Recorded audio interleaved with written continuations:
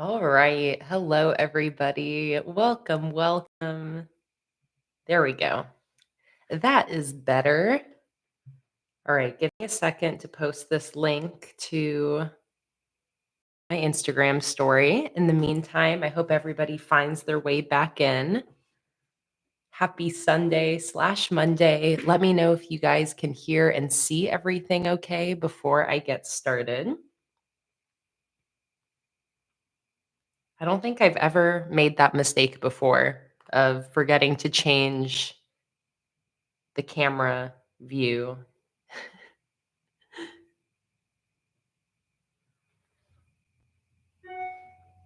Okay. Amazing. It sounds like we're going. Hi, Holly. Hi, Randy, Melly, Lauren, Sandy, Rabarella, Lisa, Tara, Cameron, Gail, Gina, Guard Tunes. Hello, everybody. Let me know if the audio is sounding good today. If you guys can hear and see everything, don't forget to change over from top chat to live chat. I'm going to go ahead and turn off my Wi-Fi since I am hardwired into the internet. Hello, Mama. Welcome in. Hi, hi, Lacey and Randy. Hi, Jen, Raybeth, Shima, Peyton. Awesome. Glad to hear everything is sounding good. Hi, Debs. Welcome in. Deb said, I'm new, been loving your videos. I'm from Brazil, and I plan on joining your Patreon in a couple months when I move to the US. Oh my goodness, that is so exciting. I'm so happy that you found my videos and you've been enjoying them, and welcome to today's live stream. All right, let me post this new link.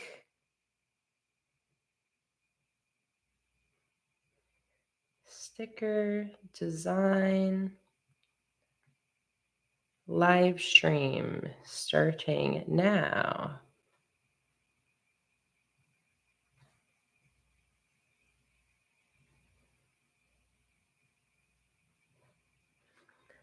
With the link.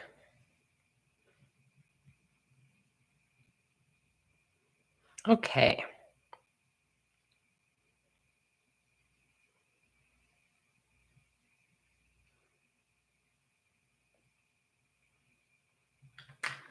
Let me do one more little post of the whole setup here.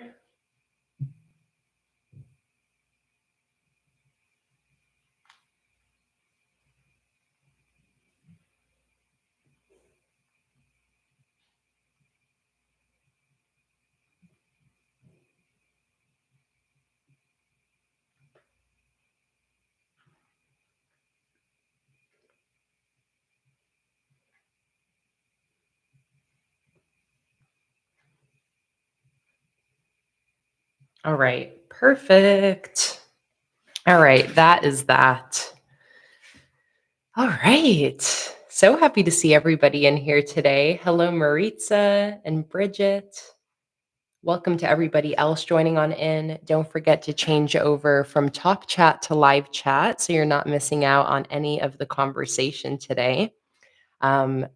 In the last couple streams, some people were having a little bit of issue with the audio kind of skipping around. I think it was an issue on YouTube's side of things. But if you guys notice any quality issues today, any audio or video issues, if you need the volume turned up, anything like that, please do let me know in the chat. And today we're going to be continuing my new Mediterranean lemon sticker designs. I am so in love with how this new sticker collection is turning out. I design a new sticker collection every single month. My patrons over on patreon.com/planningwithkay vote for my new theme each month. And then we design it together during live streams, and then it ships out to my patron the following month. So this time, or this theme is going to be shipping out shortly, like at the beginning of June, to my June $15 and up patrons. And then at the beginning of July, it will be available for public purchase in my sticker shop. So today, I want to get I want to get a bunch of progress done on this collection. Today is already May 26th. I want to have this finished in the next few days. So today I want to sit down with you guys for like 5 hours or so working on these new designs. I think we can make a lot of progress today. Definitely get finished with this first sheet of headers. And then after that, maybe start chugging away at the decorative sheet for this collection. And yeah, that's basically the plan for today. We're just going to be doing about 5 hours of sticker designing. I'm going to go until dinner time, essentially, um, and see how far we can get. In the meantime, I love seeing what you guys are up to while you're watching the stream today.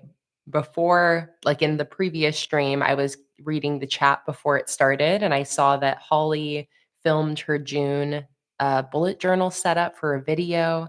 I saw someone else was also planning on filming and setting up June while watching. Hello, Oma, welcome in. And let's see.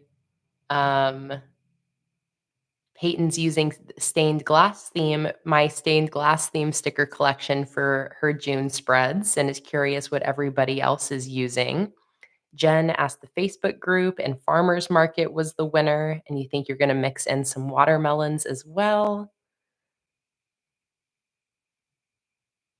Let's see. Bridget said, I'm going to try to set up June today, as is Tara. All right. So we got a lot of people doing some bullet journaling this weekend. If you didn't see yet, I posted my June Plan With Me video yesterday, and last weekend I posted my new bullet journal setup. Both of those setups are in this new journal that I'm going to be starting to use at the beginning of June. I am so happy with how all of these spreads turned out. Not only my start of bullet journal migration spreads here, but also then my arcade themed June spreads. It's such a strong, fun start to this new notebook. And I honestly now just cannot wait for June to start. I need June to start so I can start using these spreads. But this was using my retro arcade sticker collection. And I was so pleasantly surprised by how this whole setup ended up turning out. This is a theme that I designed in December of 2022, so it's taken me quite a while to actually end up using it, but I am thoroughly just so happy with how this June setup ended up turning out. Jen said, I'm in love with those tabs. I want to use those maybe for weeklies.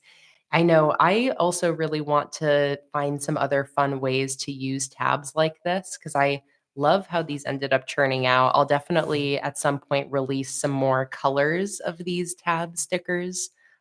This is a new sticker sheet I released last weekend. But I almost considered using tabs for my monthly setup here somehow, but I figured I have plenty of time to play around with tabs, so I didn't need to force it where it wasn't going to fit. But you can kind of imagine having an entire Dutch door monthly where all of your spreads are within a Dutch door like this with little tabs on the side. You could also use tabs for your different weekly spreads and have all your weeklies for the month tabbed. Jen suggested maybe a video of 5 ways to use tabs in your bullet journal. Oh, I love that idea. That would be such a fun excuse for me too to play around with tabs since I don't use them very often. But now that I have these tab stickers, I know it's something I'm probably going to end up using more and more. So I love that idea. If you guys missed this either of these setups, the full Plan With Me videos are up on my channel. I've been consistently posting YouTube videos every single weekend since the start of the year. I think this yesterday's Plan With Me was like my 17th video of the year, not including my live streams that have been almost every single week. So I'm just very proud of all the content I've been putting out. Very happy with how my videos have been turning out, how my spreads have been turning out, and so thrilled that you guys have enjoying all the content as well. See you later, Holly. See you back when you're back. You have to go to dinner, roast dinner with your nanny. Oh, I love that. So sweet. Well, we'll see you soon, Holly. Lauren's going to be creating a memory page for your from your hen do this weekend. Oh, how fun. And I think that if I'm not mistaken, a hen do is kind of it's either like a bridal shower or the bachelorette party. I can't remember, but it's how you say it in the UK. Remind me, is it the bridal shower or the bachelorette? Either way, I love the phrasing of hen do. I think that's so cute. Gemini journaling, welcome in. You've been looking forward to this all day and you've been watching old live streams to prep. Oh my goodness, it makes me so excited to hear that. So happy you're here. Let's see, I'm just catching up on the chat. Hi, September. You're in bed with post exertion malaise. Hurts to move my arms too much, so I won't be journaling with everybody, but I'm happy to be here. Oh, I'm so sorry to hear that, September. I hope you start feeling better soon. I'm glad that you can just relax with us and watch the live stream today while you're recovering. But very sorry to hear that. All right. So we got 67 people here today. How exciting. Again, anybody else joining on in, welcome in. Hi, Anya. Welcome to everybody else like Ellie, Donna, Rabina, everybody in the chat. One more reminder to change over from top chat to live chat so you're not missing anything in the conversation. Also, let's see what we got to drink today. I've got a yerba mate, my favorite beverage, some caffeination, a little bit of a berry flavor. Let's take a sip and let's just jump right into this. Shima said, I joined Patreon yesterday and I was catching up on Thursday's live stream. Antoinette really made me giggle when I needed it. Oh my God. The Patreon live streams this month have been so unhinged in the best possible way. They've like all gone from like the most ridiculous, silly conversation and then into like very heartfelt, serious, what's the word, vulnerable conversations as well. I just love the like dual nature of our live streams. They can be so silly and then so heartfelt, like in the same minute, basically.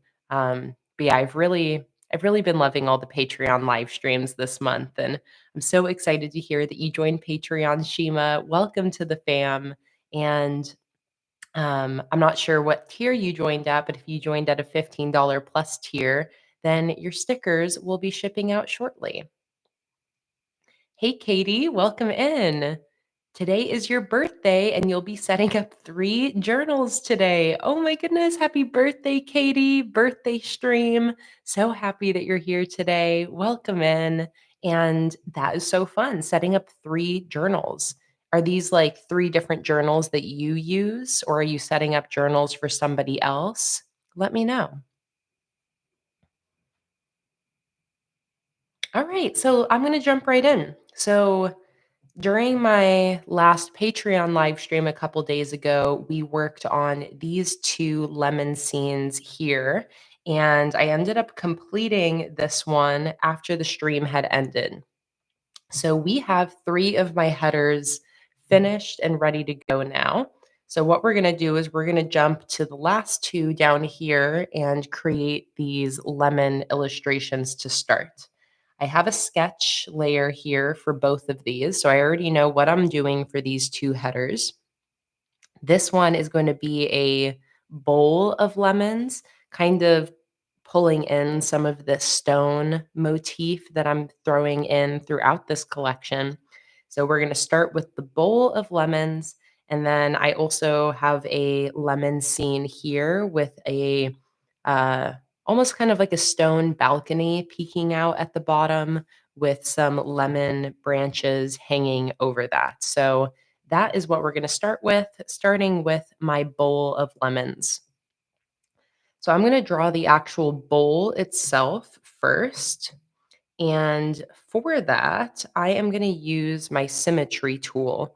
So I'm going to go over here to Canvas, turn on Drawing Guide, turn on symmetry down here. I'm going to bring my symmetry line right about to the center of this bowl. I'm using the app Procreate, by the way, on my iPad Pro. This is how I design all of my sticker collections.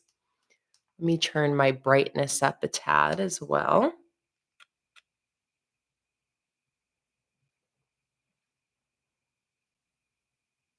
Oh, Ray Beth has to go put her little kitty Luma to bed. Little newborn kitty that we actually named in the last Patreon live stream. Um, kind of as a group, a little bit of a group effort. It was so sweet getting to name your new kitty, Ray Beth. And I love Luma, especially because of how close it is to Luna. It's just so perfect. All right, so I'm going to copy this whole scene here, just so I can easily pull my colors from this scene to make sure my colors are consistent. So I'm going to drag that little copy down here, and that is where I'm going to pull my colors from.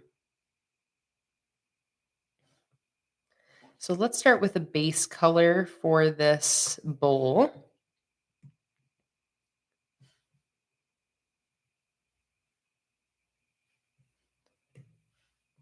Make sure my symmetry tool is on. It is. Okay, so I always start just by laying in some solid base colors.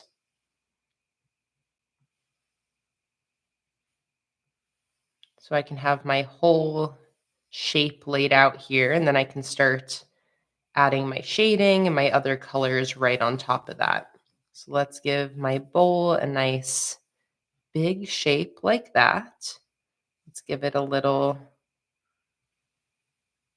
kind of stand at the bottom.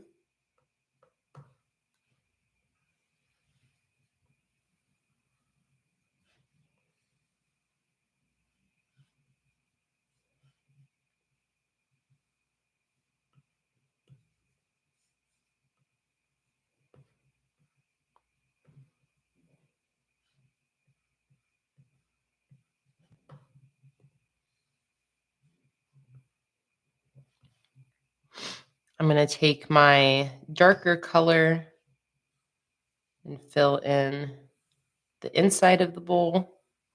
Most of this will probably be covered up by my lemon illustrations, but I like to have it in the background just in case any of it ends up peeking out.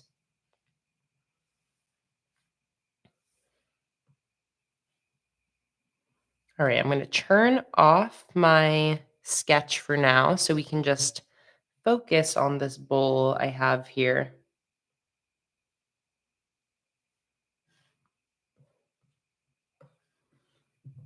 I'm also going to use my liquify tool to kind of nudge my bowl shape, flatten the back out a little bit.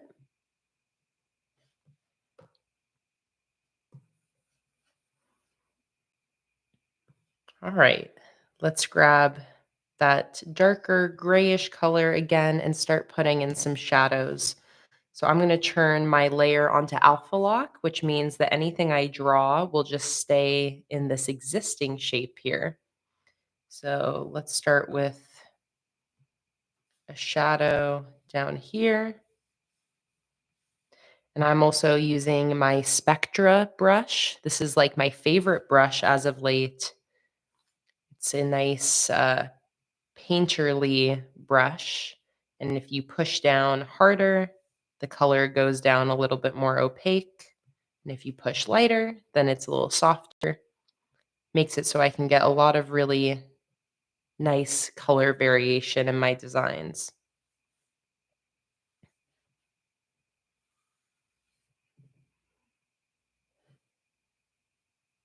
Hello, Jordan. Welcome in.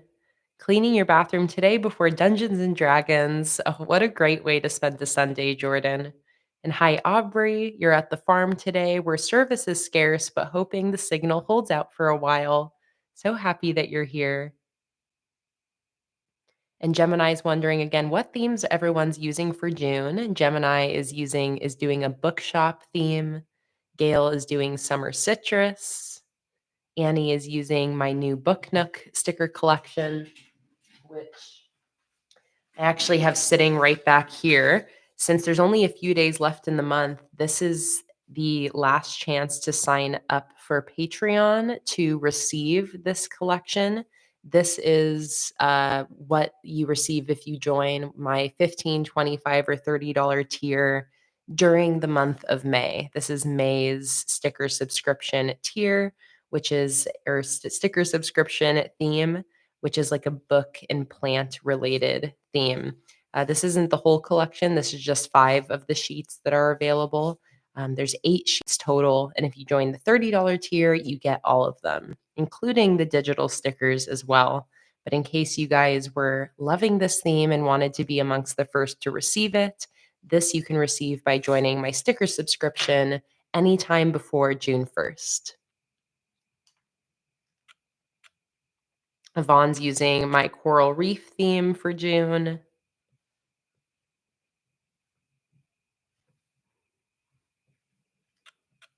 September is doing Hello Kitty. Nick is doing a pride theme. I love. Hey, cool koala, welcome in. And Melly increased her Patreon membership to $15. Oh my goodness, Melly. I'm so excited for you to receive your stickers. And the stickers are shipping out like once a week pretty much. So I think tomorrow the next batch of Patreon stickers will ship out. So if you joined anytime in the last week, your stickers are going to ship out to you very shortly.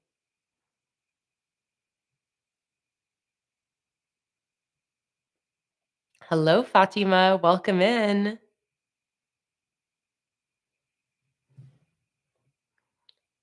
Ray Beth and Donna are both using the Lighthouse collection. I love that one so much.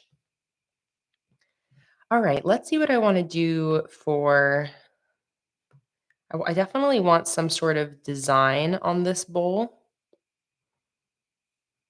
And I'm thinking maybe kind of having it look like almost like a carved design.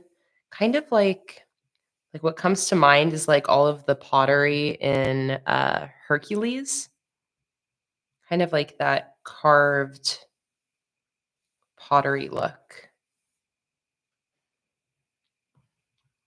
But first, let me continue shading a little bit more. Right now, just doing all the shading symmetric. Actually, here is where I'll turn off my symmetry.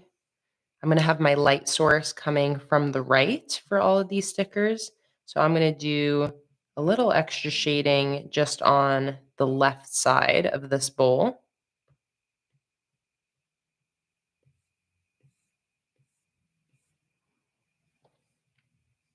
Start to indicate the direction of our light source.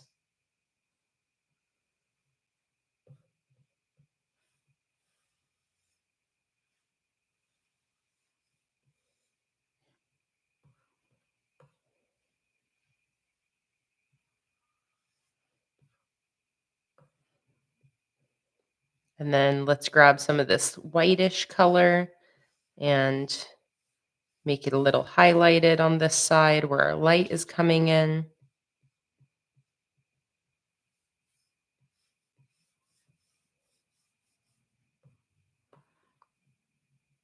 Then I'll also lighten up the left inner side of the bowl because the light would be like shining in on that part.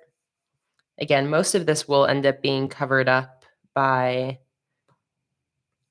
my lemons, but still like to put the effort into this detail here in case any of it ends up showing through.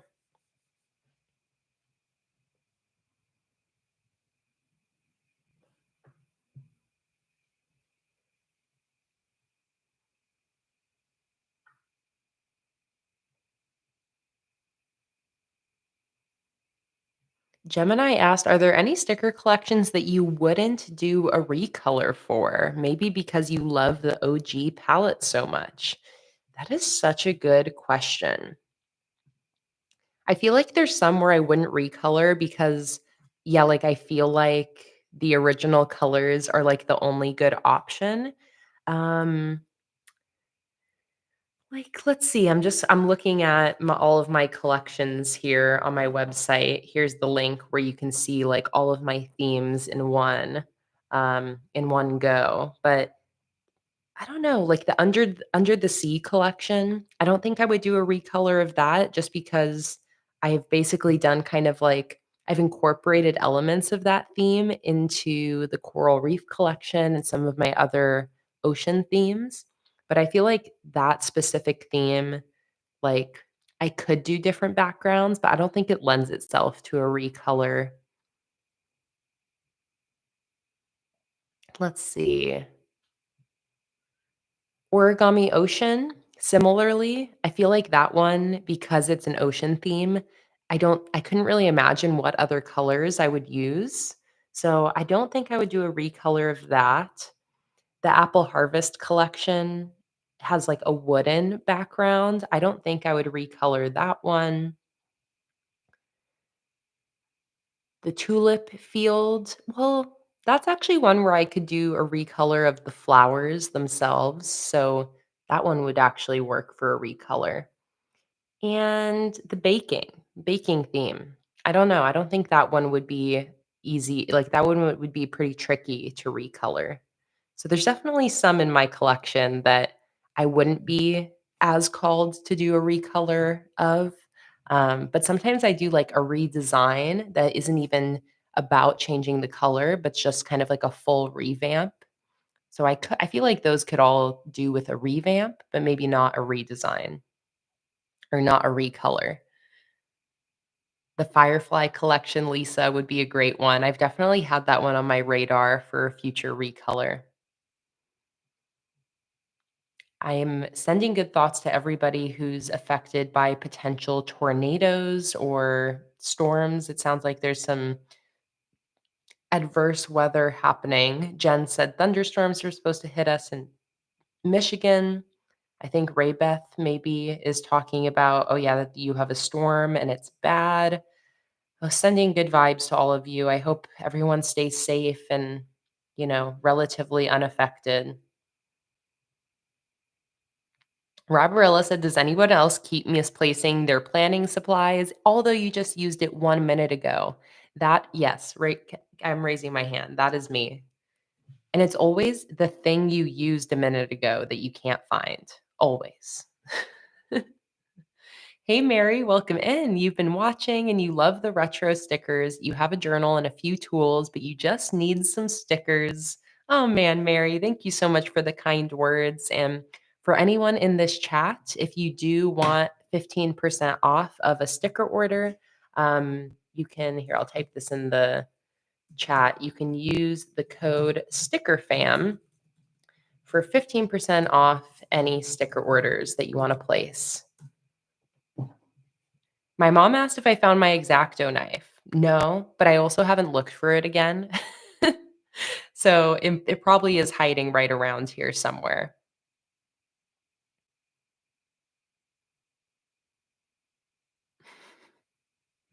Don't talk about the X-Acto knife. We're forgetting that for now, and future me will be annoyed that I didn't look for it when she goes to use the X-Acto knife again and can't find it.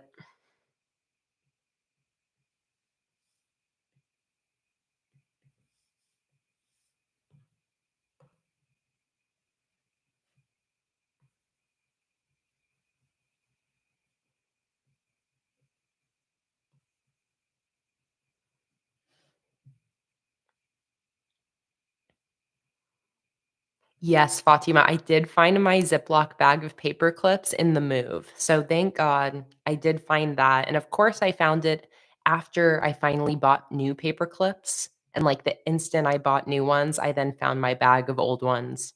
It always happens that way. And hey, Vanessa, welcome in. I'm not sure if I missed when you popped in. Oh, yeah, there you go. A little bit earlier. Welcome in.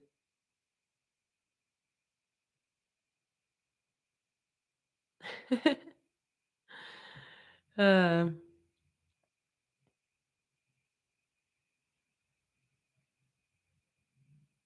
Oh, Jen, I love that idea. You would love to see the sunflower collection recolored, but with like the cool gray tones that I used on the summer bundle bonus sheet.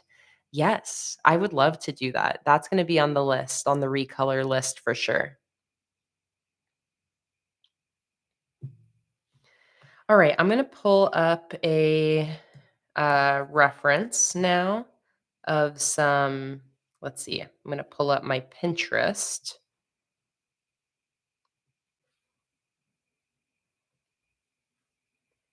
And let's look up, see if I already saved some references for some bowl designs. I absolutely did. Okay, so I'm thinking something kind of inspired by this. So the way I'm going to do this is I'm going to start with kind of a medium gray color. And I am going to chisel out a design on this bowl here. I'm really liking this one down here as a reference. So let's start with just one. And actually, I'm going to use my symmetry tool for this again.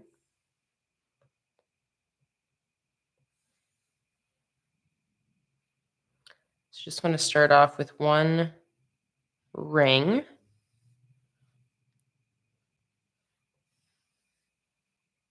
Like that.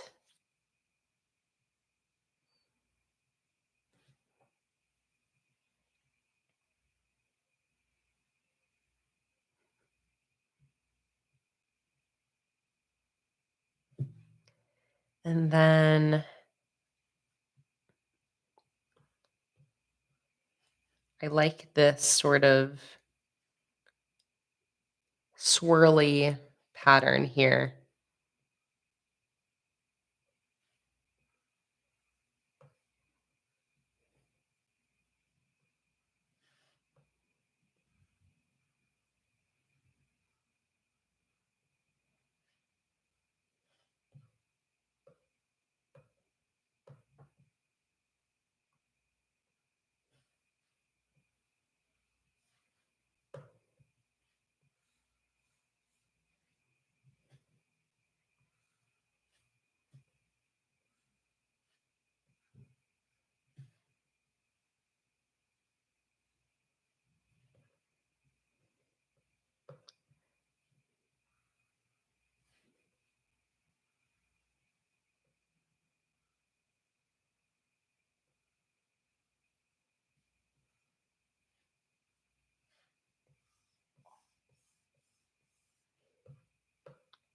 All right, I like that.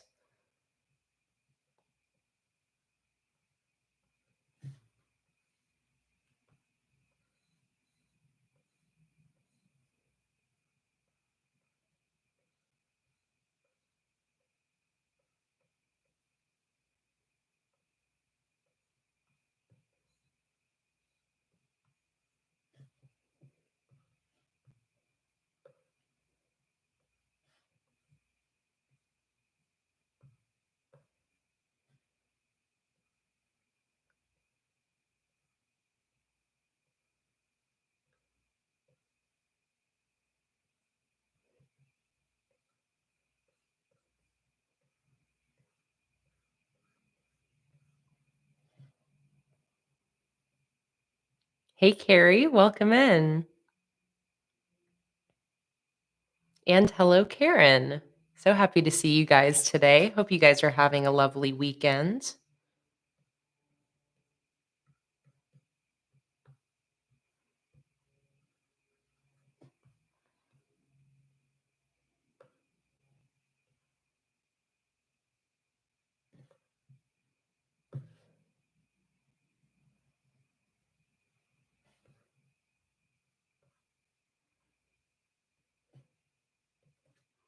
All right. I like that. Let's maybe do a ring of little circles going around.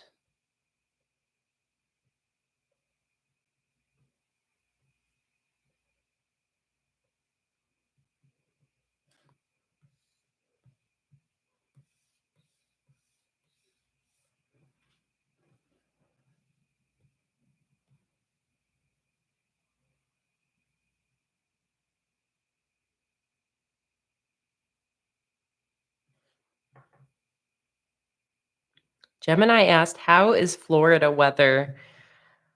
Right now, for me, it's just perfect. It's like in the 80s, pretty much in the 80s every single day, and sunny. In general, Florida is also very like wet and rainy. Um, and there's definitely like a storm season. There's hurricanes in Florida. That's kind of like the biggest adverse weather that Florida has is hurricanes and big storms and stuff like that. It's very like Florida's almost like a tropical climate. So it's humid, it's hot, it's sunny, with then storms and rain that come in because of the like tropical hurricane prone weather. I've only lived here for, let's see, I moved on uh, April 6th. So it's been less than 2 months since we've been here. So far, it's been very mild weather. We've like hardly had any rain since we moved here. It's been very kind to us in this kind of transition period, which I appreciate.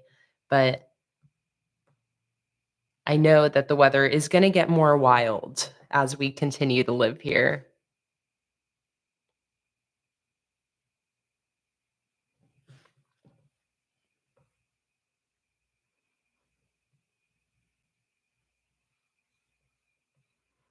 Yeah, where I came moved from in Portland, that's like the epitome of cold, cloudy weather. So that's exactly what I was escaping when moving here to Florida. So I am just loving the sunshine and the heat.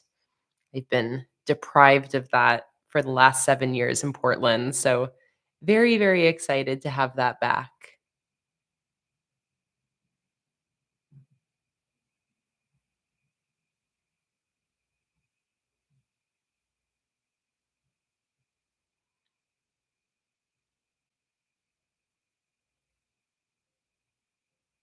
Oh, cool koala. I love getting the reminder of, you said, I know this is random, but in the Facebook group, I use my true name. And in the rest of the internet world, I go by cool koala.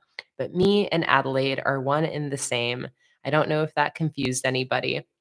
I love getting the reminder of what everybody's real name is if you go by different screen names and usernames across the internet, especially for all of my patrons who are here in the chat and who are also in the Patreon Facebook group. I love that we can all know who's who and not think that you're two different people.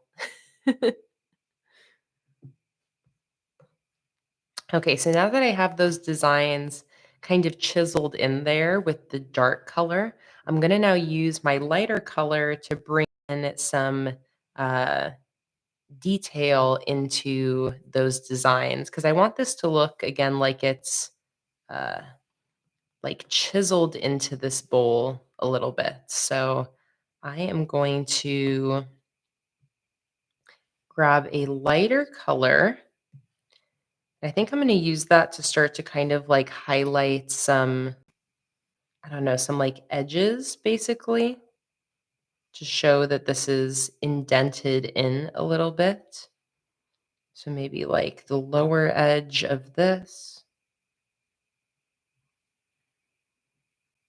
I can even sink this into the bowl a little bit when it's at the edge here to show that it's actually like etched in there. Same with these little spots.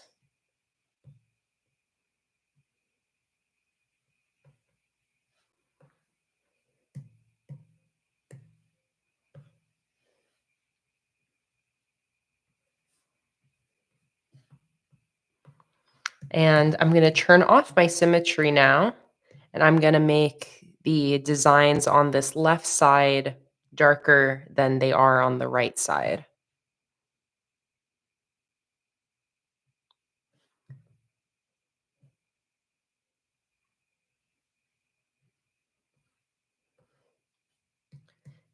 I see the suggestion of maybe making the stand on the bottom here a little bit slimmer.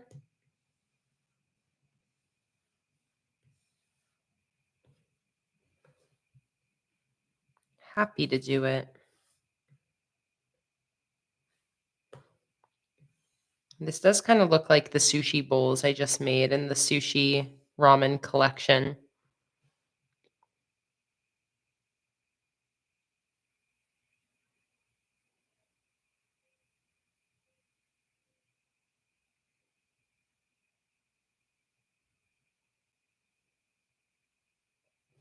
Rabarella lives in Singapore. That is very cool. You said, I don't think I could live anywhere but here in Singapore.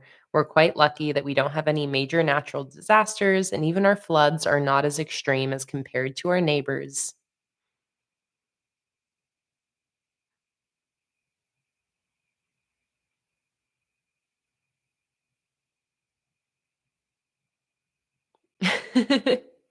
Donna, I love how your cats wanted to join in on the conversation.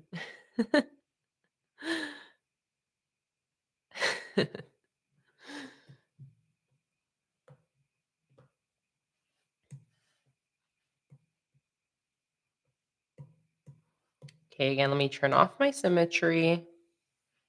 Start going in with some black on this side.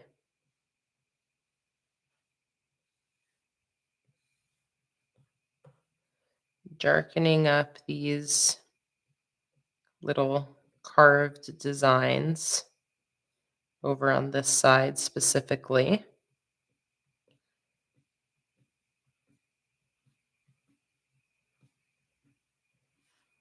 Also going to put a little half circle shadow on these little circles here. And now I'm also going to go in with white and use that to highlight some things.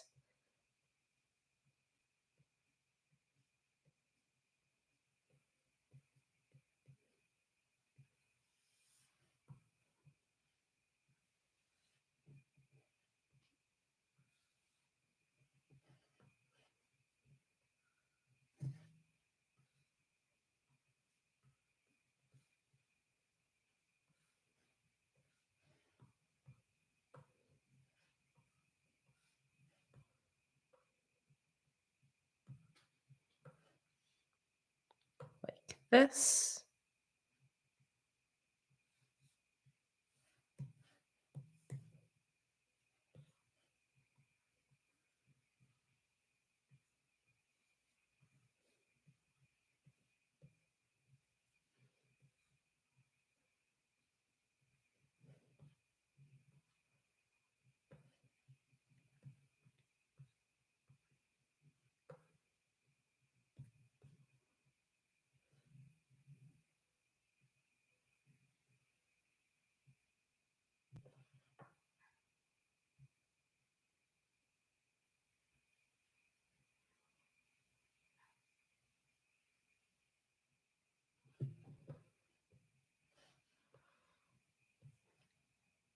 All right, gonna grab some other colors from my pillar here and start to just bring in a little bit of color variation onto this bowl.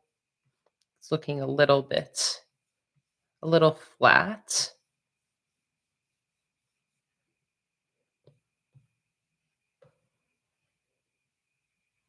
And I'm gonna do a like hard white highlight on this right side.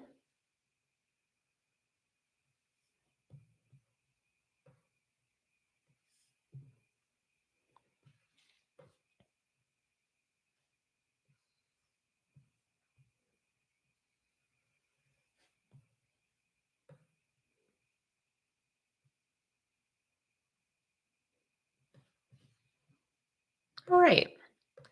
I think this is a good place for me to start. I can start filling this with my lemons now. And then if I want to add any more details to it later on, I absolutely can.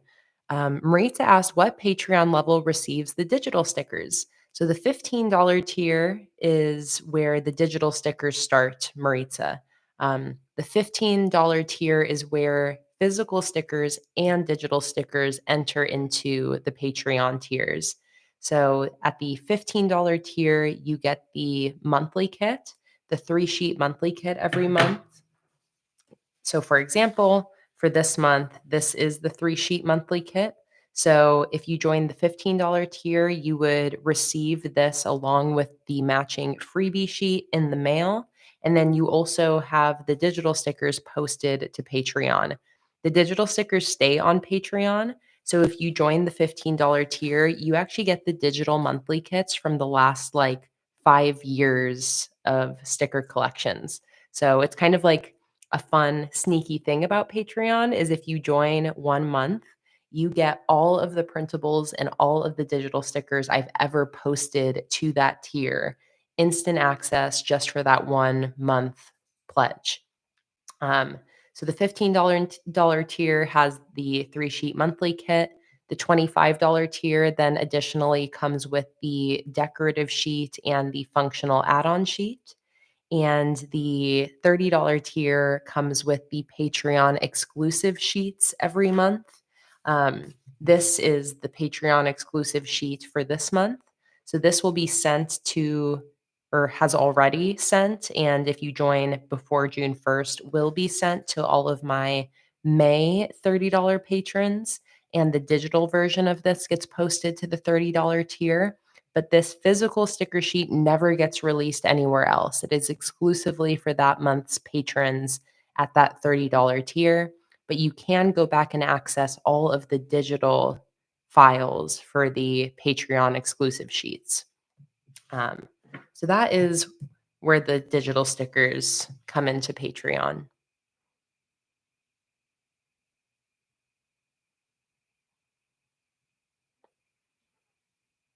Lisa asks, will the circle and strip banners be on the Patreon digital stickers? So the digital stickers that go up on Patreon is only the monthly themed collections. All of the additional sticker releases I do throughout the year, like functional stickers, like all of those new washi strips, the circles, everything like that, those are only in the shop. I hear Luna meowing to come in. Let me let her in.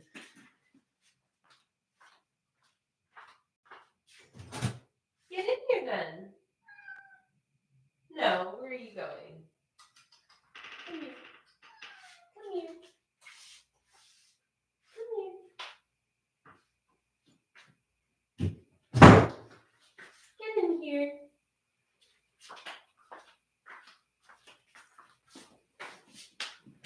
Get in here, you nugget. How tall are you? How tall are you? She's such a vibe. Are you purring? You just wanted some attention? If this is your first live stream, this is Luna. She's obviously our favorite part of the stream. Such a cutie. Are you purring?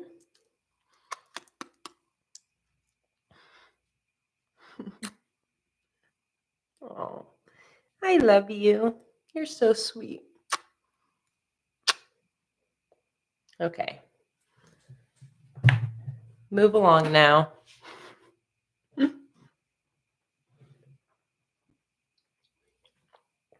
I'm sure she's going to go onto her shelves back here.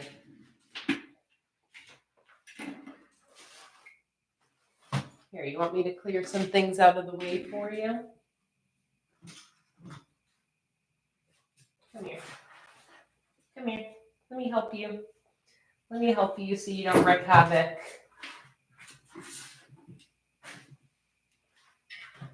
There you go.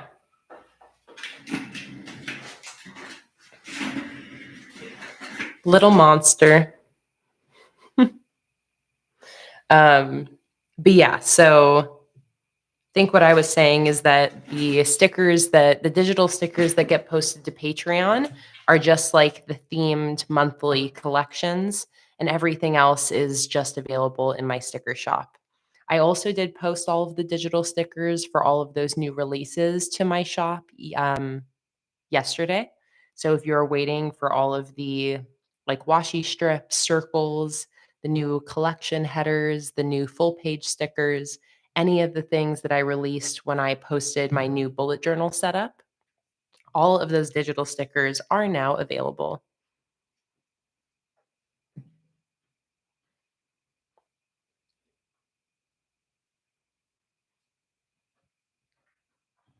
And here you can see Luna has gotten herself comfortable, licking her butt. Luna, that's not very appropriate for the stream. Can you stop? She stopped. She heard me. All right, let's start drawing some lemons in this bowl. I think we're ready. We're ready to start with our lemon pile. So I'm going to grab my base yellow color and start drawing in some lemon shapes.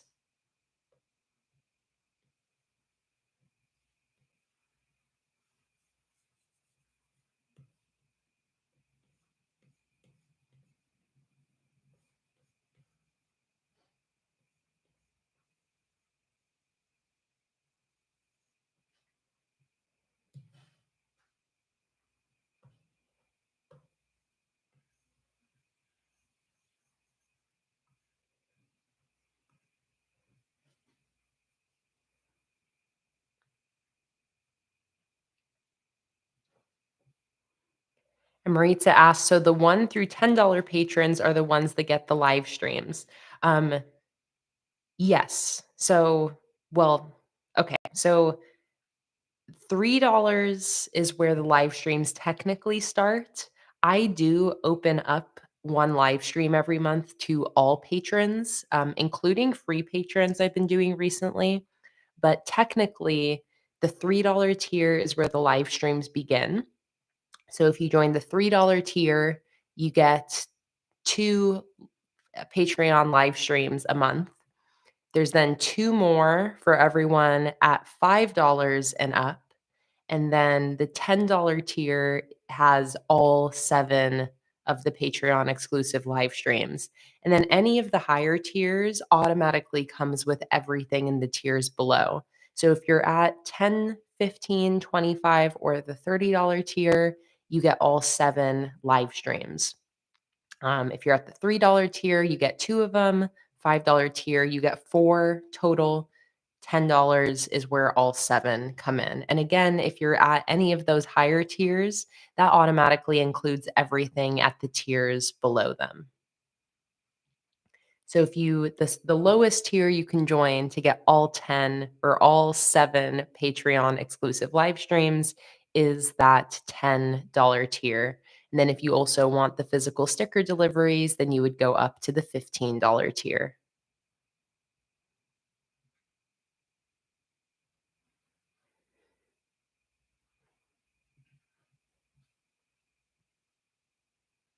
Oh, Lisa, I'm so excited to know that you're going to be completing your order. Thank you so much to everybody who's been placing orders in my shop, supporting my Patreon, supporting my sticker shop. I just can't say enough how much I appreciate you guys and all of your uh, support and just like enthusiasm around all of my new releases recently. I've had so much inspiration this year. Like, I've just I feel like I have like a new energy this year with all the content I've been making. It's like you guys just like consistently supplying ideas to me of what you guys are wanting to see me release. It's just been a great year so far, and I'm just so happy that you guys are so into everything. That you guys have been loving everything I've been putting out. It's really like all I can ask for as a business owner and an artist is uh, for people to be enjoying what I'm putting out in the world. So just thank you guys. Thank you guys so much.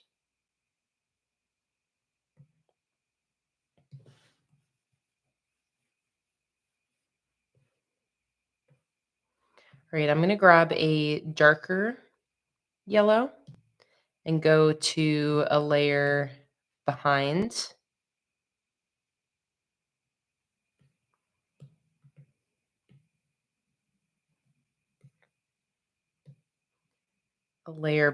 this, and start putting some lemons that are a little bit farther back.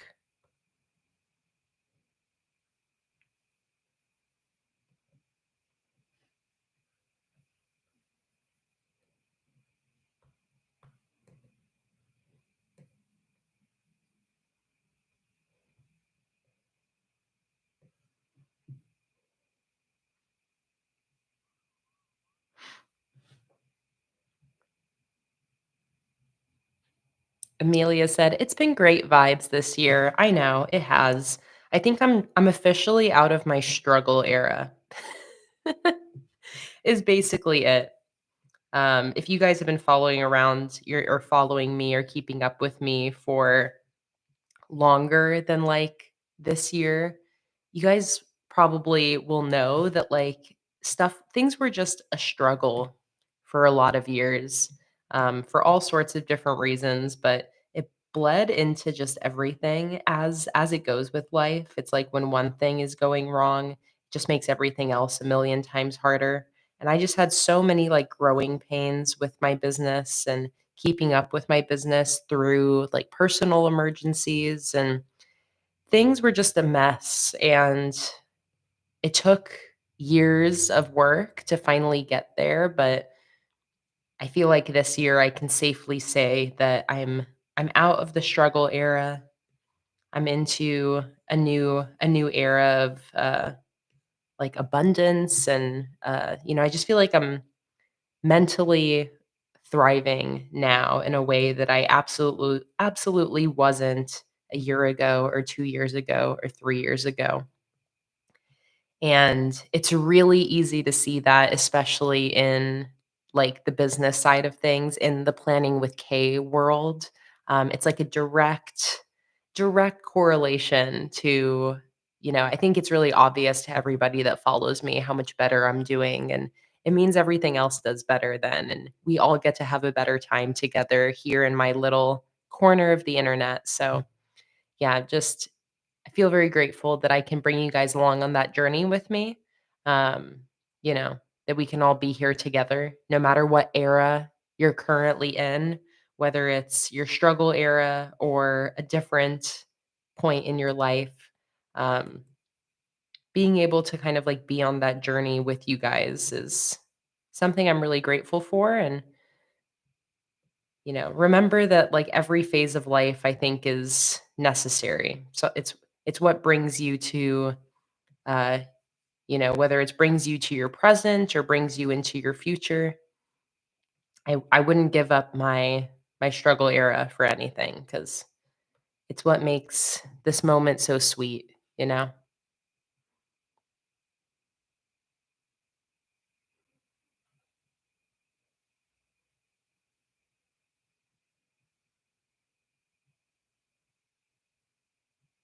Hey Ray, welcome back in, or welcome in rather.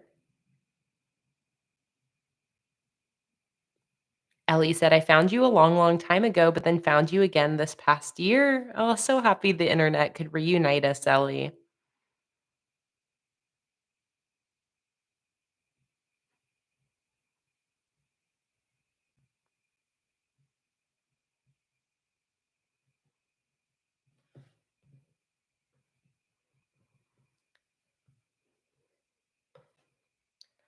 All right, let's lay in some base leaf colors before I start going in with any sort of shading,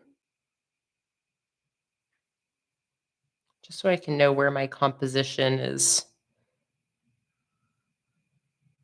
headed.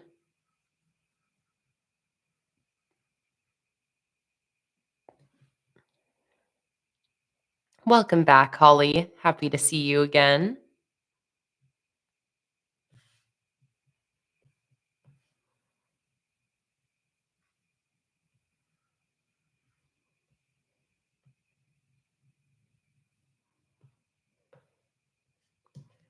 Let's do some leaves on a layer on top of everything.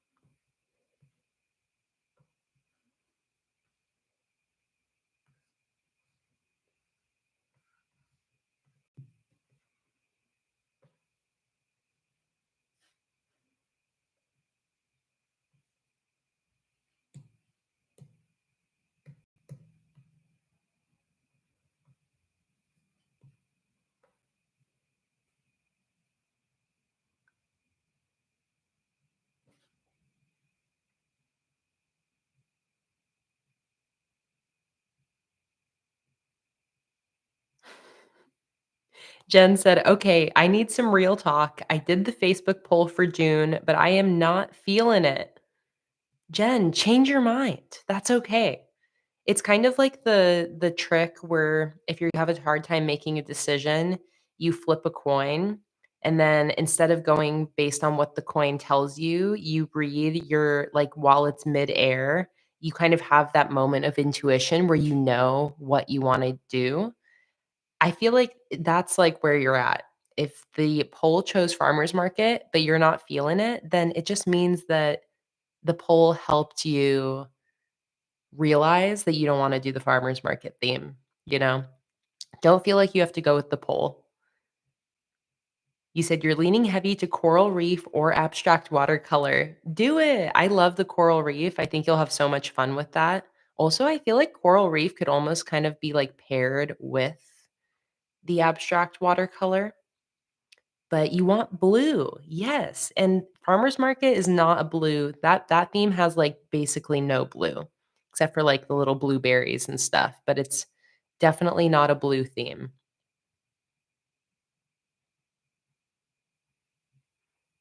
I love it, Jen. Yes. You want the blue? Go with the blue. Do the coral. Real talk. I love it. You're like, "Thanks for voting, guys. I'm not doing what you chose." I love it. It's your bullet journal. That's the energy we need to have. Maritza said, "I would love to be a patron, but my budget is a struggle. I love that I still get to be a part of the process." I know I've really been loving just sprinkling in the sticker design streams publicly, making sure that it isn't only something that is over on Patreon. For a lot of years, I only ever did my sticker designing on the Patreon streams. And at some point, I started bringing them to the public streams as well. Um, and I just love it. I love letting everybody get a taste of the sticker design process and uh, not keeping that locked to only people that are able to subscribe on Patreon. Um, especially I have lots of patrons that ebb and flow between joining and leaving because of finances, which, oh my God, I completely understand. I'm still in the process of getting my finances in order after a really tough few years and definitely understand not being able to join every subscription you want and needing to cut back on things. Um, it's also a reason why I love that Patreon now has the free Patreon tier, so you can actually join my Patreon for free. And like I was saying, I usually open like one live stream a month over on Patreon to all patrons, including the free tier. And I also pretty often will open up digital downloads and printables to the free tier as well, just as like it's like a little surprise here and there. Um, so if you like the Patreon, if you wish that you could be a part of Patreon, but you can't afford it at the moment, consider just joining the free tier. It's also a way that you can just like stay updated on what I'm doing over there. You get notifications when I do public live streams, when I post new sticker releases, when I post new videos. Um, Everything always gets announced on Patreon pretty much first. Like I usually put everything on Patreon before anywhere else. I also sometimes have uh like extra discounted stickers that I'll post to Patreon. Like I accidentally over manufactured a bunch of number circles, so sold them for 60% off, and I just posted that to my Patreon. So just like all sorts of little things like that. So if you wanted to join Patreon for free, you don't have to enter any payment information or anything. There's no commitment. You just if you already have a Patreon account, then you are already good to go to join for free. And if you don't, it's literally like I think it only asks you to enter in an email and a password so you can log in. It's a really quick sign up process for that free Patreon tier. And I love it. I love that Patreon did that. Do you have any cheap printer recommendations? Um, so in general, like, I recently switched to Epson printers, from HP, and I love the quality of the Epsons. Um, so I would recommend, like, kind of looking at maybe one brand, looking it up online, and then seeing what runs on the cheaper end of the spectrum. So, for example, like Epson, I think they probably have like a $100 printer out there.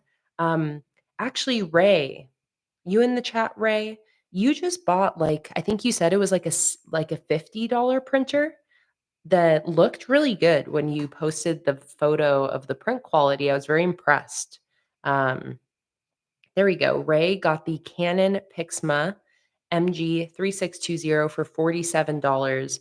The Canon Pixma I know is a really great printer too. It's similar to the Epson EcoTanks that I use in that they're like photo printers. Um, so that's a great recommendation, Ray, especially because you've used it. I have a hard time recommending specifics when I haven't used it before. I don't want to steer anybody wrong. And obviously, the printers I use, they're not crazy expensive, but they are like on the higher end of the spectrum for these different brands since I print at such a high quantity. So, thank you so much, Ray, for that recommendation. And I assume you've still been liking it, Ray, that it's still working for you. Um, but yeah, $47 for a Canon Pixma. That's like crazy cheap. I love that.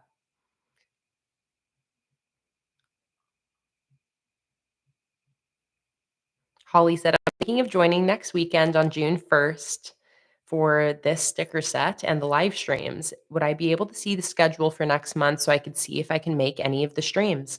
So I post the live stream schedule at the end of the month, Holly. So the live stream schedule will be posted to Patreon for anybody to see, probably on like the 30th of this month. And I'll post that to my Instagram story as well so you can see the schedule before you join.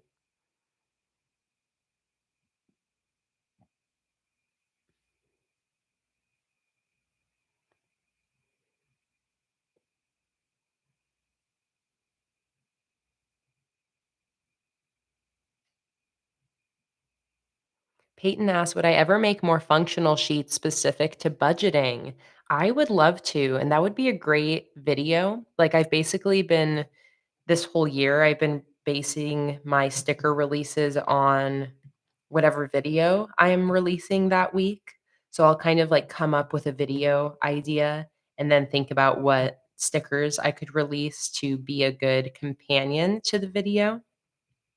So I love that idea, and I love the idea of doing a video of some finance and budget spread ideas because I know a lot of people use their bullet journal for budgeting and stuff like that. So not only do I love the idea of doing some more budget specific stickers, but also having that pair along with a video of some budget spread ideas. So I'm going to keep that in my mind.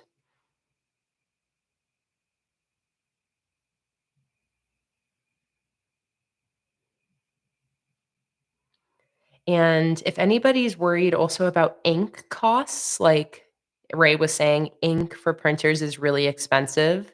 And it obviously depends on how much you print. For some people, one cartridge might last you a really long time if you're just printing the odd thing off here and there. Um, but I recently switched over to an Epson Eco Tank, which is where you get like bottles of ink that you refill your printer with. And so far, I've been versatile. The ink is cheaper because it's not in cartridges, and it's definitely lasting a lot longer than any cartridge uh, ink has ever lasted me. I'm not sure what the cheapest model is for the Epson Eco Tank, but I have really been loving that ink technology. It's been much more affordable ink on the ink side of things. Um, so that's another one you can look into, the Epson Eco Tank. I wonder what is the cheapest Epson Eco Tank.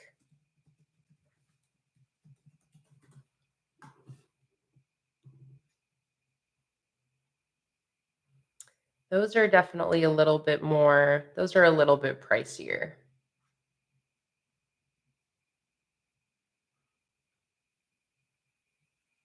But the other thing with printers is you can also find sales on printers really often. I got one of my printers for 50% off. So it was like $100 instead of 200. So that's always something to keep in mind. Also, things like, like Memorial Day is tomorrow. Like sometimes they'll have sales around that. Sometimes Amazon will have like specific sales. But it looks like the cheapest Eco Tank printer I can find is like $170. And I'm just looking on Amazon. And that's where the Canon Pixma comes up as well. It's like a similar printer.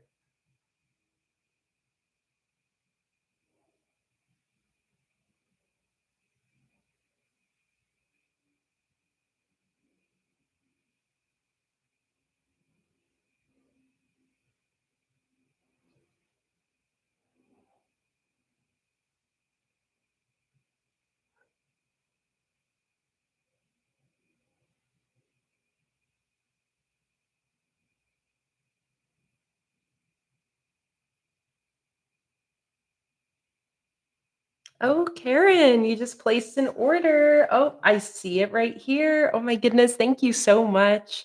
I'm so happy you like those new releases and that I've made it a little bit easier to buy everything at once if that's what you're wanting, instead of adding each individual thing to the cart.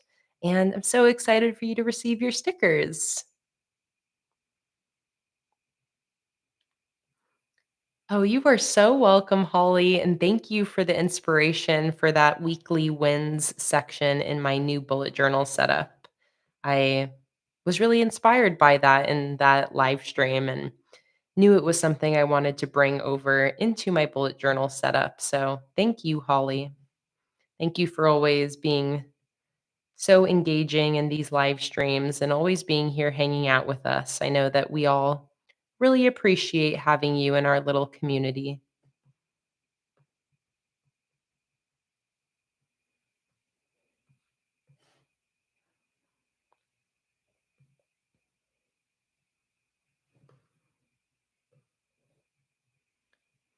All right, I think I'm going to just start with some shading now on this bowl of lemons. I'm going to get rid of my sketch and I'm going to start by highlighting my foreground, or highlighting and shading my foreground lemons.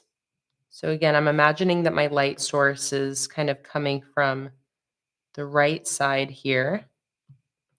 So it starts to kind of separate my different shapes.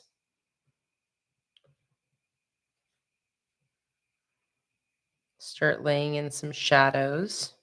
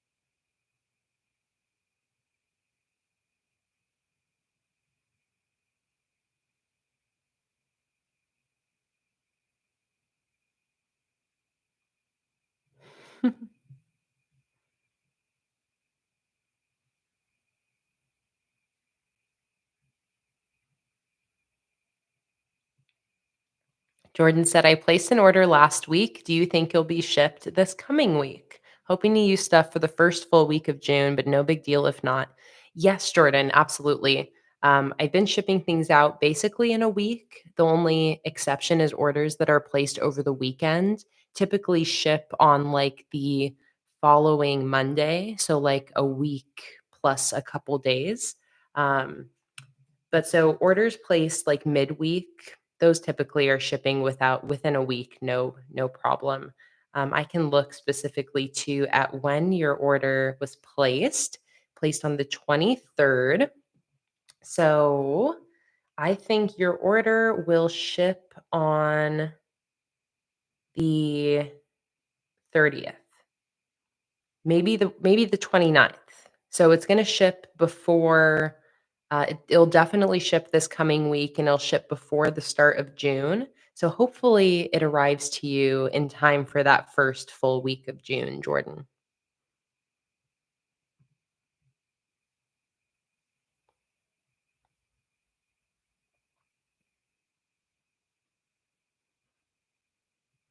Bridget asked, "Can I look at your order as well?" Yes, absolutely.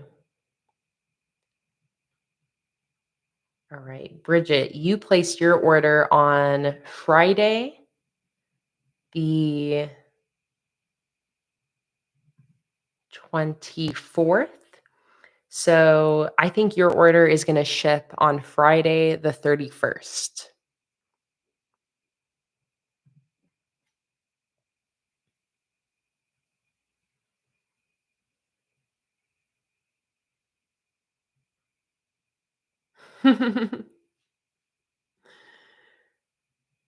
And I also see Jen asked, "Is there a bundle with the new stickers from the Bujo setup video?"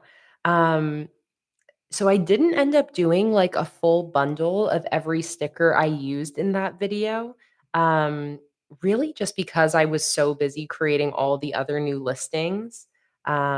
So no, there isn't a bundle specifically with all of those stickers, but I do have all of those stickers in their own collection, for easy access. So let me just send you the link to that. Let me see here.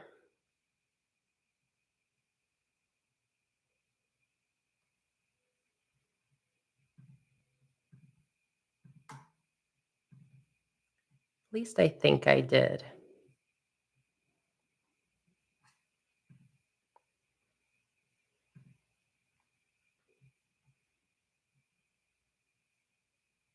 No, maybe not. Maybe at this point I've already changed that collection. Um, Let me go here. So this has all the new releases, this featured collection here. I'll send a link to this in the chat. Um, Okay, there we go, Jen. Okay, you found all the new releases and whatnot. If you scroll down on my website just a little bit, I still have all of those right on the homepage under that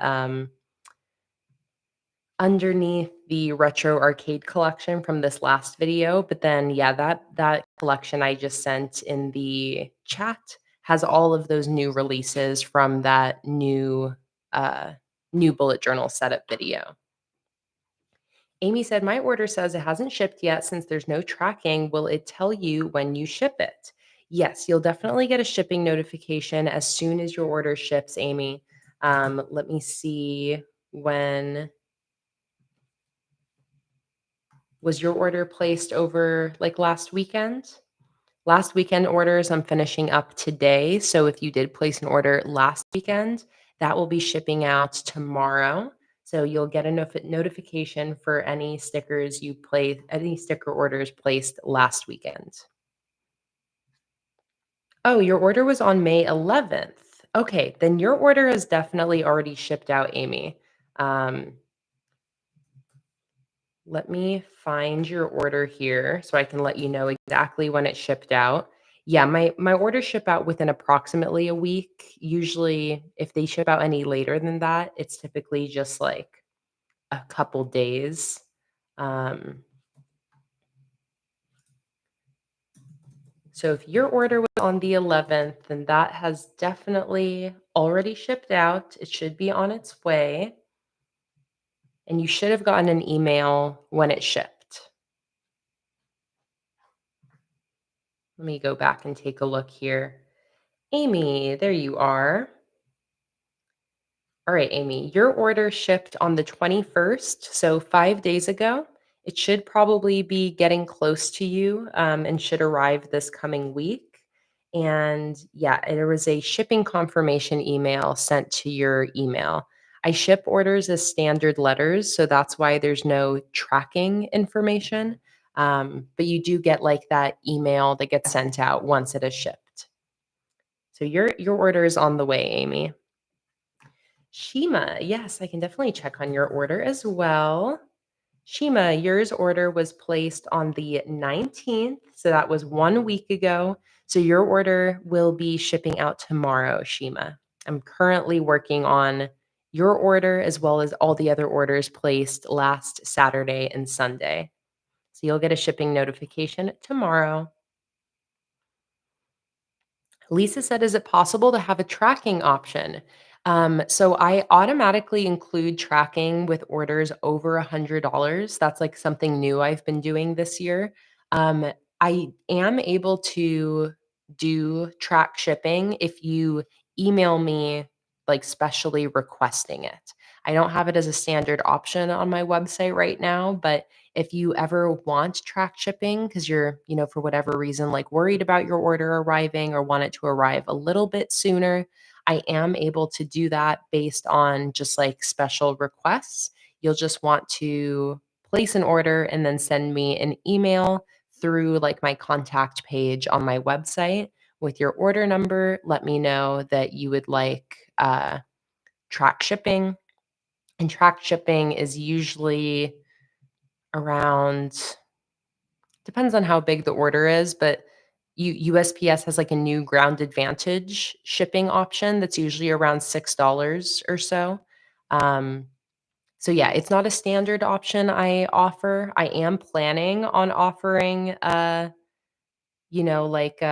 track shipping as an option in the future, but for now, if you email me, I usually can accommodate that.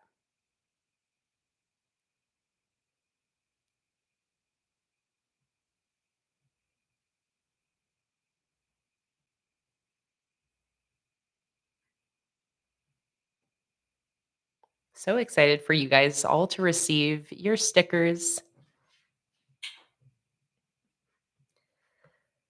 All right, let's keep going with these lemons here. I'm going to start adding some shadows to these background lemons. Some of these leaves I'll have to redraw.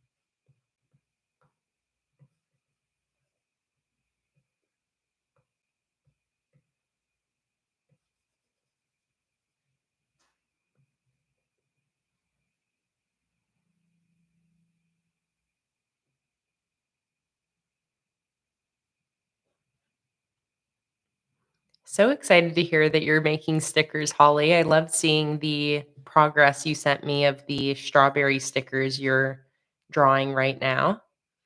And just makes me so excited to know that you've, started continuing on your sticker making journey?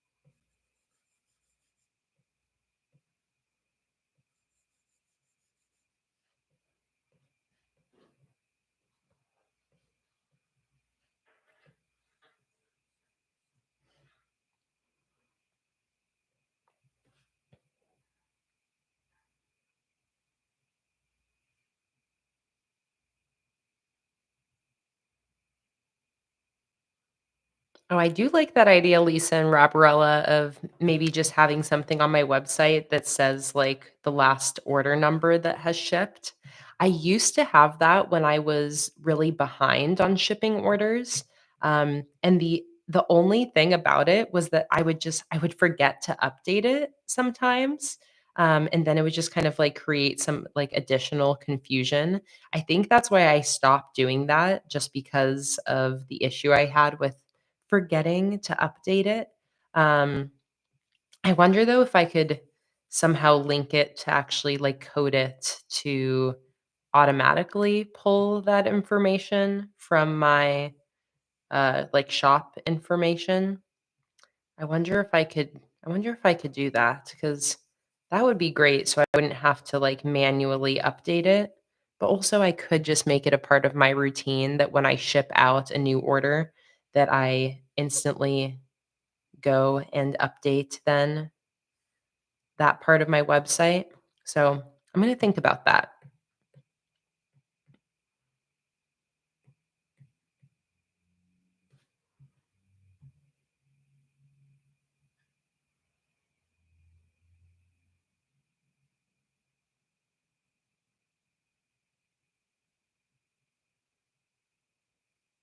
Gemini asked any book recommendations as of late. So I am very excited to say that I finally have gotten back into my audiobooks. I haven't listened to, well, actually, audiobooks and physical books. I was very, I think, inspired after starting my new bullet journal because I created a whole page for the books and audiobooks that I'm reading. And I think setting that up like really gave me the push I needed to finally get back into reading and listening to audiobooks. So I've been reading the same physical book since 2 Christmases ago, and I'm like a few pages away from being done with it. It's a really cute, like queer lesbian rom-com book. It's called, uh, hang on, what's it called? It's called Chris and it's called Devon and Chris Plan a Wedding, and I love it. It's so cute. It's just, like, a very light read. It's about, these 2 women who basically are on, like, a reality kind of like a reality dating show, but it's like a show where you get paired with somebody and you have to pretend like you're getting married, and you have to, like, convince your family that it's a real relationship. So it's about like these 2 women who are planning a wedding together, and of course, they're falling in love with each other. So that's the physical book I'm reading right now. If you like romance novels, it's just like a really and if you also like queer novels, yes, it has a cake on the cover, September. It's like an orange cover. Um, I've been loving it. Again, it's taken me like 2 years to read it just because I don't have a good routine down of when I read physical books. Um, but I really wanna get back into reading, and I realized yesterday that so we have a pool now in our new house, and about once a week, I've been getting into the pool, and that is the perfect time for me to do some reading. So I finally picked that book up again yesterday after not reading it for many months, and I almost finished it. So that's exciting. And then I also started an audiobook. I started a new audiobook a couple days ago. And I'm already 10 hours into it. I've been listening to it while I set up my June bullet journal spreads, while I've been sticker cutting. It reminds me why I love audiobooks so much. But that book is called, let me make sure to get the title right. That book is called Know My Name. It's a memoir by Chanel Miller. It gives me chills even just saying it. It is a heavy, heavy read. It is a memoir written by Chanel Miller, who was the victim, Brock Turner's victim in the Brock Turner sexual assault case. So it's not a book I would recommend to anybody depending on your triggers and trauma. It's a very, serious read, but, oh my god, it is so good. It is just I cannot put it down. I cannot put it down. Um, I'm probably gonna finish that in, a day or 2 more. It is just so powerful, so good. If you're able to handle that content and that topic, please read it. The audiobook is narrated by Chanel. So I love the audiobook of it. It is exceptional. And that was actually a book that was recommended from a YouTube video I watched. Even though I haven't been watching or listening to any audiobooks for the last 5 months, nor reading. I have been really into BookTube, which is just like YouTube videos about books, and I've been obsessively watching, book review videos, and honestly, most of them are, videos reviewing really bad books. Like, if you guys know Colleen Hoover and all of her books, I've been, in this YouTube hole of listening to people critique her books in, a very kind of, comedic way, um but I've also then been dabbling on the side of, people giving book recommendations of their favorite books. So, all that being said, a YouTube video popped up for me the other day of somebody saying what their favorite books of the year were, and I would love to I think I took a screenshot. I would love to give this channel a shout out because I got 2 recommendations from her that were readily available, and Know My Name was one of them, and she's like, "This should be a mandatory reading book for everybody. It is so good, so powerful." Here we go. Here is the YouTuber is Lexi, AKA Newly Nova. This is the She was tier ranking every book she's given 5 stars on Goodreads. I've really been loving her channel. That's the channel name. Lexi, aka Newly Nova. Um, but yeah, so that's the audiobook I've been listening to. I'm obsessed with it. It is so good. It has me at the edge of my seat.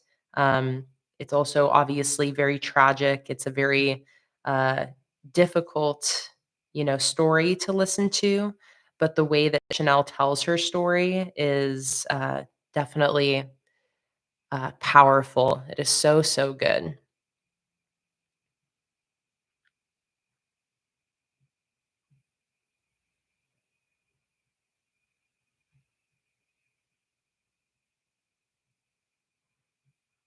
And let September know that we're all done talking about it, and I'm glad you were able to step away, September, for your mental health. So important.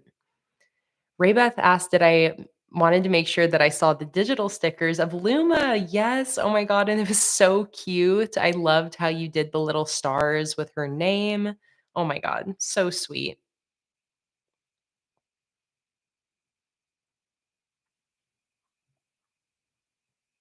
And the physical book, Karen, was called Devon and Chris Plan a Wedding. Devon and Chris Plan a Wedding. Here, I'll send that in the chat since the names could have alternate spellings.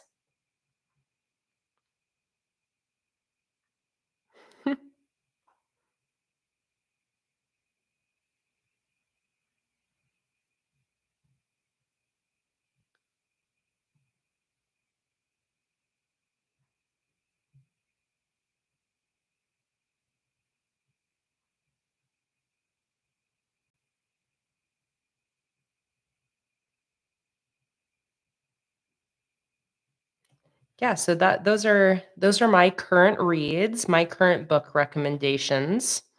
I've been already, even though it's only been this week that I've gotten back into my audiobooks and my books, it just makes me remember why I freaking love listening to audiobooks so much. Um, I'm very excited to get back into that whole world and hopefully put some books on my spread that I set up in my new bullet journal. All right, we got some basic shading coming together here on these lemons.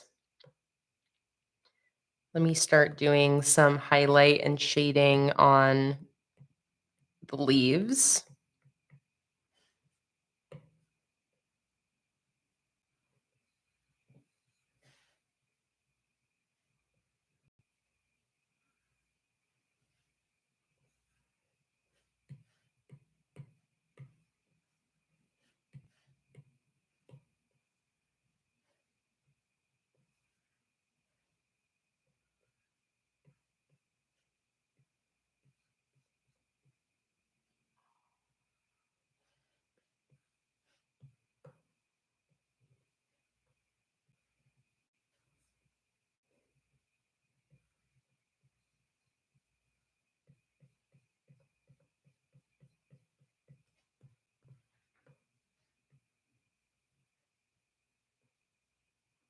Let's throw in some dark green.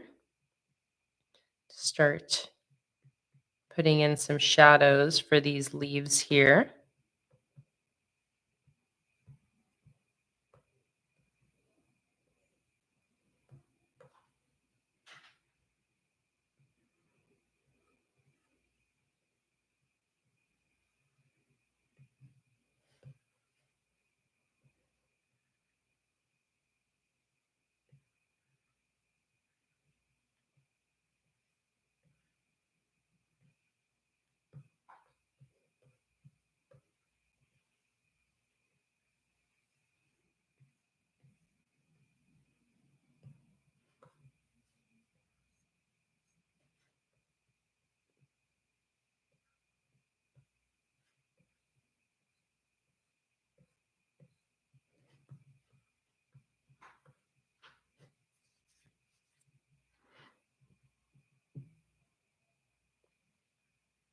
Holly said, "Can you give me some advice about the glass on Procreate? I put more detailed paragraph on my issue above."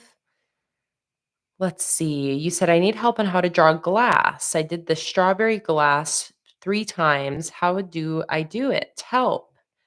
Holly, I think that's a little bit like of a tough question for me to answer, for me to um, help you like in this format. What I would do is I would look up some YouTube tutorials. You can look up some like how to draw glass in Procreate and get some tips and tricks there.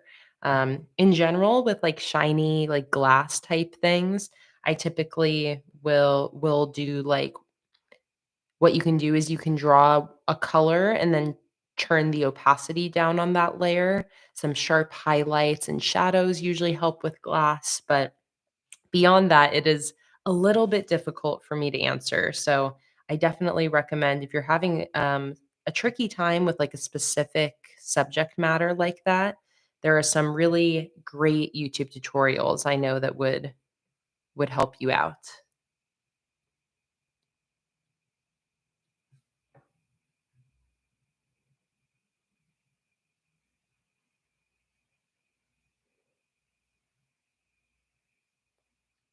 Oh, yay, Karen, you can get Devon and Chris on audiobook on Hoopla. Amazing. I hope you enjoy it. Again, it's just such a cute, fun, lighthearted read. I love it.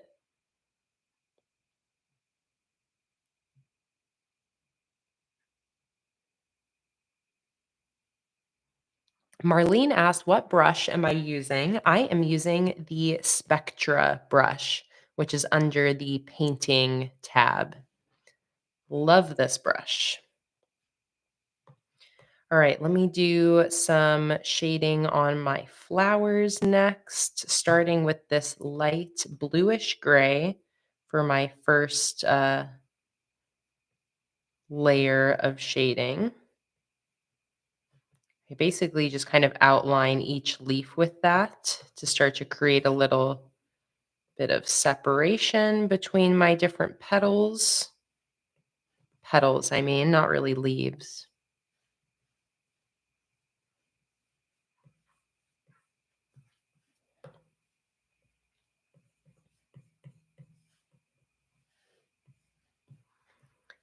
Like that.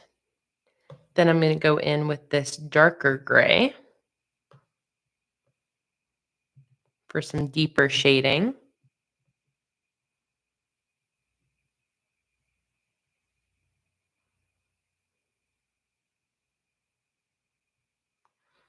Gemini asked, what do you say when someone in the real world asks what you do for work? Usually I say, I make stickers. And then that leads usually into a series of questions. That's like the one line answer. Like, I make stickers.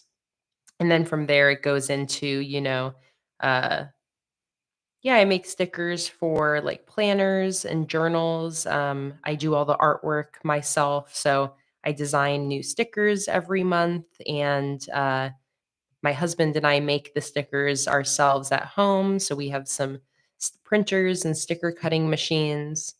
And then if the conversation goes further than that, usually then I get into how, like, why I started making stickers. So that gets into the whole conversation around bullet journaling and social media and, talking about that, you know, I, yeah, I started doing it because I started doing something called bullet journaling, which is where you take a blank notebook and turn it into a planner. And I started making stickers for myself and started posting my spreads on Instagram and YouTube, and other people wanted to buy the stickers, so just kind of happened one after the other like that. That's usually kind of how that conversation goes. But yeah, I found that my like one liner is uh like if especially if like Jake and I are together and somebody's like, "What do you guys do?" And we go, "We make stickers."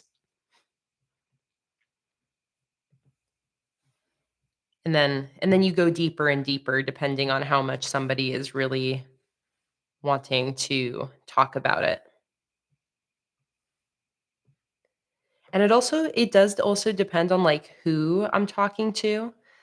Like, if I am hanging out with some other artists in, like, an art space, sometimes then I will instead lead with, like, being an artist, I'm an artist, for work, I do primarily digital art, and I, uh sell my art in sticker form. So I create artistic stickers for journaling and planning.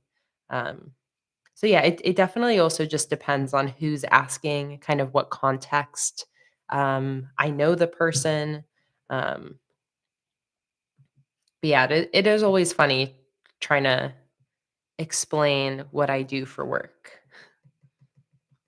And I get many different, like some people, not the majority, but sometimes when I talk about it, somebody might be like, "Oh, I've heard of bullet journaling," or like, "Oh, I use a planner." You know, versus, or just some people being like, "Oh, I've heard about bullet journaling," or like, "Oh yeah, I've seen stuff like that online." Um, and then some people are very unaware that there are such specific internet niches. So sometimes it's funny just needing to kind of explain, like, how I got into this through the internet and how there's a whole online world for planners and journals and stuff like that. For some people, that is a totally foreign concept. And for other people, they're like, oh, yeah, I get that. And then you go a level deeper depending on if the people know what Patreon is, if they understand like being a YouTuber, there's all these different layers to it that just depends on how familiar that person is with this whole world that I'm in. Courtney asked, "Where did I get my bookshelves behind me?" They are from IKEA.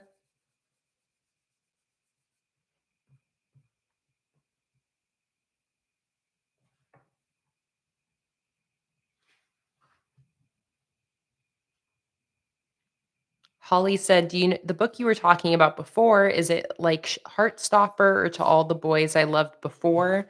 I haven't read either of those books, Holly, so I'm not sure. I think those are both more like high school, college, uh, characters. This book is, like, a little bit more adult, I would say. Like, the characters aren't, in school, they're older adults.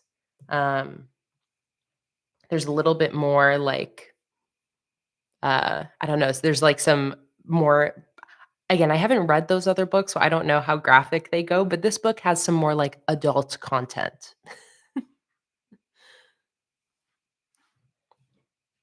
It's a little spicy.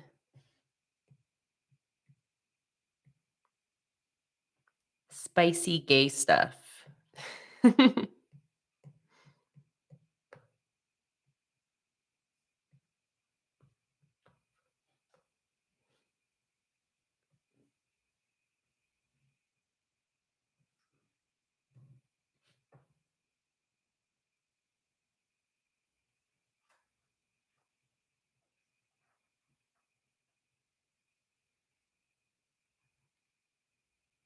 Hello, Ashley, welcome in. So happy to see you here today. Welcome, welcome. And your first live stream as a patron. So happy to have you here today.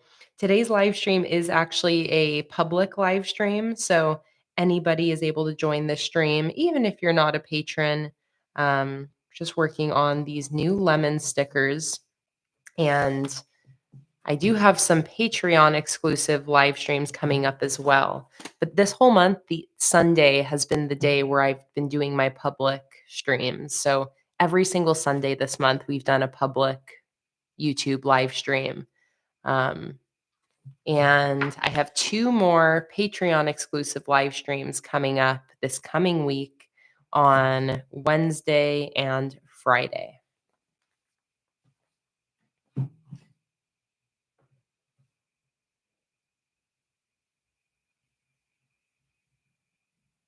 Holly said, "It's okay. I've been trying to watch more adult films, trying to get into a new genre, easing myself into it so that I'm not just watching Disney all the time." That's awesome, Holly. I love to hear that you're expanding your horizons.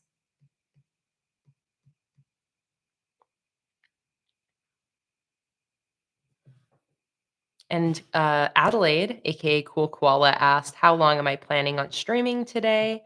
I am planning on streaming for 5 hours. 5 hours. So a nice long one today. I really want to finish this first sheet of stickers and get further into the rest of these sticker designs. So we're doing a nice long stream today. And Ray asked, do I have an idea of when I'll be posting June's live stream schedule? Yes, I'll be posting that, I think, on like the 30th, like the last day of the month of May. So it will be posted this coming week before the start of June.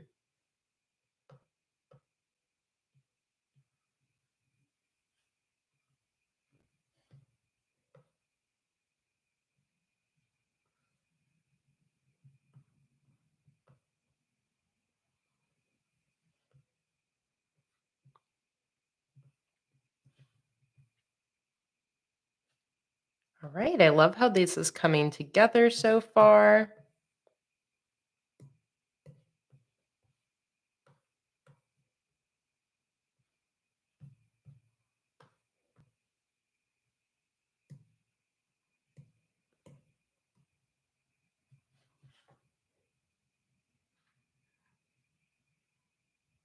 And Gemini asked, does my live stream schedule change month to month?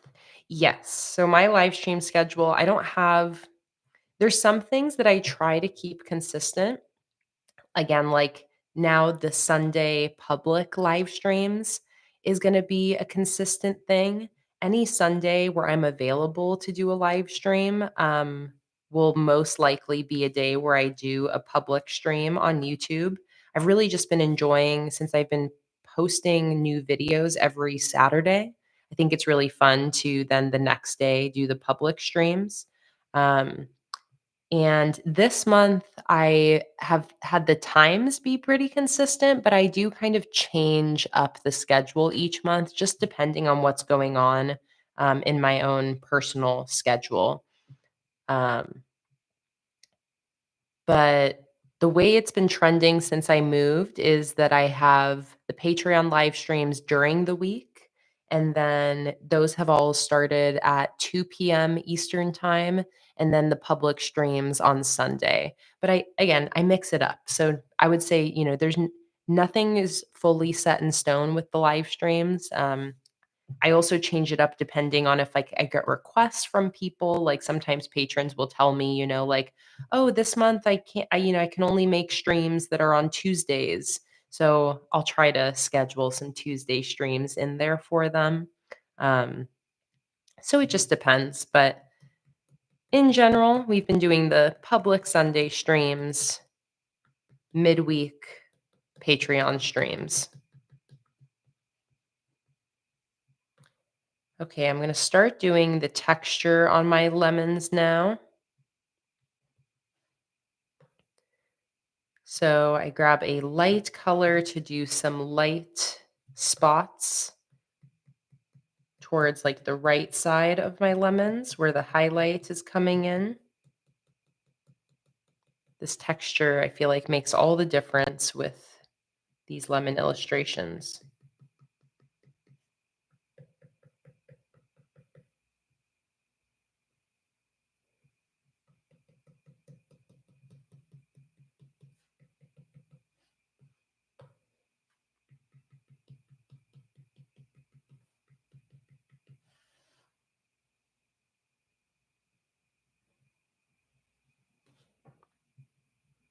Holly said, I watched my first romantic horror film by myself, which was as scary as it had Tom Huddleston. It was called Crimson Peak. And it- let's see, and it was with one of your favorite, and it wasn't scary as it had your main guy in it. You'll be safe when a woman randomly comes up from the floor. But you were brave and you carried on with it, and it wasn't too bad. So proud of you, Holly. That's a great way to ease into scarier films is watching something with like an actor that you already really love because it can almost like make you feel a little bit more comfortable, a little safer. But that's so sweet, Holly. I love how you're like intentionally trying to be able to watch scarier movies and stuff like that.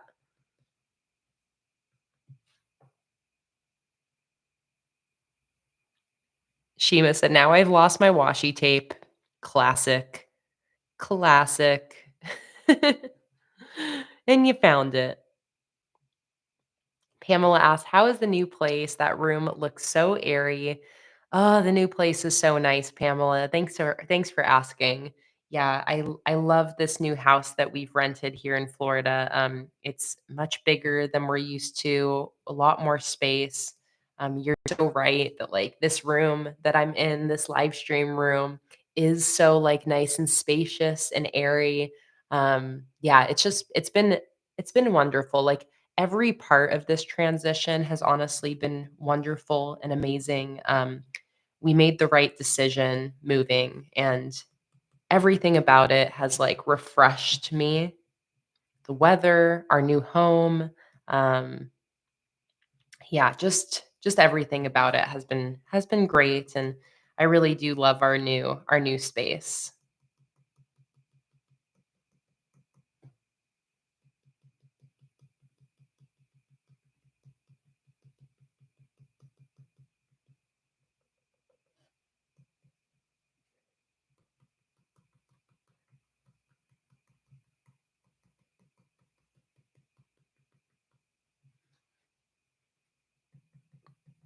So I'm just putting in that same texture now, but with a darker color on the shadow side of my lemons.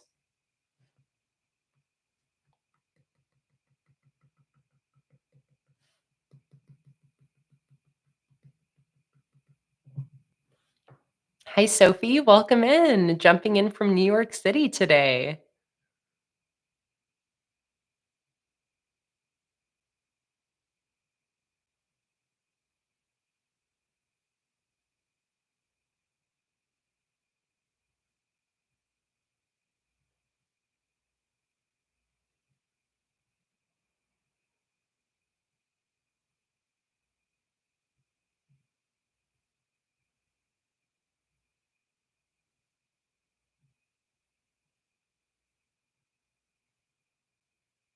Oh, Adelheid. Thank you for correcting me on your name pronunciation. I like to be corrected when I'm mispronouncing names. Um, I much prefer to be corrected than to continuously mispronounce something. And of course, I should remember from my own German roots that I'm saying Adelaide, like almost like the place in is it Australia or New Zealand where Adelaide is? But anyway, it's the German pronunciation, so Adelheid. Thank you for correcting me, Adelheid, and I will now pronounce your name correctly from now on. Adelheid.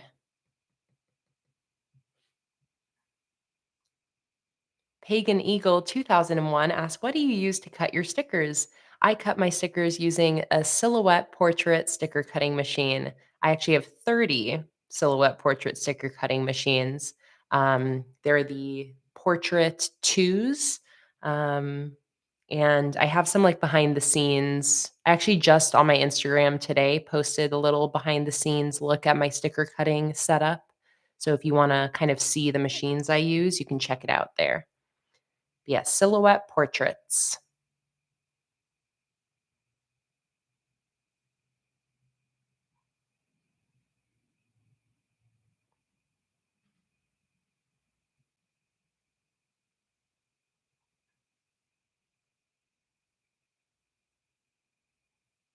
Hey, Susan, welcome in.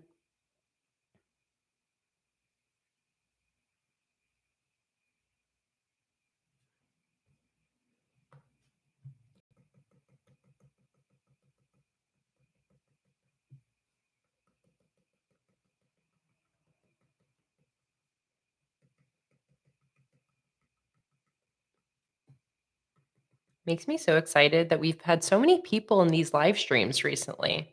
I feel like our community is really growing at the moment, and it just makes me so happy. Just makes me so, especially in the live streams. I just love these streams so much. So when I see more people joining, it's just my favorite thing. It's my favorite.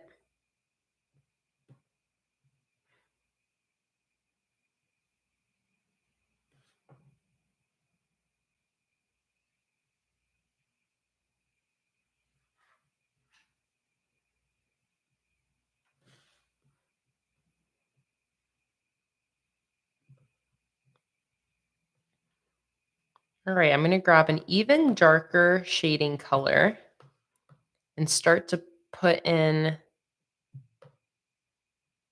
some darker extremes on the shading on my lemons, kind of to like punch up the contrast a little bit.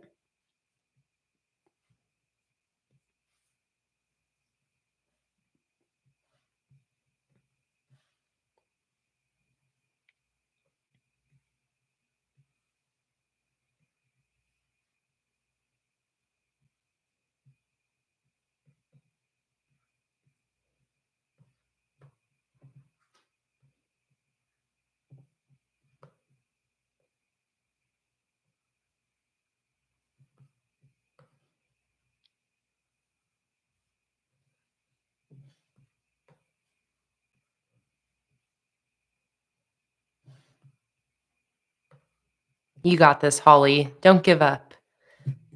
You need advice because you're just struggling. Here, I'll take a look, Holly. You said you sent me a picture of the glass that you're trying to draw.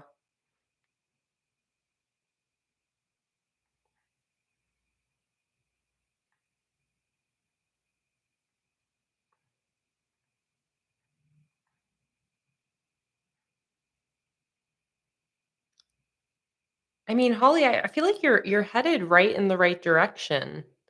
I feel like you just need to continue, you just need to keep working. You just need to keep making it. But I see how you're kind of looking at the specific colors on the glass. What I would do is maybe um you know how, like, when I'm doing my illustrations, Holly, how I will first do the entire shape in one color first, and then I'll go over top of that to start putting in the highlights and the shading. I think that might be a little bit easier because I see what you're trying to do here with the glass, and really, it's looking great. Like, honestly, I think if you just keep chugging along at it, and here's the reference you're working on. So this is your reference, and this is what you've got so far. Again, you're headed off in a great direction. What you can do is, instead of working kind of in chunks, draw this whole shape here with like a light gray. Here, I'll show you. I'll kind of show you, Holly, how I would do this. So, what I would do, even a white. So, grab a white, and here, I'll go into a new,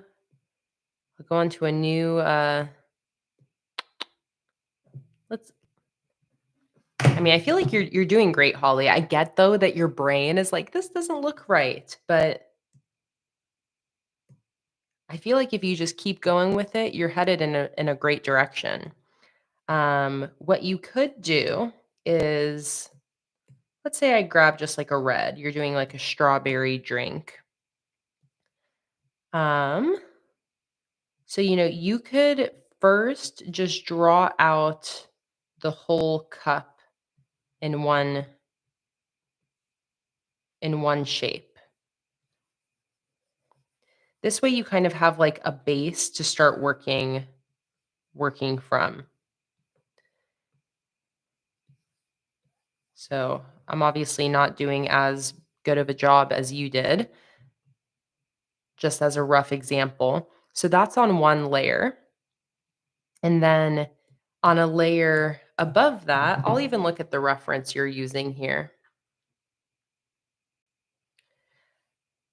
So here's this reference. So I usually use like, oops, I usually use like a light blue as a glass color because it's often, you can kind of see here, the glass itself often kind of registers as like a light blue. So what you can do is you can do a layer above this and draw out just the whole glass itself. What's going on with my brush here? Hello. Why isn't this drawing?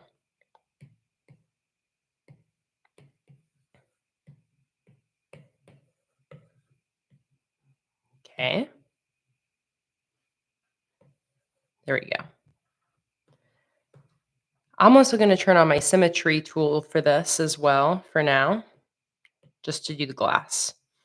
So here's the reference. So you can draw out your glass first with like a light grayish blue. Fill that whole thing in.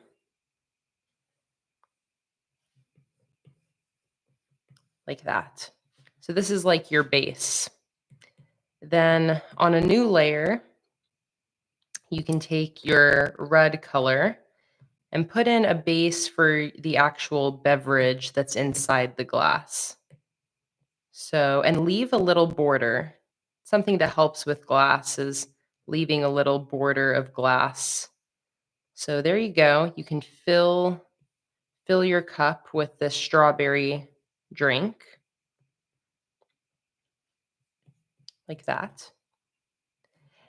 Now focus on your lightest highlights. So I would grab white, do a new layer, and just put in those lightest highlights. So it's the ridges of the glass. I'm going to turn on my symmetry tool again so we can start to put in just those glass ridges and the highlights that come with those. You can do a ridge at the top. And you can also now just kind of start to highlight like the edges of the drink where the glass is going to be. You can also outline this whole glass with a darker color to create some more definition. You can see there's more shadows at the bottom here. So you can also kind of put some shadows down here. And now here's where you can start going in with all these different colors. So this has the light source on the left. So what I would do is I would grab like a lighter pink, go just on this layer that has that base red color, turn on the alpha lock, which makes it so everything will stay within that shape. Turn off drawing assist.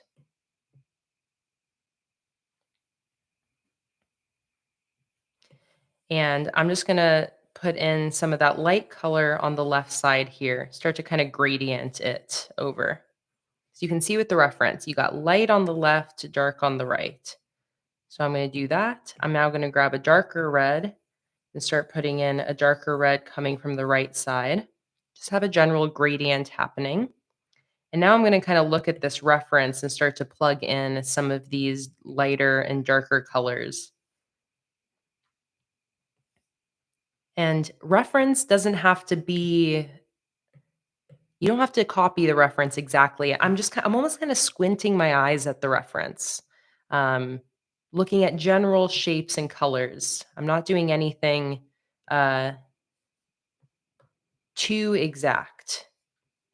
So this has some nice like kind of smoothie texture in there. So I'll use a darker shadow color to lay that in.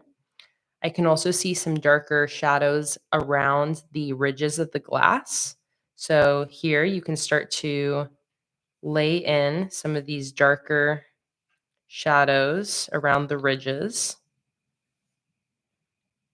like that. This also actually comes above the glass. So you can see my 3 layers here. I've got one that's just the red color inside my glass, one that's that actual glass shape, and then one that is the white highlights and some of the dark shadows.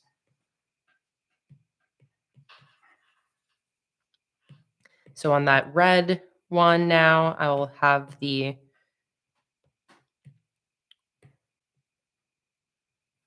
this, heap over the glass like the reference, like that. You can grab some of those same light colors, put in some highlights, grab a little white, put in some extra bright highlights.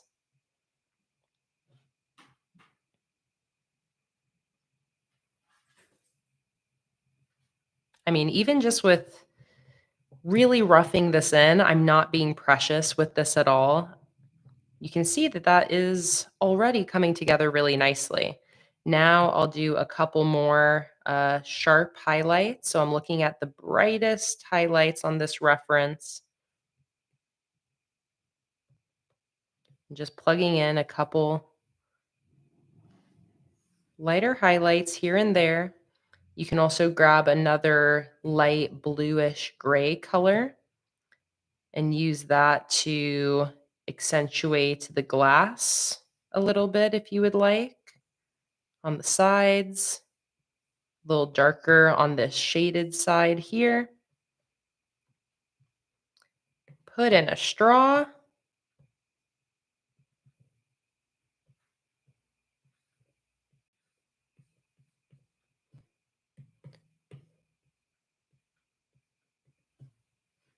There we go. And call it a day.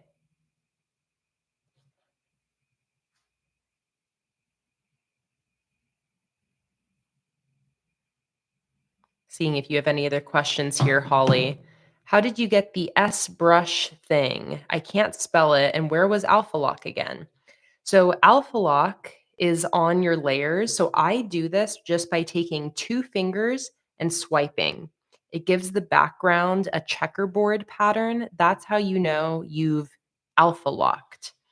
So what that means is, like, this is the layer with my red. Without the alpha lock, this is what happens. If I swipe over with 2 fingers, so the background turns into a checkerboard, that's the alpha lock. Additionally, you also can just click on your layer and turn on alpha lock here. And you also asked, what color number is the blue? So this like light bluish gray here is C6D0DB. C6D0DB. That's that light blue color, Holly.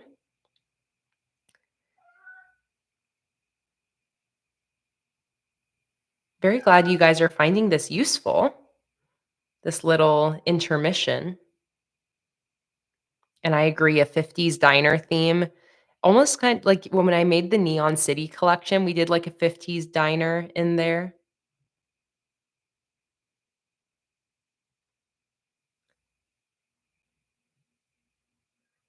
Holly said, how do I change it? Does it allow you to? How does yours look easy to do? My brain is like, nope, not today.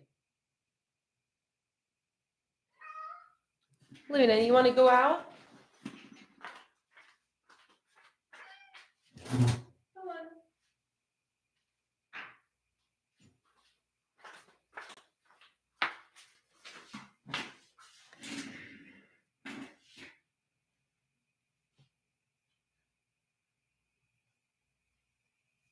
And if you want to enter in a specific color, Holly, you go down to, when you're in your colors here, you go to value, and this is where you can type in the hexadecimal.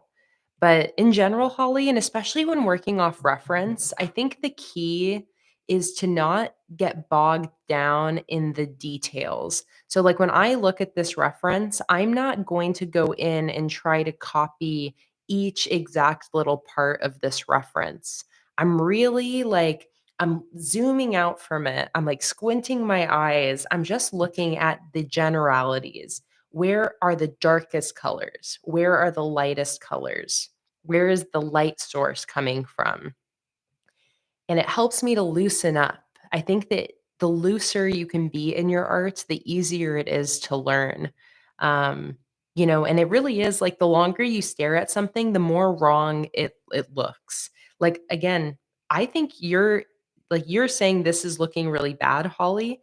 I don't think so. I think that's looking like exactly like the reference. I can tell that you're really like specifically trying to replicate that reference photo, and you're doing a great job. It looks great, but I think I can see how you can get a little bit hazy trying to replicate all of those little details instead of like looking at just the general shapes, the general colors. So you can see I created this very quickly because instead of kind of fixating on little details. Instead, I started with big general shapes. That's why I always start my illustrations with, let me just fill in the whole shape in one color. Start there. Then turn on that alpha lock and start laying in other colors on top of it, or add an additional layer so you can start layering on top of that. So you start with like the biggest shape, one plain color, nothing else matters, and just start chipping away at it a little bit here and there. It's the same with these lemons that I'm working on. When I start creating the lemon, I just do a yellow circle shape, and then I go in with my brightest highlights, put the highlights in.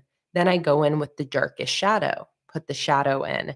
And I kind of start building it out from there until I meet at a place where it feels finished. Raybeth asked, is Alpha Lock like a clipping mask? Alpha Lock is similar to a clipping mask, except with no new layers. So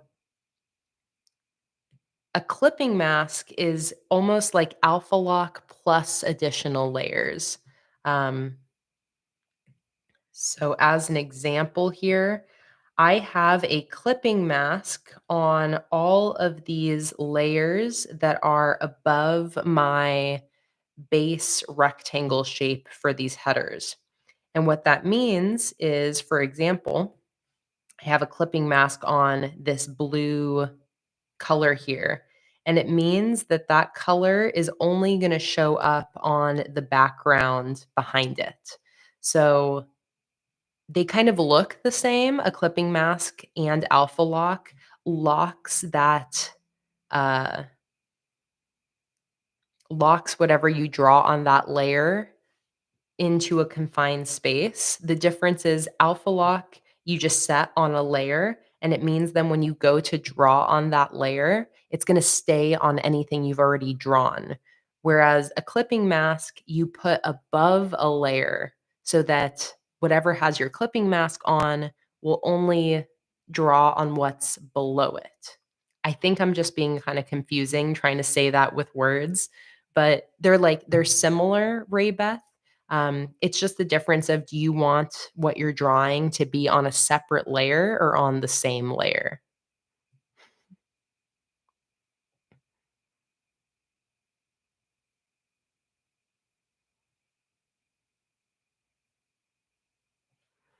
And here I'll do a quick just a quick like tutorial on clipping mask versus alpha lock. Okay. So here's a great example. So let's say I have this illustration here. I have a few different layers that make up this illustration. If I wanted to just go in and put some more shadow on my red smoothie, and I don't care about the shadow being on a different layer, I would just go to my layer that has my red smoothie, make sure that alpha lock is turned on. I'll now grab a nice dark, deep red. So now I can go in and put my shadow here on my smoothie. And it's only going to stay on what I've already drawn. So it's not going to go outside of what already exists on this layer. If I were to take my alpha lock off and do that same thing, this is what it looks like. So that's alpha lock. Now let's say I want to put a shadow on here, but I want it on a different layer. And I often do this, especially if I maybe am going to change the shadow color later on, or if I want to create the shadow by using a different blend mode. Sometimes I'll do my base layer on one color, my highlights on another color, my shadows on a third or on a different layer, my shadows on a new layer. So let's say I wanted to do the same thing. I want to put some shadows on here like this, but I want it on a different layer. I would create a new layer above that strawberry drink. So now if I draw in a shadow on that new layer, it looks like this. But I want it to only be on the strawberry drink below it. So I'll go to that layer, the layer that is on top, and I'll turn on clipping mask. It has a little arrow next to this layer now. So what that means is it's looking at the layer below it, and it's going to clip your drawing off based on that layer. So without a clipping mask, with a clipping mask. And what's great about this is that you now have this on a separate layer. So if I wanted to move my shadow, I can, because it's just, you can see it's on a separate layer, but it's clipped with that clipping mask.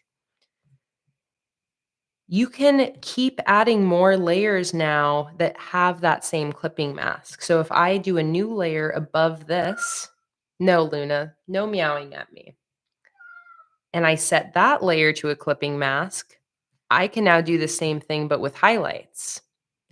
I can have a bright highlight come on this side. that's set to this clipping mask? Luna, you're pathetic. Let's go outside.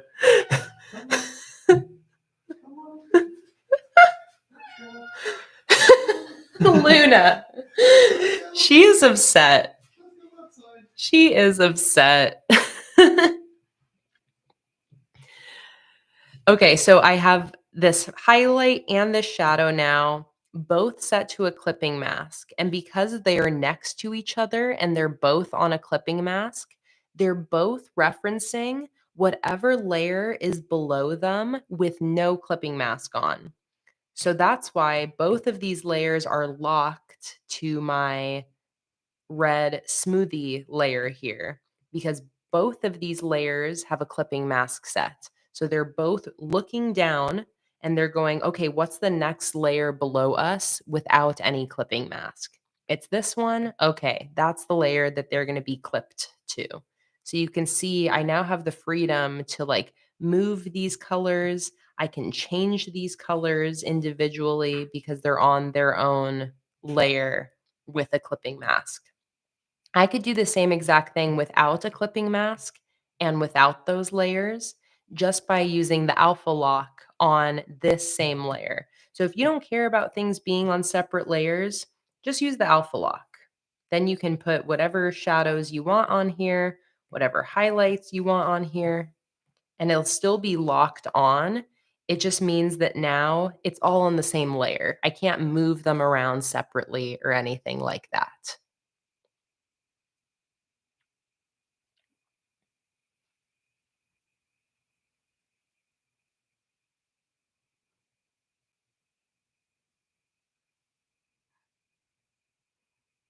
Holly, just try to be forgiving with yourself. This is all practice. I've been drawing like this on my iPad for 8 years now. It's all just practice. And you just really have to try to like be gentle with yourself. Don't be hard on yourself. And if it if you're having a hard time, just take a break. Take a break and come back to it. If you get to the point where you're feeling really frustrated with it, um, you're just going to keep getting more and more frustrated and making it a not enjoyable process. So, yeah, Holly, I would say, if you're having brain fog, if you're having a hard time, just take a break. That's totally okay. We want to enjoy the process, we want to enjoy the art we're making. Um, so if you're not feeling it, if it's a tough process right now and it's not clicking for you, just take a little break. There's nothing wrong with that.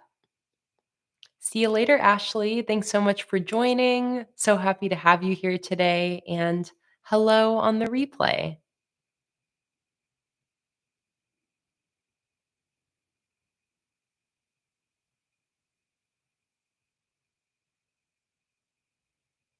Just looking back through the chat here to see if there's any other questions that I can answer. But yeah, I hope that that was a nice little, I don't know, little tutorial for you guys. I know that it's really helpful for a lot of you when I take a second to kind of like break down some of these concepts that I use in my digital art. And clipping masks, alpha lock, these are all things I use every single day when I'm designing my stickers. Um, in my current designs, you can see all these checkerboard layers are ones I have alpha lock turned on. That's how I go in and do all of the shading and keeping it to the illustration I already laid down. I also have clipping masks set to all of these layers that I want to chop off like this at the border of my backgrounds. That's a clipping mask. So anything that's cutting off at the edge is set with a clipping mask above that background layer. The symmetry tool, Holly, you go to the little wrench up here. You go to turn on your drawing guide, make sure drawing guide is turned on, and then you click edit drawing guide. And it's going to have a little, it's really hard for you to see. Let me turn up the opacity here, but it has a line on here. This is going to be your symmetry line. You just have to make sure symmetry is pressed at the bottom. And then this is your symmetry line. You put that where you want. And then you have your symmetry. And then once that symmetry line is set, you can turn it on and off on each individual layer by turning on or off drawing assist. So once it's set, you don't have to keep going into this drawing guide menu. You can just go to your layer and turn on or off drawing assist.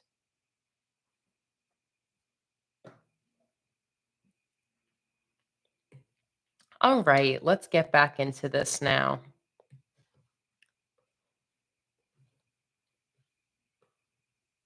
All right, I love how this is turning out. I think that my bowl now needs some more dimension and shadow happening. Now that I have my lemons in there, I can kind of see what my bowl is needing. So I'm going to go in with a black color.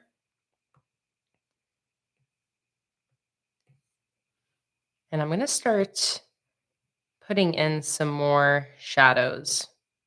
And I have this layer set to alpha lock. This is the layer with my bowl on it. So that way anything I draw stays on the bowl.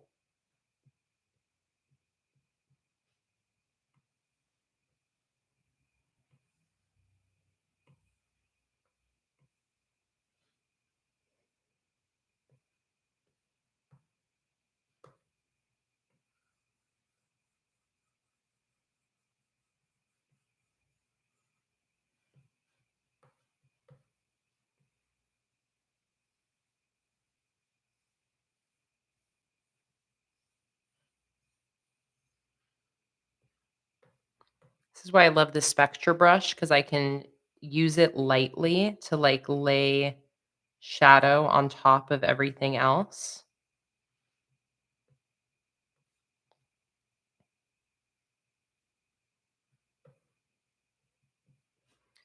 I'm also going to take this entire illustration and make it a bit bigger.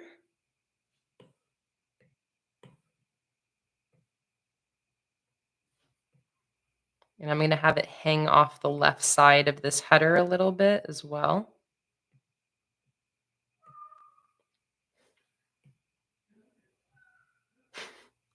Luna's being so whiny today. No worries, Ray. I never mind if anybody's being quiet in the chat.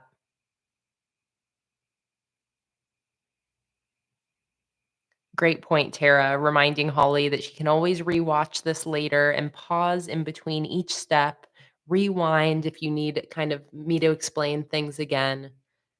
And also, again, looking up YouTube tutorials. You can look up Procreate clipping masks, Procreate alpha lock. YouTube tutorials are really great. Also, just like general walkthrough, like look up a tutorial of like how to draw a strawberry on Procreate, and you can get good little bits of knowledge seeing somebody's process all the way through. Gemini asks, how old is Luna? She is 6.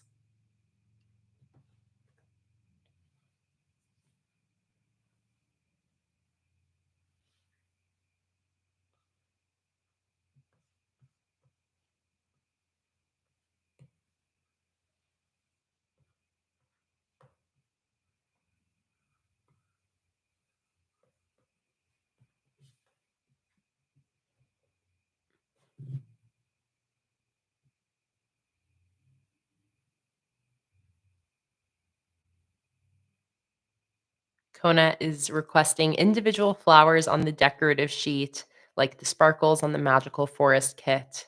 Absolutely. I can definitely do that.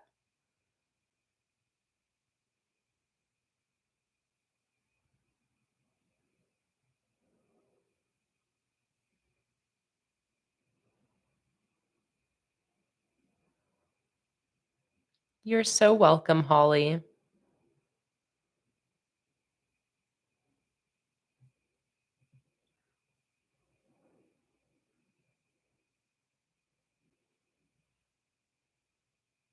Such a good point, Pagan Eagle. Pagan Eagle said, Honest digital art advice: do not compare your art with those that have been doing it for years. Don't be put off. Look at their art and be inspired and encouraged to learn new things. Such a great point, such a great sentiment. It's something that I definitely carry with me whenever I'm looking at other people's art. Everybody got to where they at through consistent practice, consistency. That's really the only, I would say, like, obviously it's like, there is like some, I don't know, quote unquote natural talent. Mostly I think it has to do with some people just pick up on certain things quicker. But really, the only difference between you and an artist you admire is the consistency in practice. It's you just have to keep doing it even when it looks shitty, even when you don't like how it looks. And that's like the more you create art, you get used to that learning curve and you begin to have fun with it. It begins to be like this fun trick that you go, "Ooh, that looks bad. But if I keep doing this and I keep working on this every single week and I don't stop and I don't give up because it looks bad, it will look better." It's like a guarantee. If you keep working at it, it will get better. Even if it's slowly, slowly, where it's only when you look back at your first works that you go, "Oh, yeah, like I'm improving." Um, and it can be a frustrating process, but I think once you get used to that process and you trust in it, it becomes fun. Like I love now the what I call like the potato phase of my illustrations. It's that point where it doesn't look right, but you know that if you don't give up on it, you'll get there. You'll get there and it will. And again, it becomes a really fun part of this process of learning a craft, getting better at your craft. And that's where like I feel like I keep improving. I keep just getting better the longer that I am an artist, the longer I do digital art. I'm still constantly learning. When I see other people create art, I'm picking up on the little things that they're doing and then am able to implement that and learn new things and get better and better. And you just have to trust that process and try your best to make it a fun process. Try your best to not get too deep in those places of frustration. Because if you do, you're just going to suck the joy out of it if you beat your head against the wall. Take breaks, step away when things are becoming frustrating. But also, it's like trying to reframe your whole perspective on that phase of creation that it's kind of like you're a sculptor and it's the part in the sculpture where it still just looks like a giant rock, and you have to keep chiseling away at it, keep chiseling away little by little, trusting that it's in there somewhere. And I personally am at a point where I love that process. It's what brings me so much joy in making art is that like turning nothing into something, trusting the process along the way, something I really enjoy.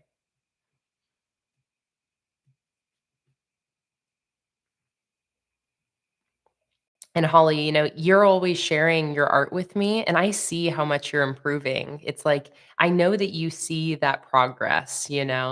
Um, yeah, no need to apologize, Holly.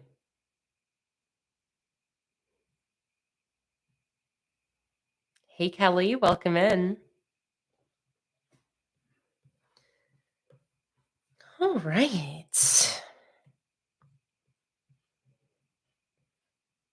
Feel like we're getting pretty close with this bowl of lemons. I was using this yellow color as a bright highlight on my stone pillar here. So I'm going to bring that in to my bowl as well and highlight the brightest sides of my bowl with this yellow color, almost as if like the light is shining a yellow highlight onto here.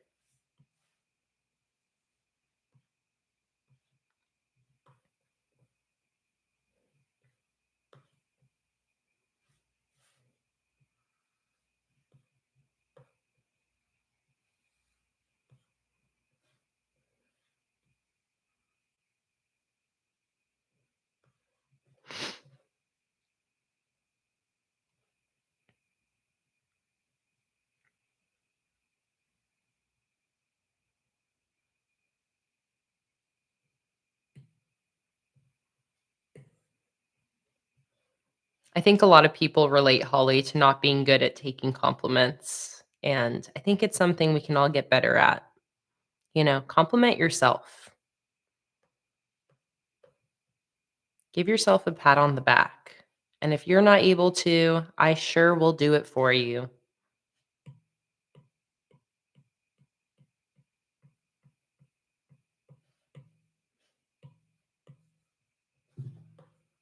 See this annoying black smudge here.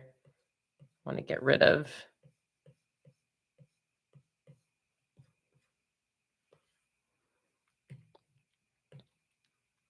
Alrighty.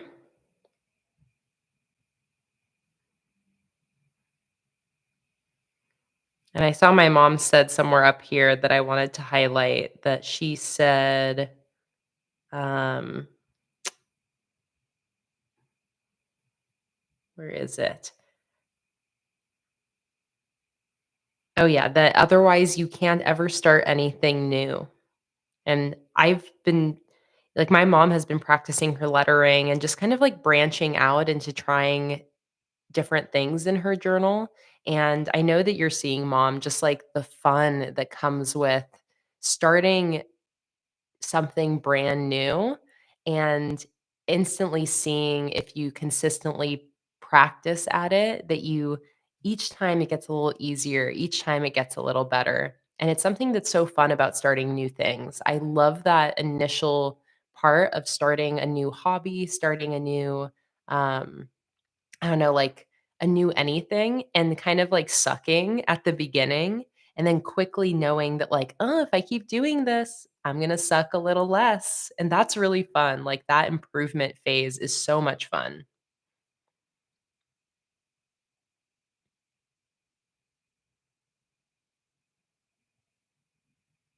Hello, Shelby. Welcome in.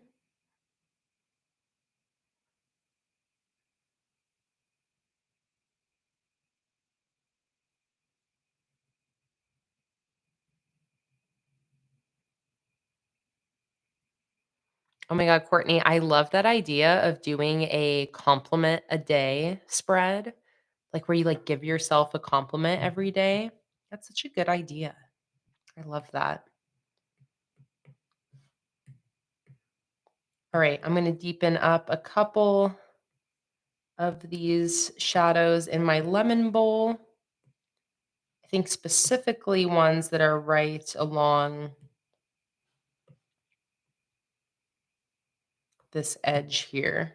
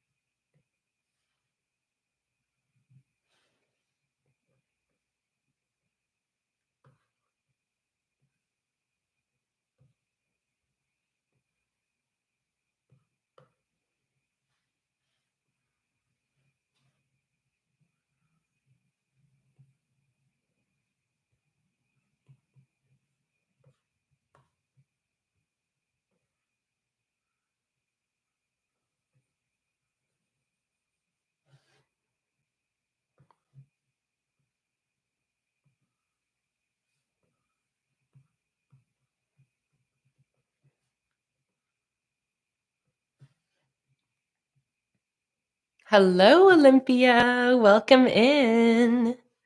Yes, still going and we'll be going for probably another 2 hours and 20 minutes.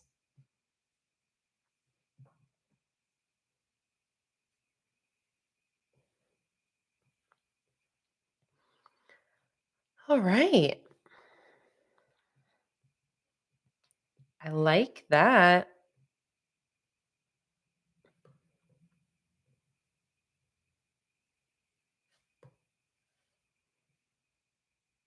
I think I want to brighten up a couple of my lemons. So what I'm going to do is I'm actually going to merge some things together here. So I'm going to merge together all of this lemon, all the lemon stuff here. And now I'm going to go to, actually, let's see. I have my brighter yellow here. Let's see if I can just kind of looking at this lemon here that's really nice and bright. I think I want my lemons that are closer to my light source to be a little bit more like that color.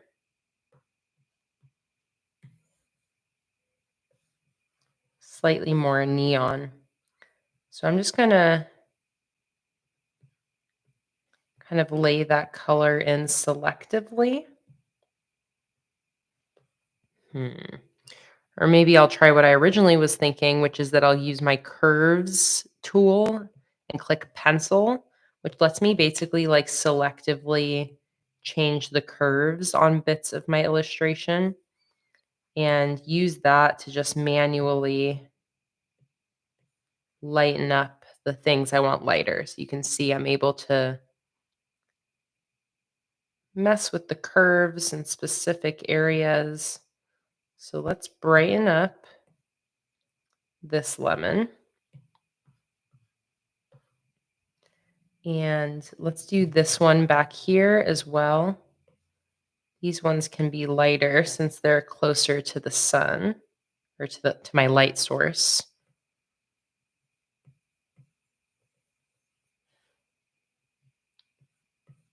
Just brightening certain bits up.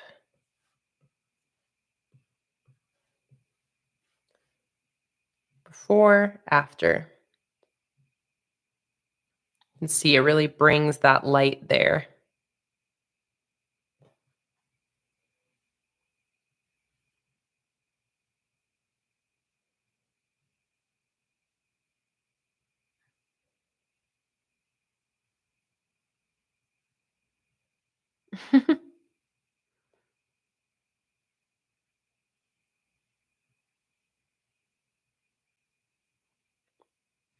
Gemini asked what my favorite fan interaction has been. I won't pinpoint a single one, but getting to meet people in real life at Go Wild. Like all of the patrons and viewers that I've met at Go Wild have definitely been highlights for me because it's like the only space where I've gotten to meet people in real life. And also Tara, who's in the chat right now, she lives in Sarasota, where I live now. And when I moved here a couple months ago, she reached out to me and we went and grabbed dinner. So I would say that one also. Getting to meet Tara and then the people that I've gotten to meet at Go Wild. Just anytime I've gotten to meet you guys in person, it's like, it's the best. It's like worlds coming together. I love it.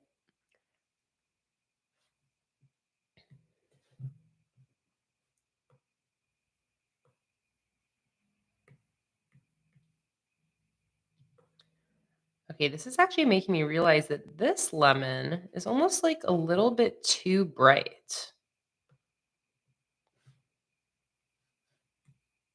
So I'm going to do the opposite here. I'm going to grab curves, but I'm going to selectively make this lemon a little darker.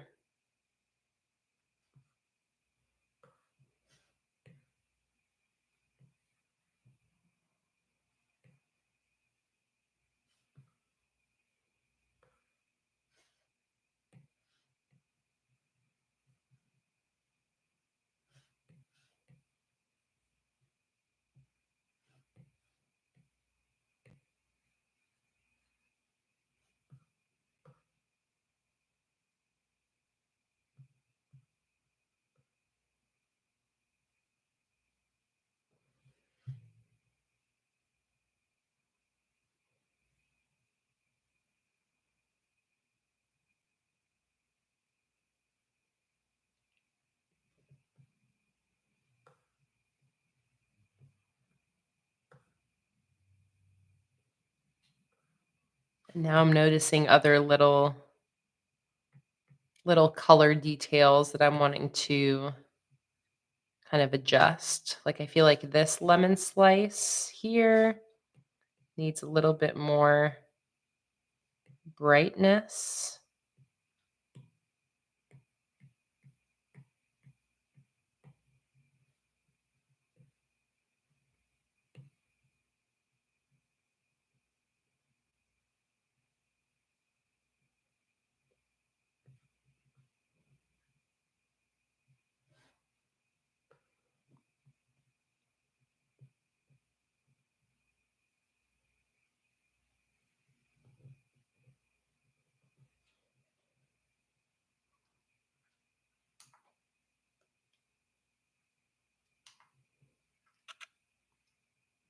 All right.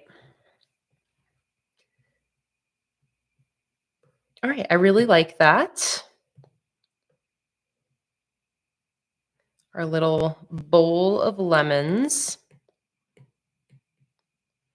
Now I'm just going to grab the whole lemon part of the illustration and just mess with the curves a little bit.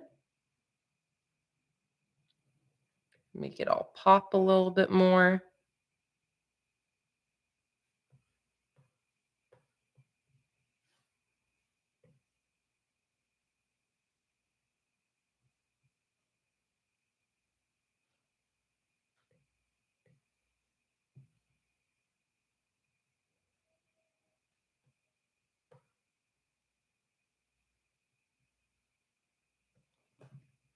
Courtney asked, which month is this for on Patreon? This is going to be for June. So this is going to be shipping out in the um, first full week of June.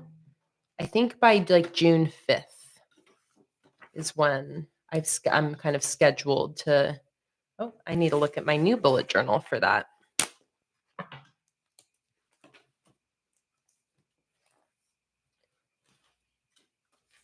Let's see. Yeah, I think by the 5th or the 6th is when this will ship out. So you'll want to make sure if you want to receive this collection as soon as possible, just make sure to join one of my 15, 25, or $30 Patreon tiers by like June 3rd or 4th. And you can also still join anytime throughout the month and you will still receive the stickers. Yes, Courtney. If you join in the middle of any month, you'll still receive the stickers for that month. I ship out Patreon rewards like once a week or so. So at the beginning of the month, the first shipment goes out for anybody who's pledged at the start of the month. And then beyond that, like every week or so, I check in on new patrons and ship out their rewards. So if you join now, you would receive this month's Book Nook sticker collection. And the next shipment of these I am shipping out tomorrow.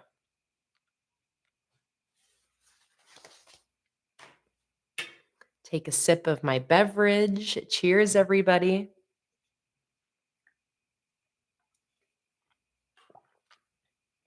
Hey, Cassie, welcome in. So happy to see you today.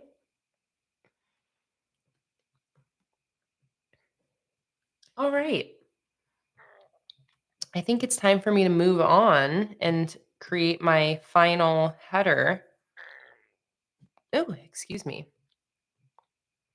Create my final illustration for my 5th header here. So let's go ahead and do that. So this, I have a sketch for. This final scene involves some stone pillars at the bottom and then some more lemon branches hanging on top. I also saw a suggestion to put Luna in here somewhere. I didn't have a plan to, but I think if there anywhere was going to have a Luna, it would be a Luna cat like sitting on this little stone pillar balcony. I'm gonna keep that in mind. We're gonna do the rest of this header first because I don't want to sink too much time into extra elements, but if we do have time, we'll put a little Luna on this header.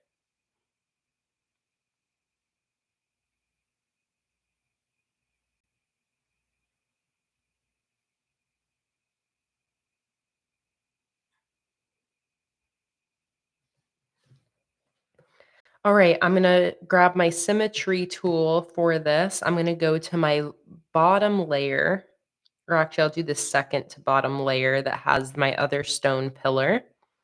I'm going to edit my drawing guide, and I'm going to bring my symmetry line to the center of this pillar situation, like that. I'm going to grab my base stone color.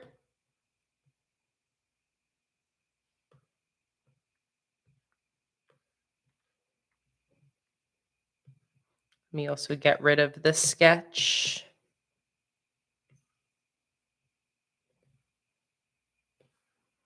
All right, and I'm just going to lay in the base shape for this little stone wall. I'm also going to turn on drawing assist so the symmetry tool works.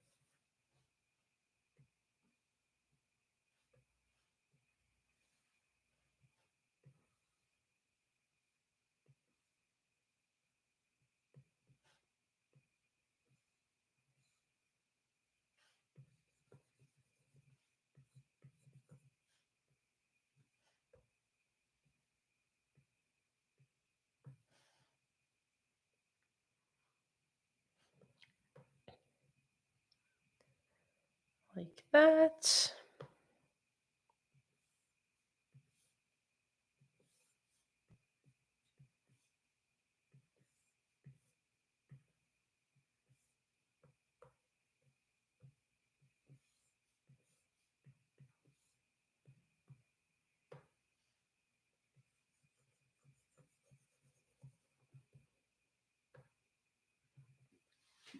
All right, there's my base shape.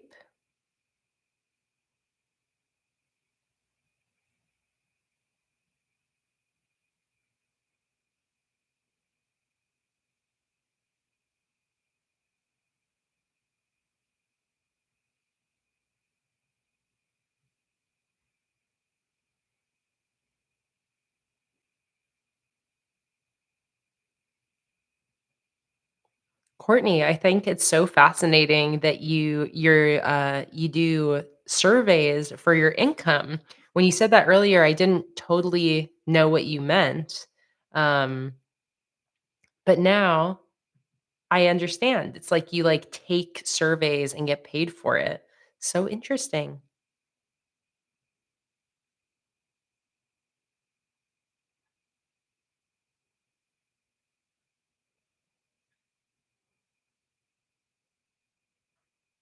Cassie, you're gonna have to go back in the stream and hear Luna's incessant crying like an hour ago.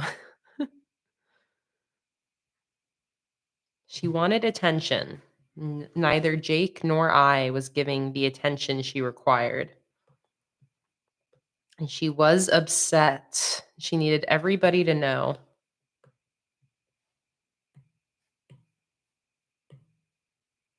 So here's an example where I'm using a clipping mask and alpha lock. So this layer has a clipping mask that goes all the way down here. That's what makes it so these pillars cut off at the border of my headers.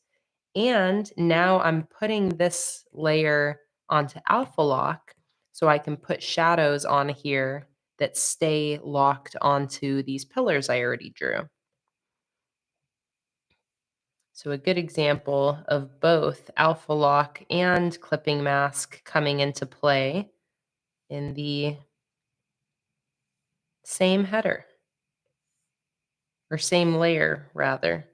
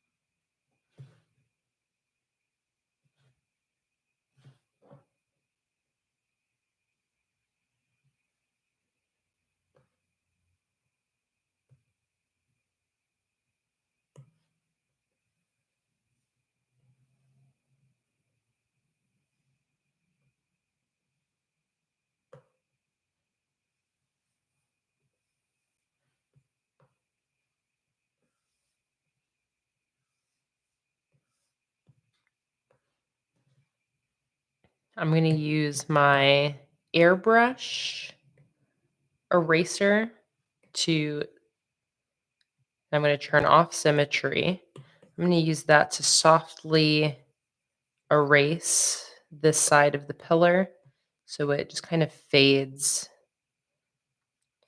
away.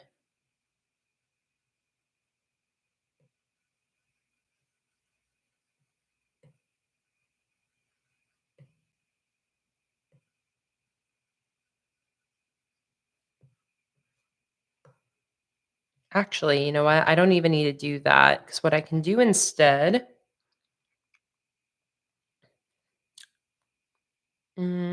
actually, can I? Yes. I'm going to select this blue layer and then invert to that. And now go to my pillars. And now I can erase everything on this side that's outside of that blue, dark blue background. Like that.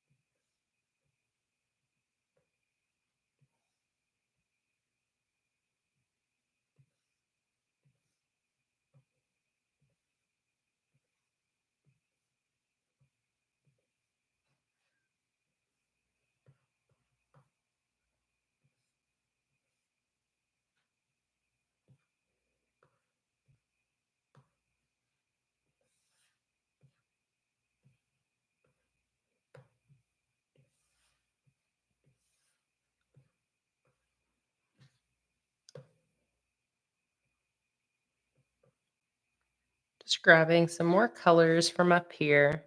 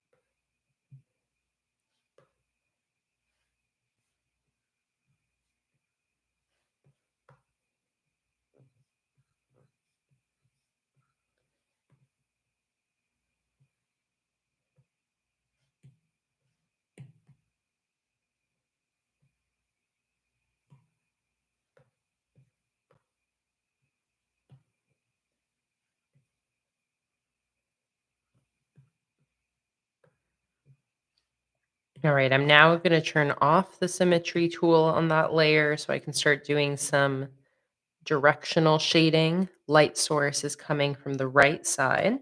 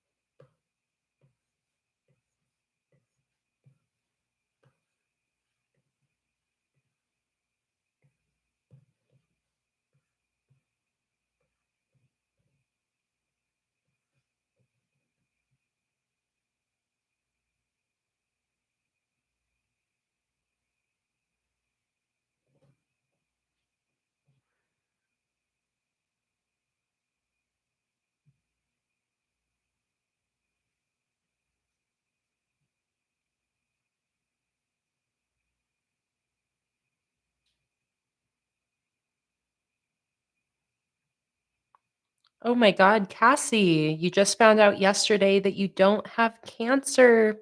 Oh, I'm so happy to hear that, Cassie. Oh my God, what a scary, call to be waiting for. I'm so happy you got good news.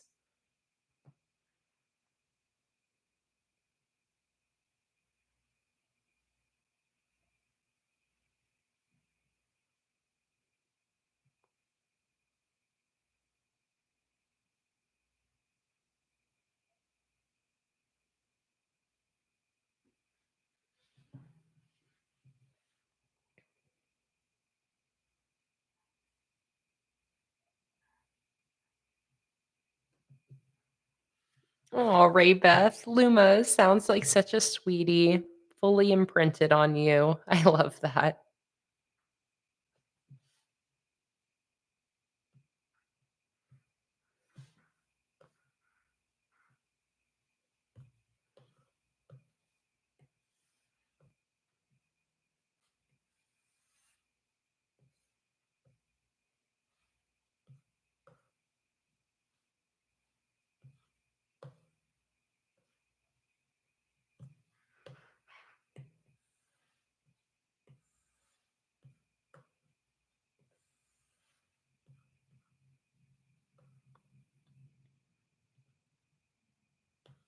All right, that's already looking pretty good there.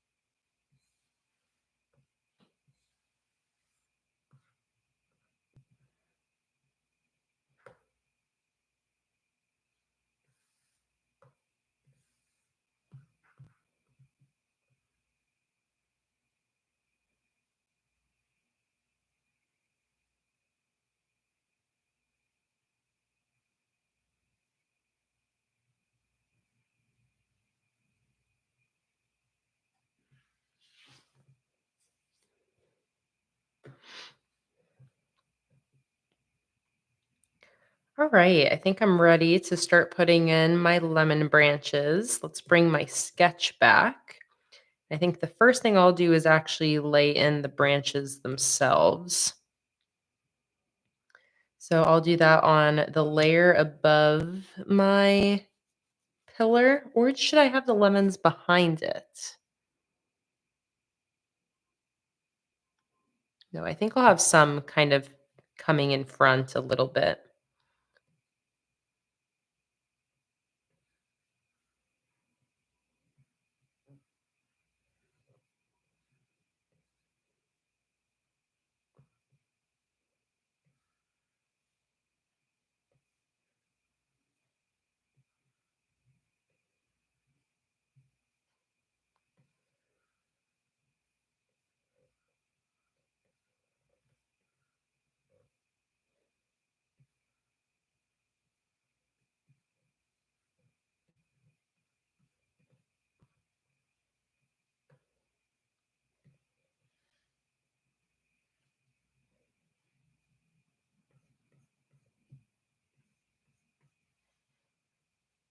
Okay, something like that. Now on this layer, I'm going to put in my main lemon shapes.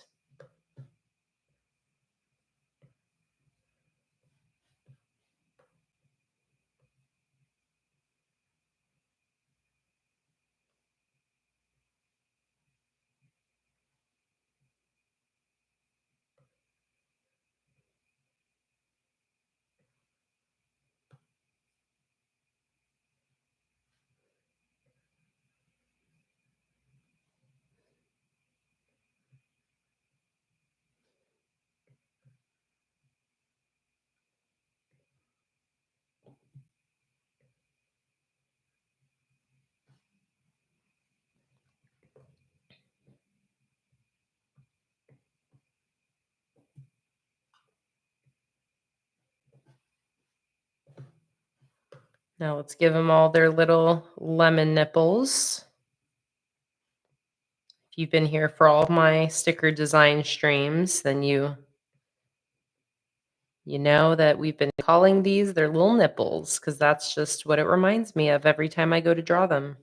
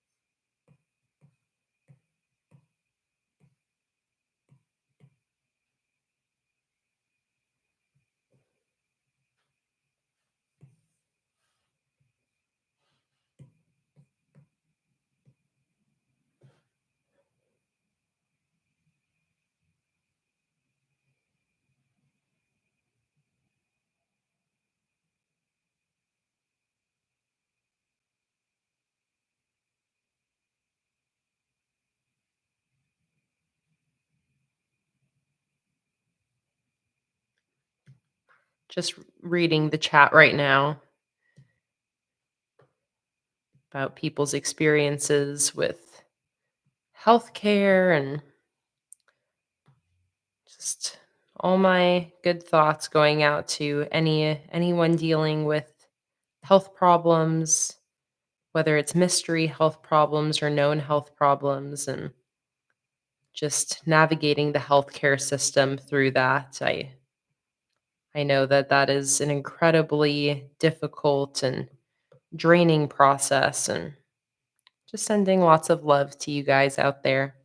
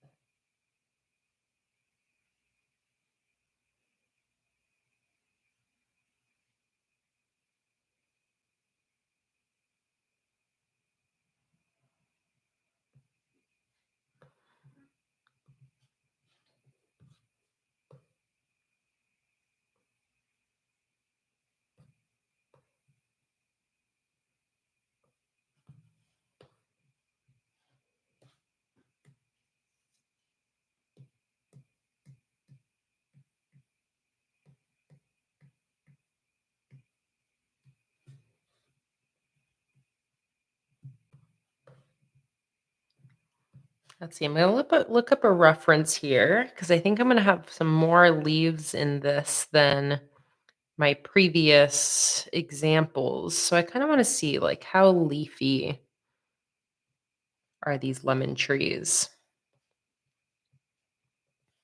This is actually kind of the reference I was looking at. Okay.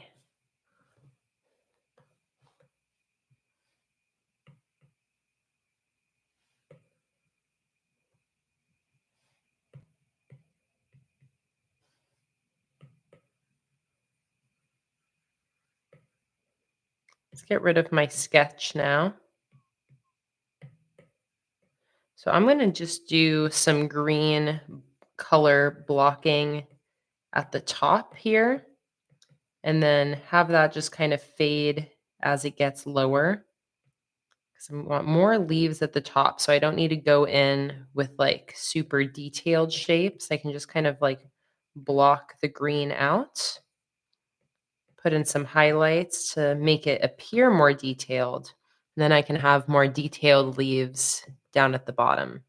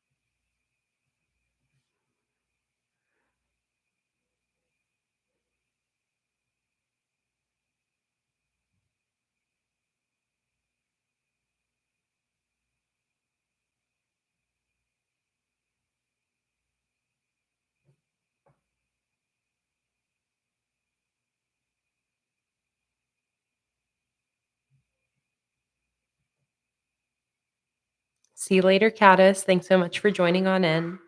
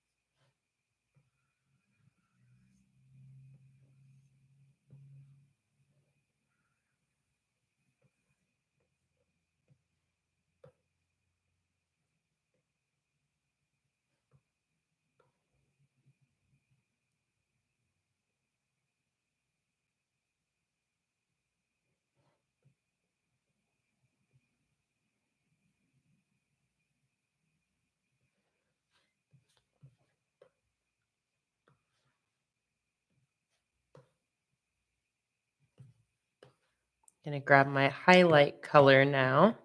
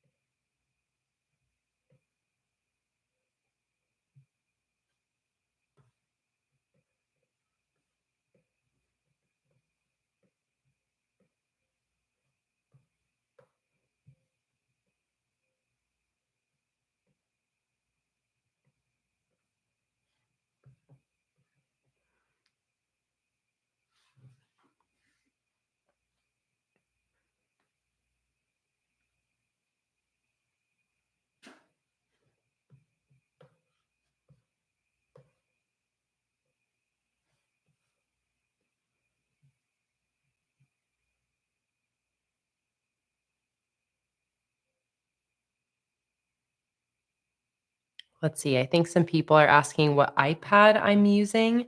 It's an iPad Pro. And beyond that, I honestly can't remember like any other details about what generation it is or what size. Let me look at my info here.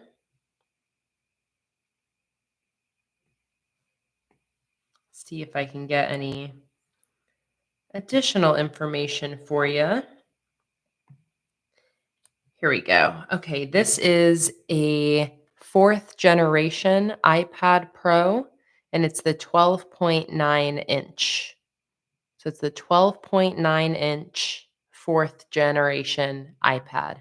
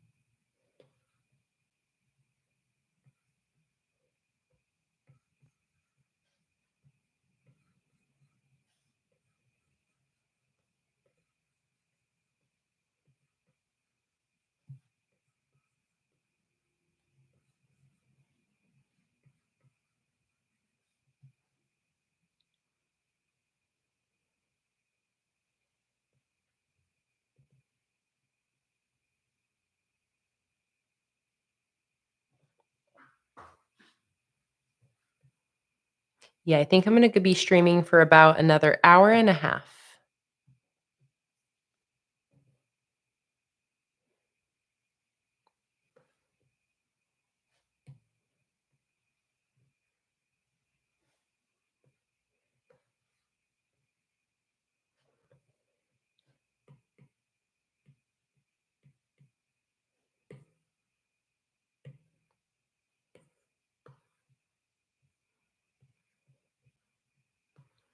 All right, I'm going to start using some of these other elements I've already created for this kind of like more far away scene.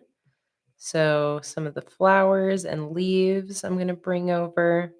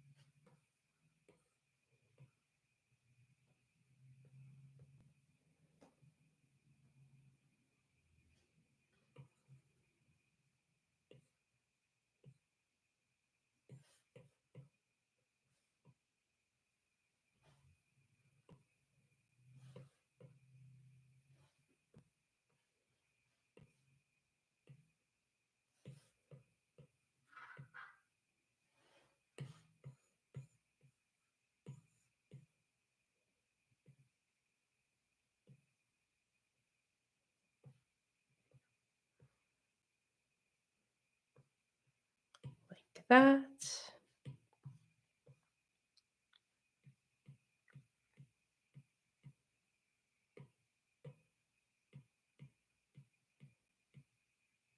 Let's grab this one as well.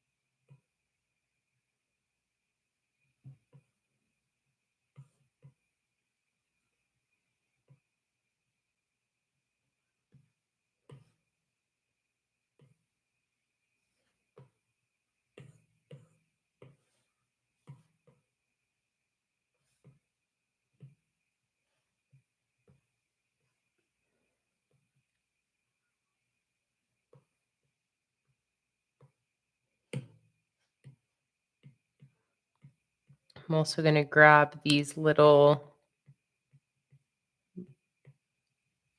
branches that are hanging over in this header. I can reuse those here.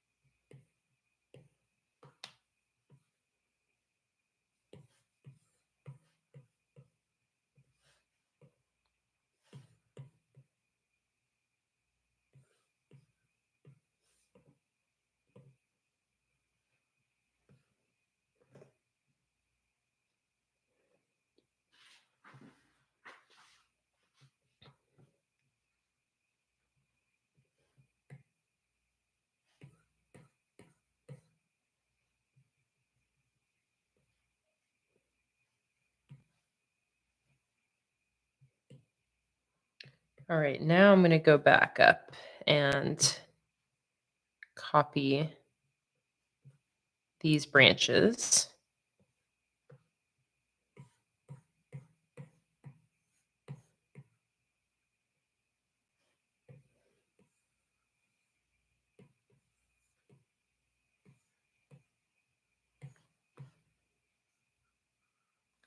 Start placing those in here to add a little extra bit of detail.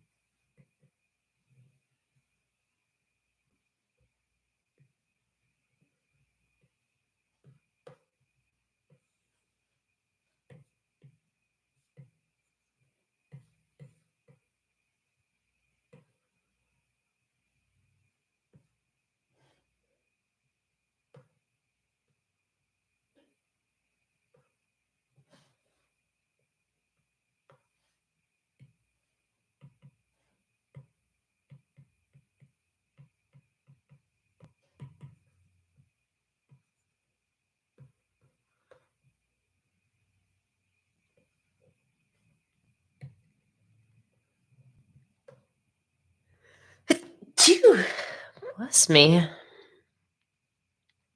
Hope you guys don't mind that I'm being a little bit quieter, but I'm just in the zone with this header. There's a lot of little details here and there, so I'm just chugging along.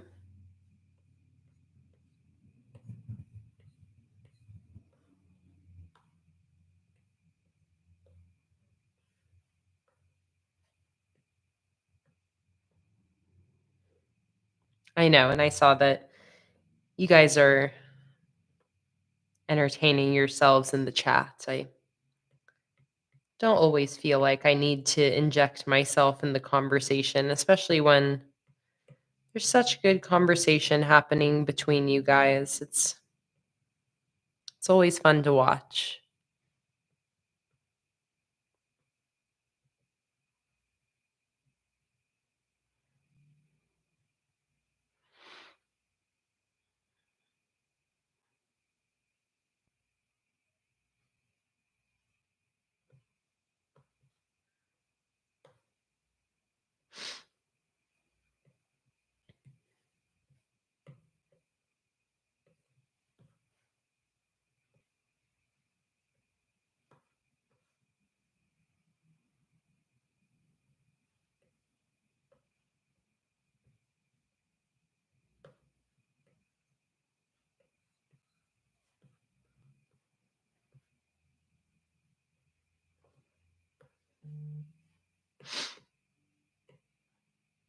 Thank you to whoever just placed a sticker order.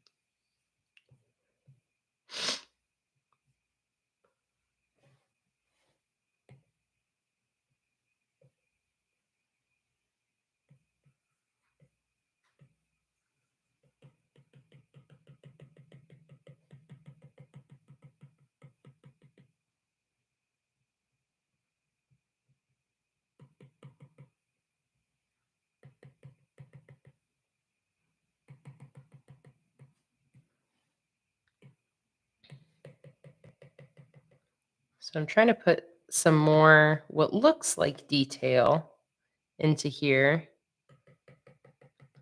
in this kind of like background green shape.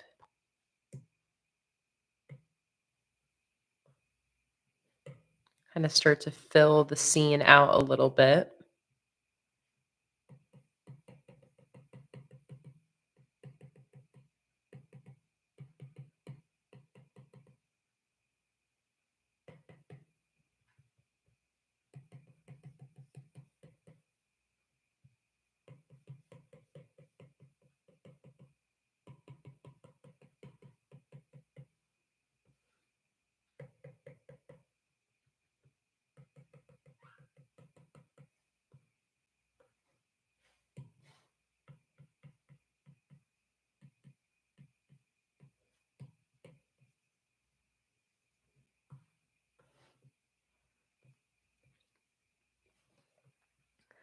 I'm also going to go ahead and grab some of these full lemon illustrations from some of these previous headers. And start to bring those in as well.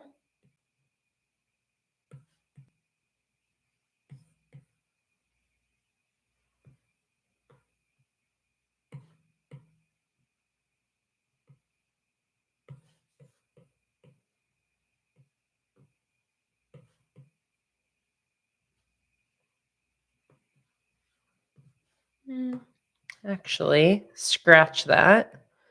But I will start to bring in some more detail into these lemons that I do already have.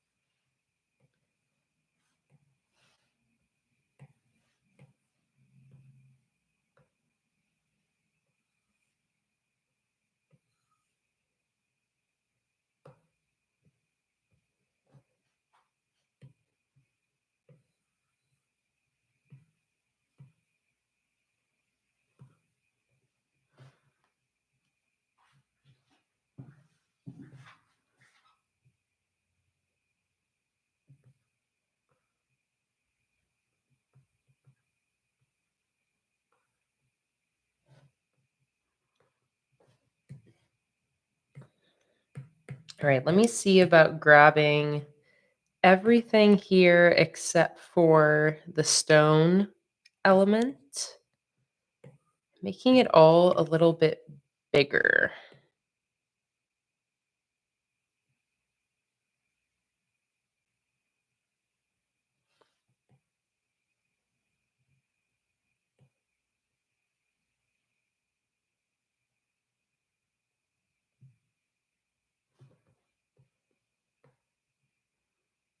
Like that.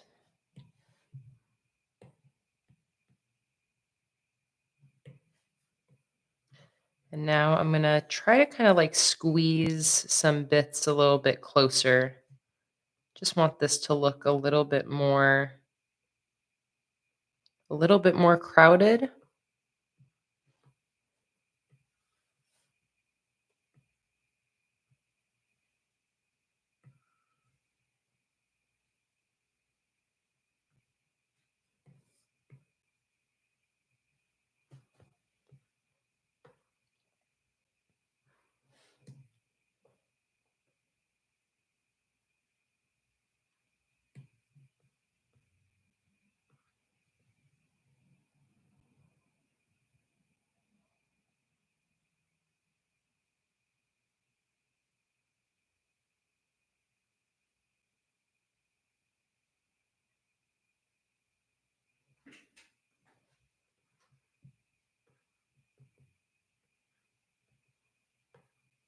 So glad you guys are liking these designs. I'm having so much fun with them.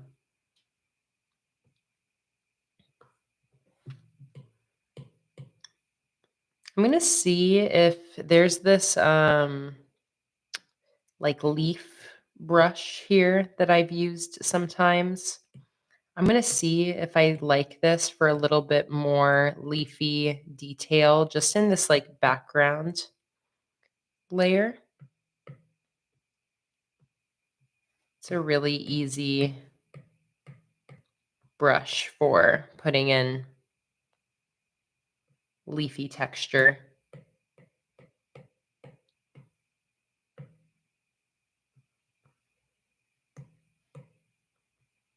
Just adds a little something something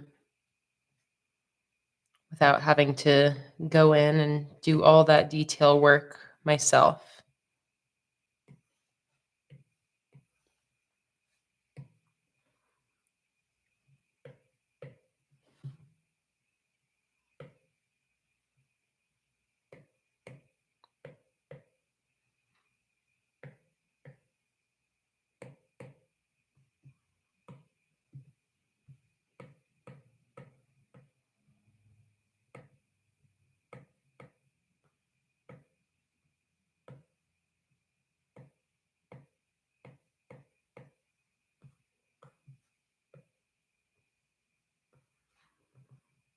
Like that. Beautiful.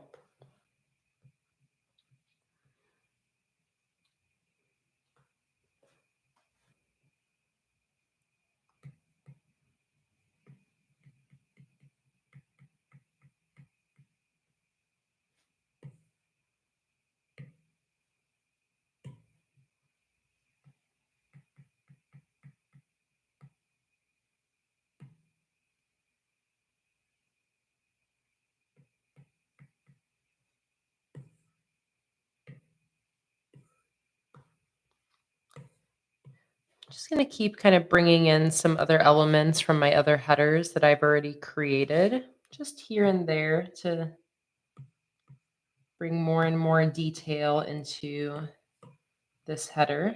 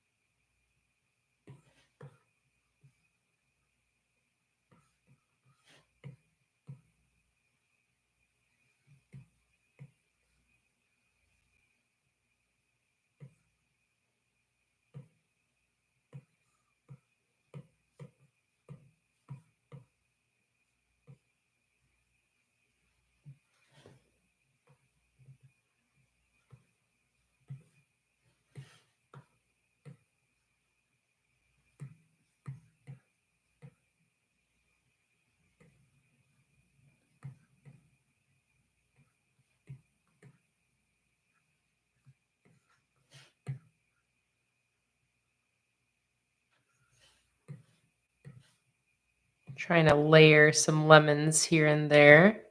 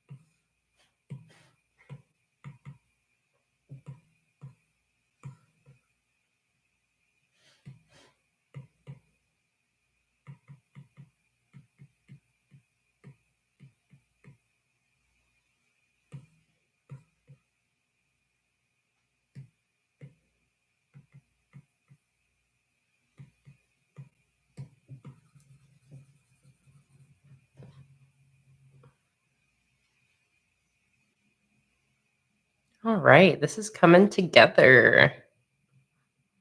I think we're getting pretty close.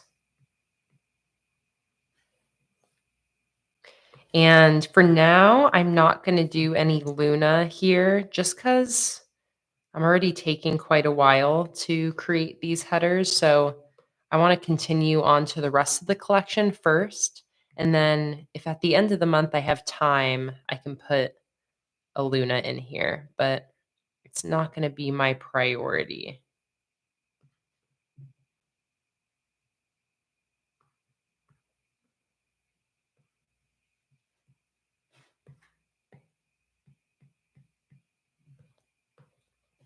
I'm also kind of curious if I prefer the branches to come on top of or behind the stone. So I'm just gonna bring the stone to a different layer. And I'm gonna see what it looks like if I have it in front of the branches.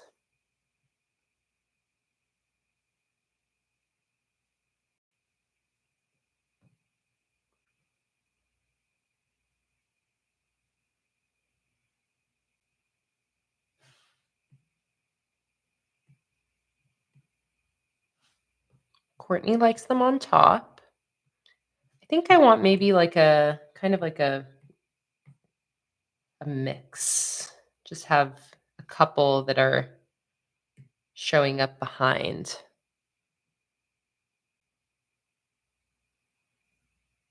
Oh, Jen said it would be the perfect place to put a sticker when they're behind. Ooh, you're so right. Okay, yeah, I think I'm just I'm gonna put some of them behind and some of them in front. So I'll leave that there and then I'll grab all of my other layers. Thank you to whoever just placed the sticker order.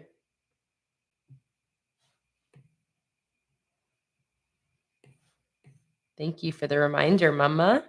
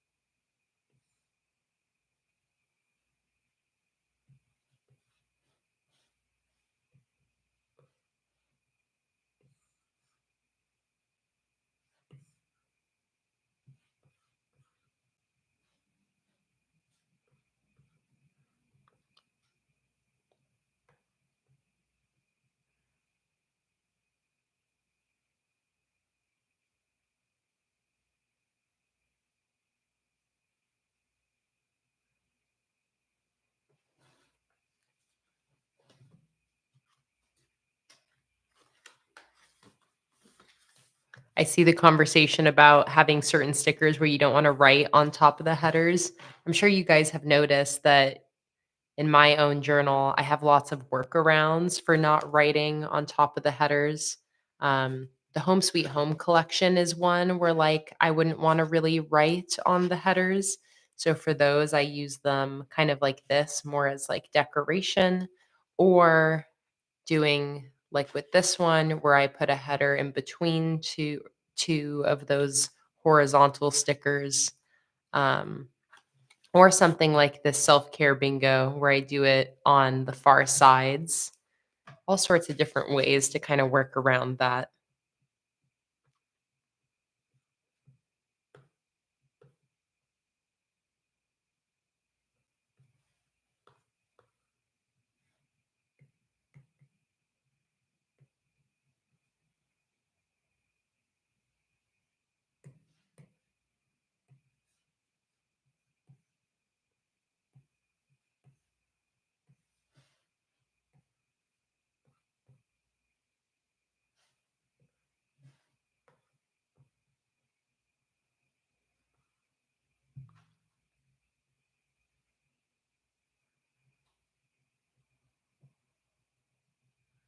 Oh, a fairy tale theme. I love that idea, Cassie.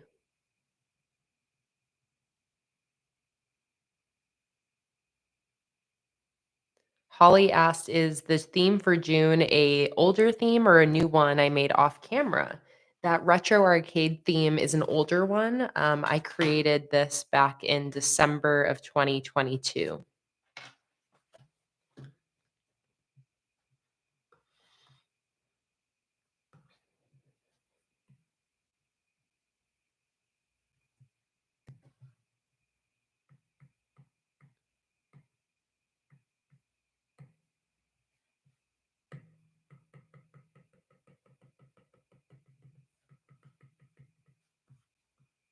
Okay, gonna put some texture onto my lemons.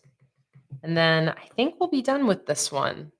Really happy with how this ended up turning out. And this was good practice for the lemon tree I'm going to be doing in my bigger vertical header on the next sheet. We already planned and sketched that out. So this kind of gave me an idea of how I want to execute that.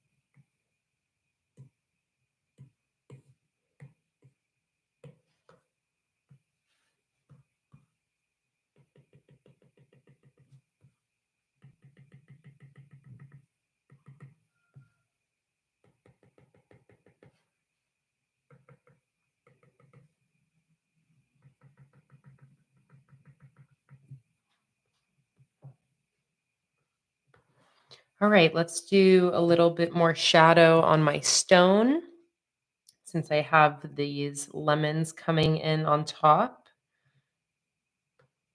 Yeah, need to make sure that we have some shadows like that.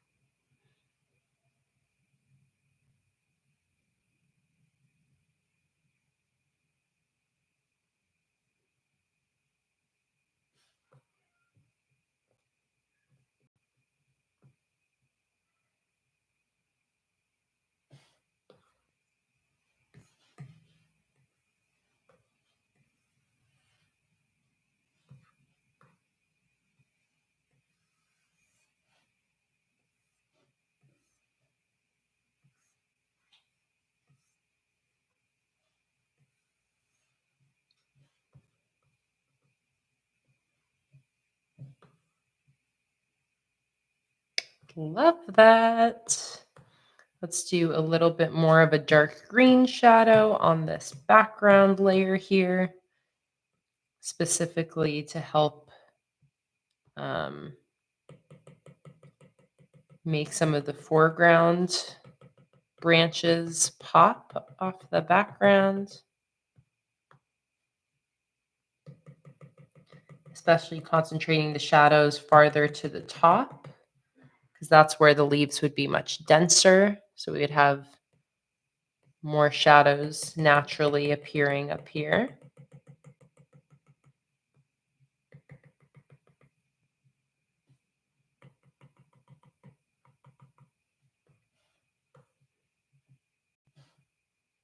And then let me grab this bright green highlight color again.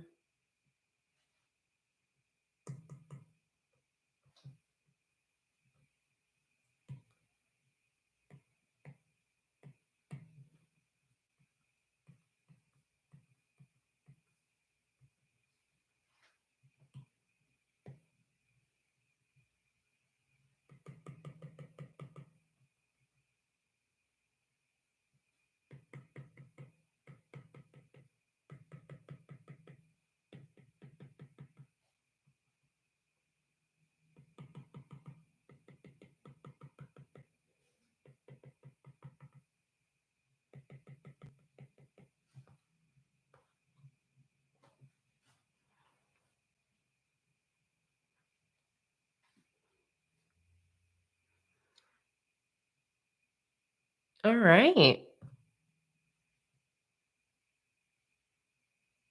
Love that. Love how it's different than these other ones with it being pushed farther in the background. All right, so before I call this header done, I'll really quickly just mess with the curves of each layer, make things pop a little bit more.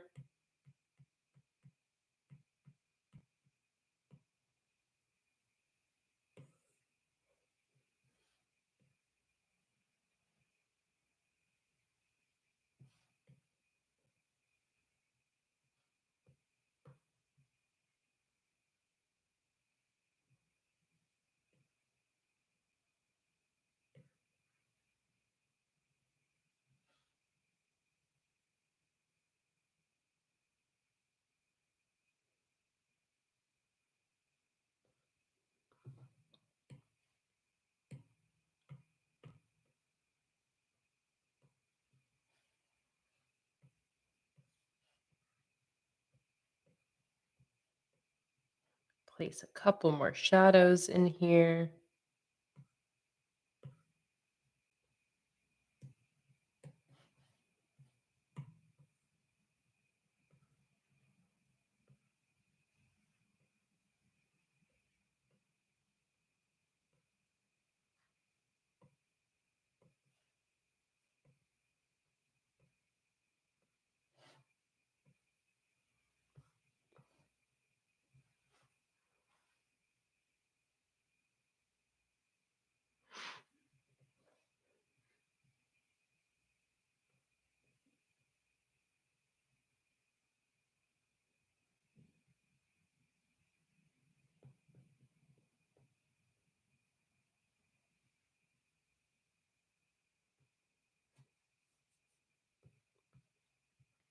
All right, and now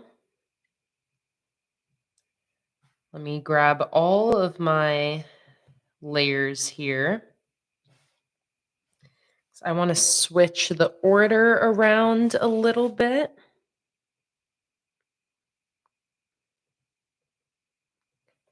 So I think I want to switch this illustration with this one. So these closer up lemons are on the smaller tiles, and this farther away scene is on this more close up tile. So what I'm going to do is I'm going to grab both of these. I'm going to flip them like this. And then I'm going to grab this back and flip it again.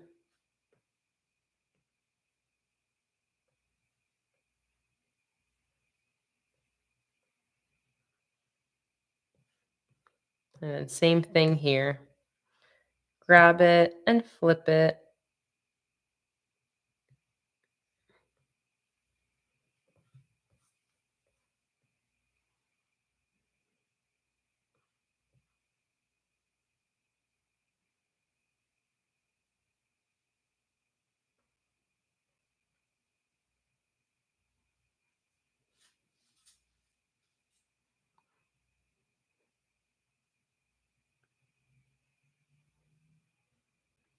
See you later, Adelheid. Thanks so much for joining, and catch you on the next one.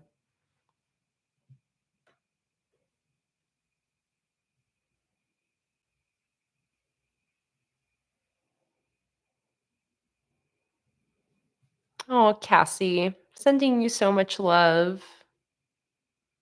Hmm.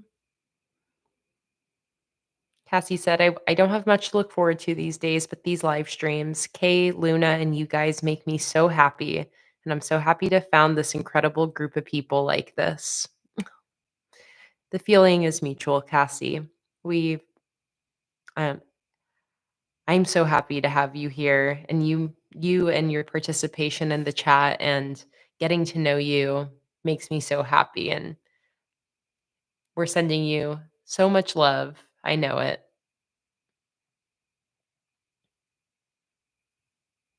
Oh. Always such sweet, wholesome vibes in the chat.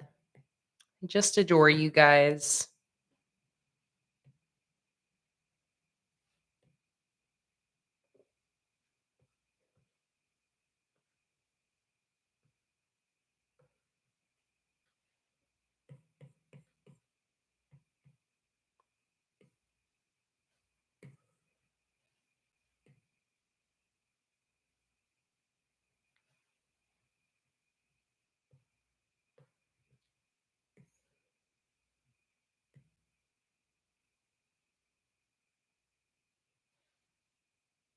And Bailey, of course, we couldn't forget Bailey.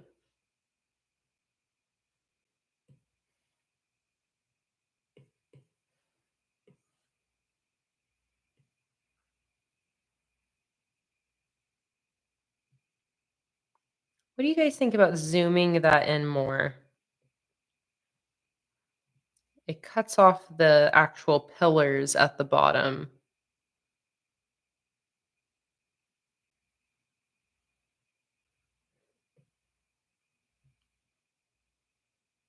But I also kind of like it a little bit more zoomed in. Perfect.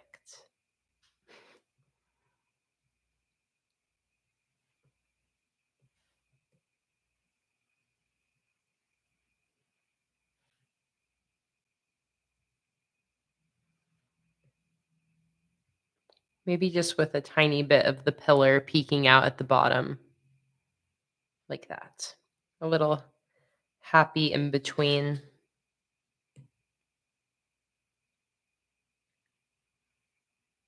And then what I'm also going to do is do a little feathered selection to kind of fade it out towards the end as well.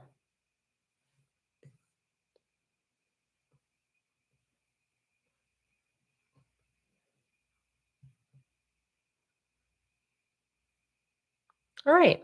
So now you can also kind of imagine these headers paired together. So like these two would look amazing side by side across a full spread. They both have the large tiles and some sort of close-up stone and lemon illustration. These two then pair together with the smaller tiles and a more zoomed in lemon. Jake's sweet. He just asked me if I need anything, if I need any water or yerba or trail mix. I mean, I still am chugging away at my yerba, so I think I'm all good.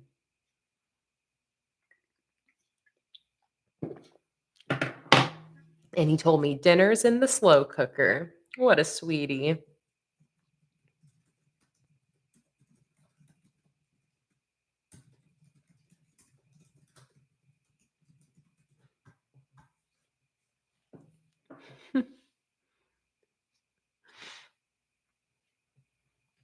Cassie said we need a Luna. Okay, I'll tell him.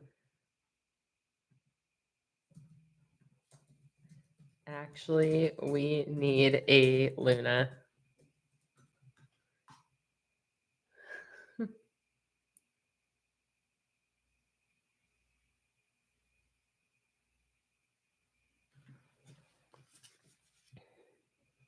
Rabarella asks, what's the name of this collection again? I've been calling this the Mediterranean Lemon Collection, and I think I'll probably stick with that. I like that name.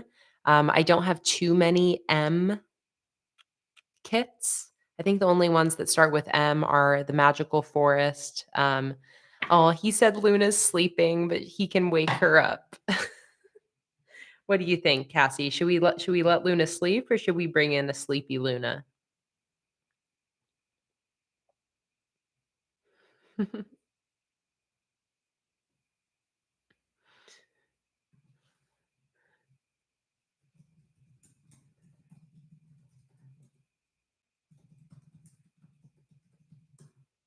Okay, a sleepy Luna is incoming.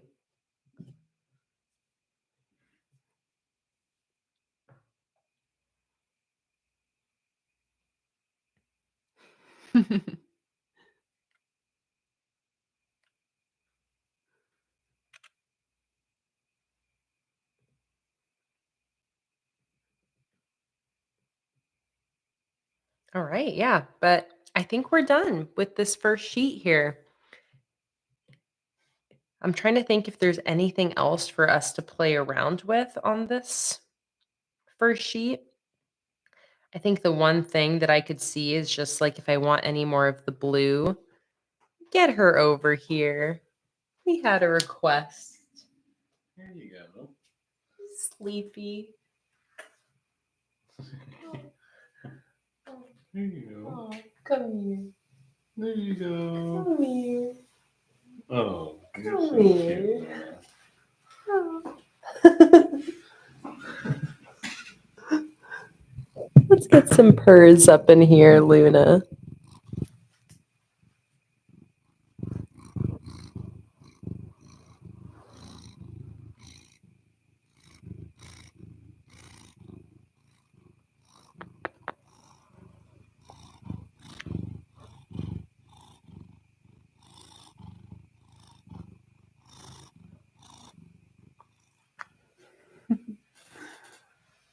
Oh, honey bunny.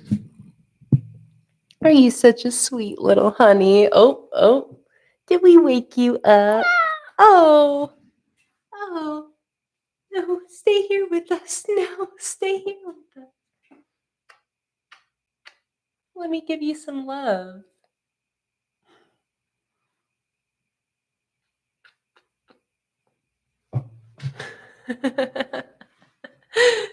Cassie said she's spicy today. I know. She's like, what the hell? Woke me up from my nap and brought me back in here. Where are you going? Where are you going? Out of here. Good. I'm glad you guys could hear her purrs today. Hello. She's done.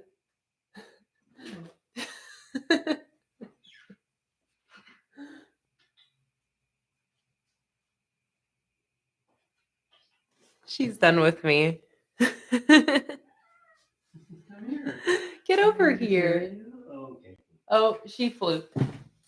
Oh, she flooped. She's a sweetie. She's now just flooped on the ground. Let me see if I can.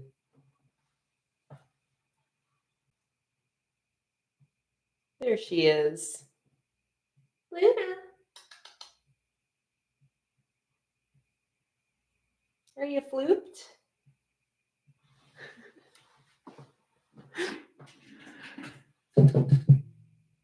There's our little Luna break.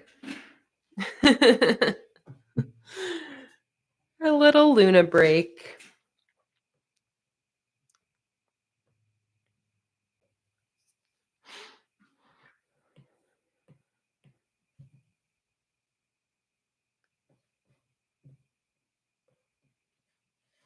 All right, I don't know why I'm having a hard time just saying that this sheet is done.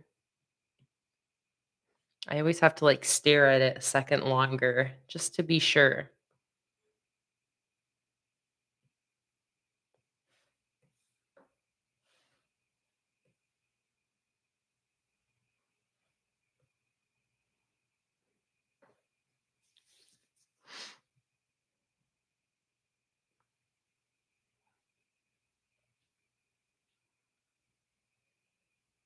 Gotta let it marinate. Exactly.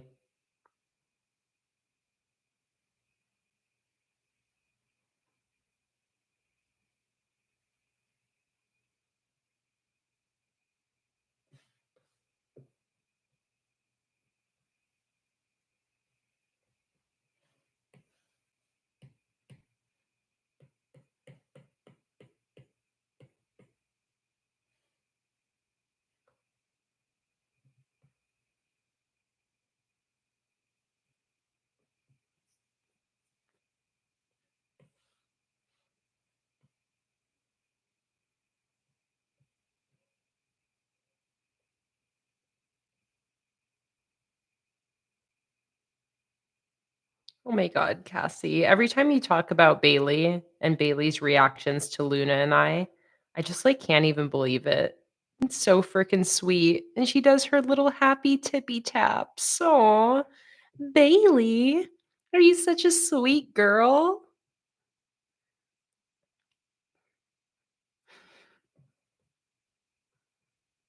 Such a freaking sweetie.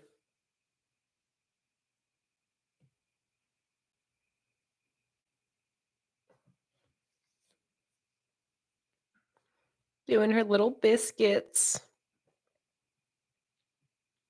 All right, done. We're done. We're done with sheet one. Beautiful. Okay, yes, that is done. So, next thing we can do is this vertical sticker here that we already got all prepped and ready for us. Now, this is going to be a vertical sticker on sheet 2 of the monthly kit. So let me first get rid of this header section at the top here.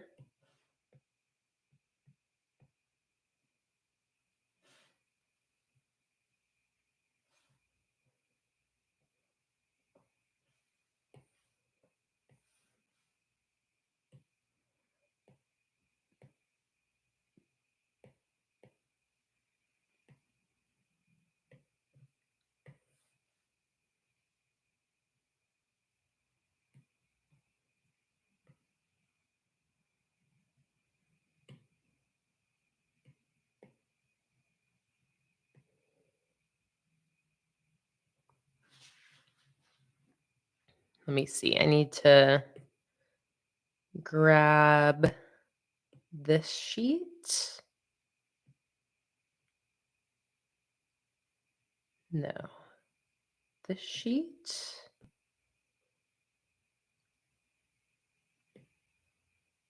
This one. This is my template without a header. That's the one I want. And I'm going to grab this background, copy, bring it down here.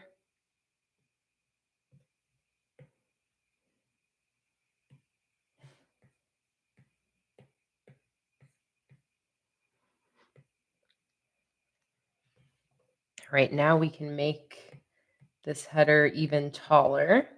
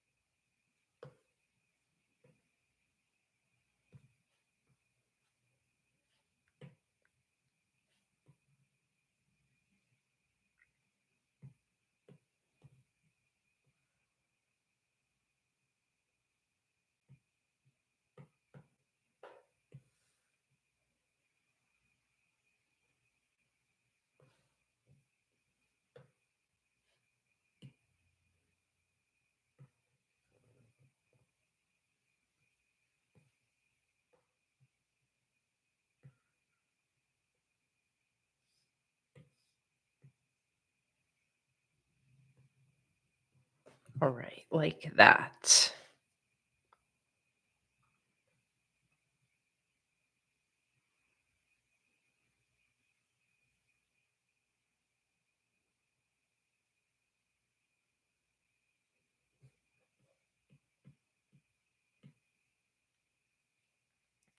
Courtney asked, "How do I care for my long hair?" I have no good advice, honestly. I don't do much to care for my hair.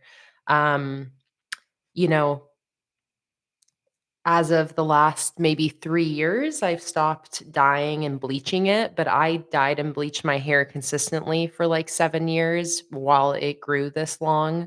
Um, I, uh I wash my hair maybe once a week. I don't use any special products on it. I would say the main thing about caring for my long hair is, like, the styles I wear it in. I try to use scrunchies that don't tear my hair as much. I try to, when it's feeling dry, I'll try to, like, wear it in more protective styles, like braids. Um but yeah, honestly, I think a lot of it is just like a, born with it type of thing with my hair. I really don't treat it in any special way to get it to grow this long. Um, just sticking it out with not cutting it, especially when you get to like that past the shoulder length. I think that's when a lot of people, and that was me for many years too, get to the point where uh you're like, okay, I'm freaking over this, cut it short again. Once I got to a certain level of length, it became really easy for me to just stop cutting my hair because I just wanted to keep growing it long. Um but yeah, I unfortunately don't have any good, like, tips or advice for people, when it comes to growing long hair. Like, I just have super, super thick hair, so it's not even like I don't have breakage and whatnot. Um, I do, but I have so much hair on my head that I think it just, like, all evens out, you know? Uh, but yeah, unfortunately, not a lot of great advice that I can give besides just, like, not cutting it. I don't use heat on my hair, I don't really, like, I don't never straighten or curl my hair ever. I blow dry my hair maybe once every few months. Um, so there's those basic tips, but nothing special.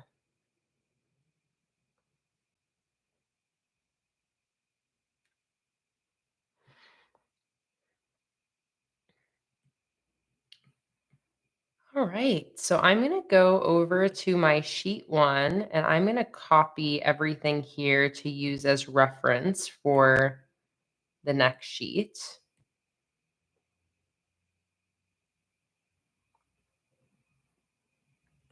Copy all.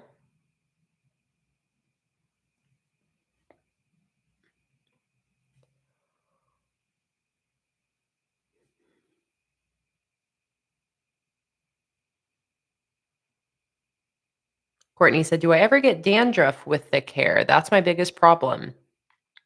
Okay, that actually I can offer a little bit of advice. So one thing about having really long, thick hair is when I do wash my hair, and maybe this is just what anybody does, but when I wash my hair, really I'm washing my scalp. I do, my hair being so thick and so long, I definitely, if I'm not taking care of my scalp, I can get dry skin flaking. I don't know if technically, like, what's the difference between dandruff and just any other, like, dryness on your scalp or buildup on your scalp.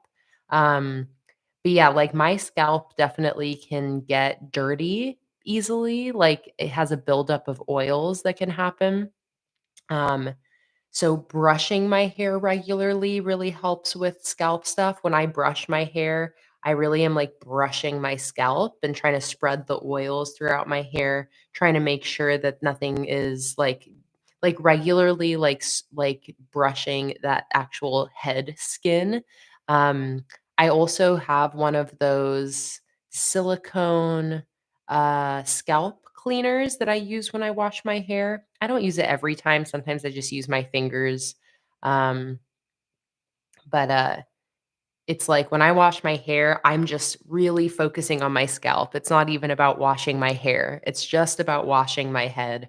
And that is what over time has really helped with like any sort of dryness, buildup, dandruff, anything like that. Lots of like scrubbing and like, lots of this, like when I'm washing my hair, really getting into my scalp. Cause yeah, dandruff and just general like when you have really thick hair, you just have a lot more sitting on top of your head. So, really focusing on your scalp is important. And I guess that probably also stimulates hair growth as well. More blood going to your head, stuff like that.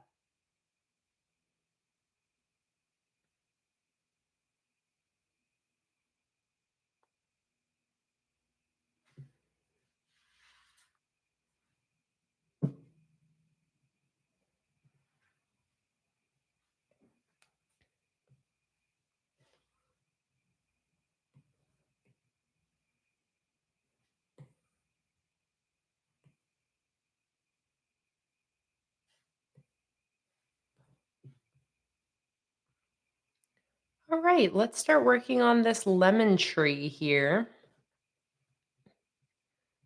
Paste this in for reference. I have our little sketch illustration here. So I'm going to start off with the pot at the bottom of the page. So let's do a new layer. Let's grab my stone base color.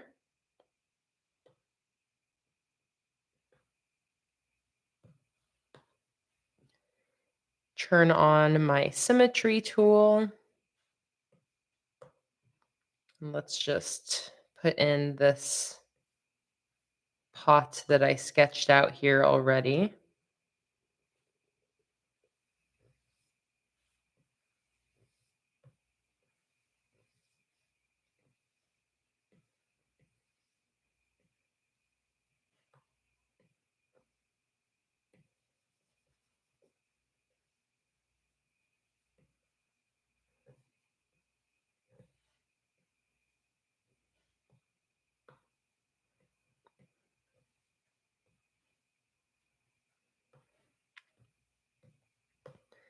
Grab some shading colors.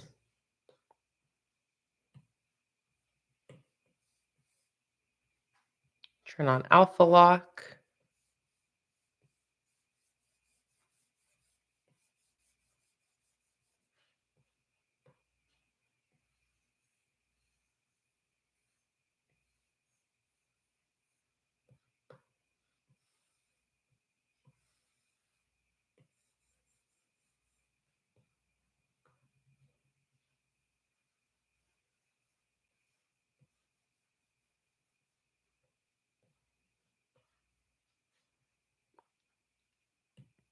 Let's turn off symmetry now so I can do some, again, like directional shading.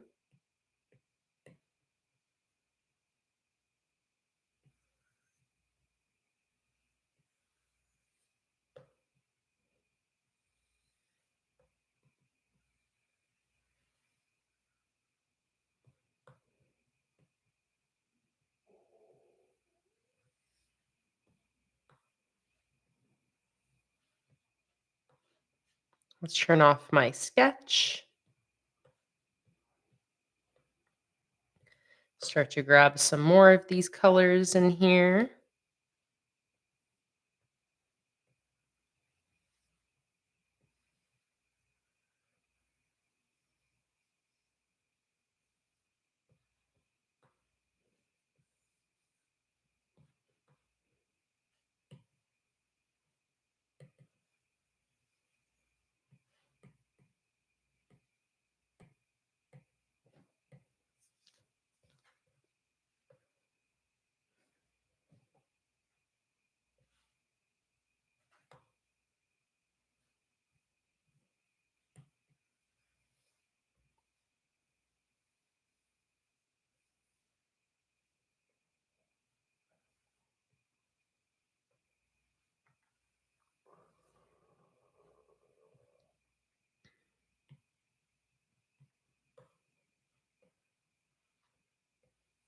I don't know if you guys can hear some of the crazy sounds my stomach's making right now, but apologies if you can.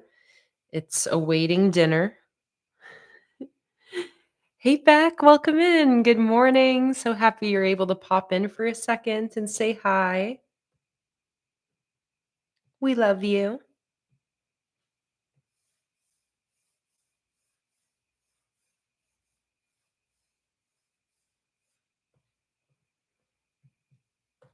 All right, I'm going to do a design now on my pot here, inspired by the bowl on the previous sheet.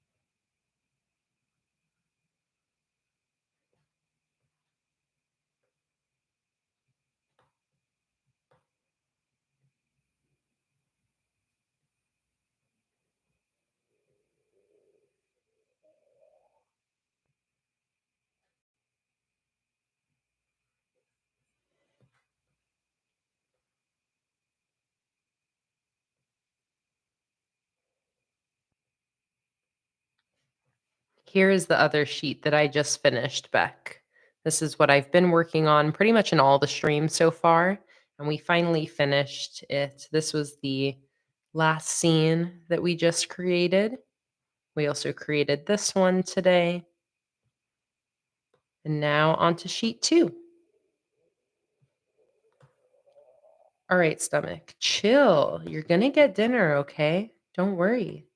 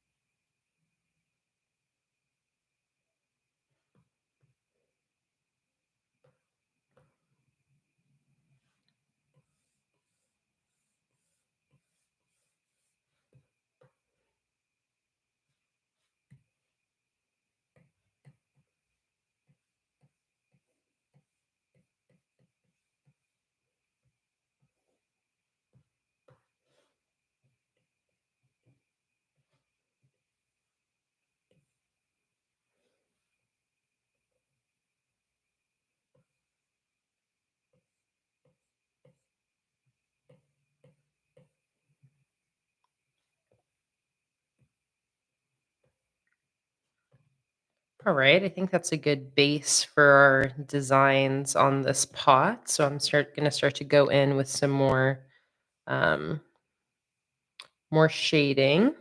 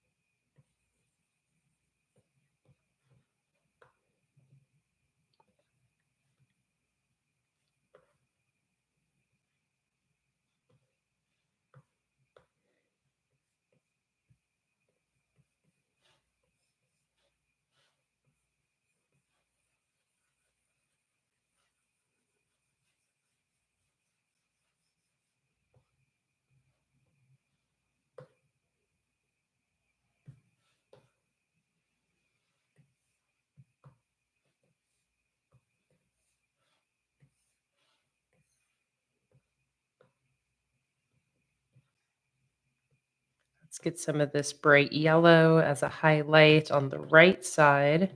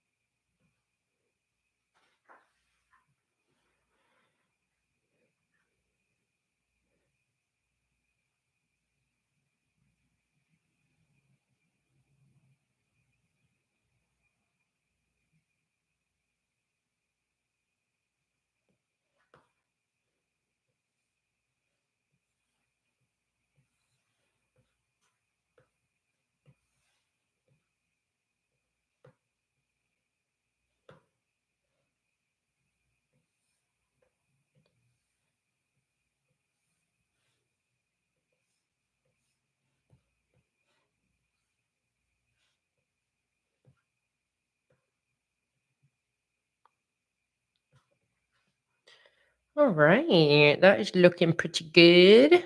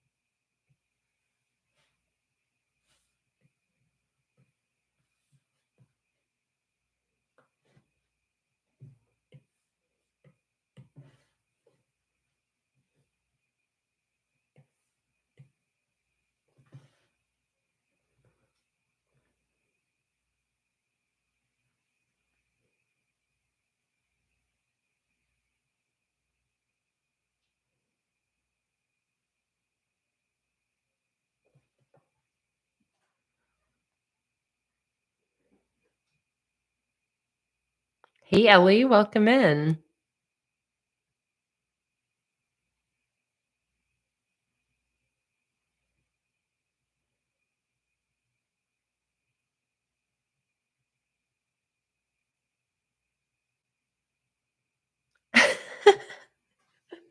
Okay, Cassie, but that's that's iconic behavior.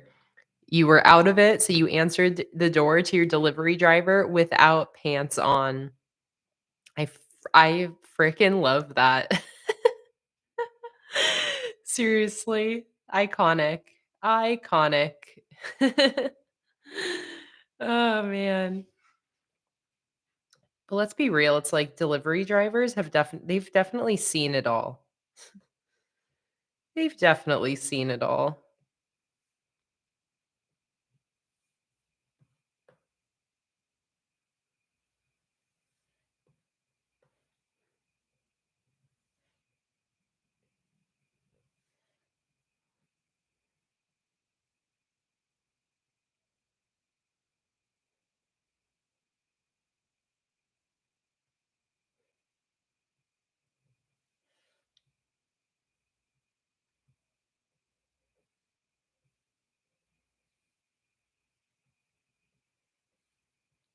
I see people asking if anyone got anything during the big Archer and Olive release that just happened, and I relate to those of you saying that the budget did not allow. Same here. I always admire the Archer and Olive new releases, but I very rarely actually ever order anything. So I'm on a pretty tight budget, and also just in general, I don't buy a lot of stationery items. I don't have a store of empty notebooks. I always I'm pretty bare bones when it comes to my supplies, and I just kinda use the same things that I have until they are dead, and whenever I need a new notebook, I'm always, like, very last second about getting it. I never really have one on deck, which I feel like is pretty rare in the planner space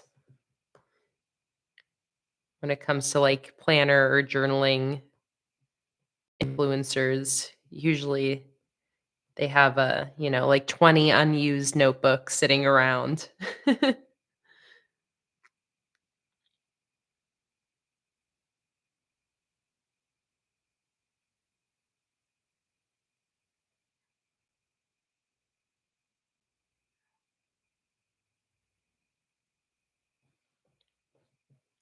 Alright, there's our pot. I like that. I'm gonna pull up my not Hulu, my Pinterest. I think I have a lemon tree, some references here.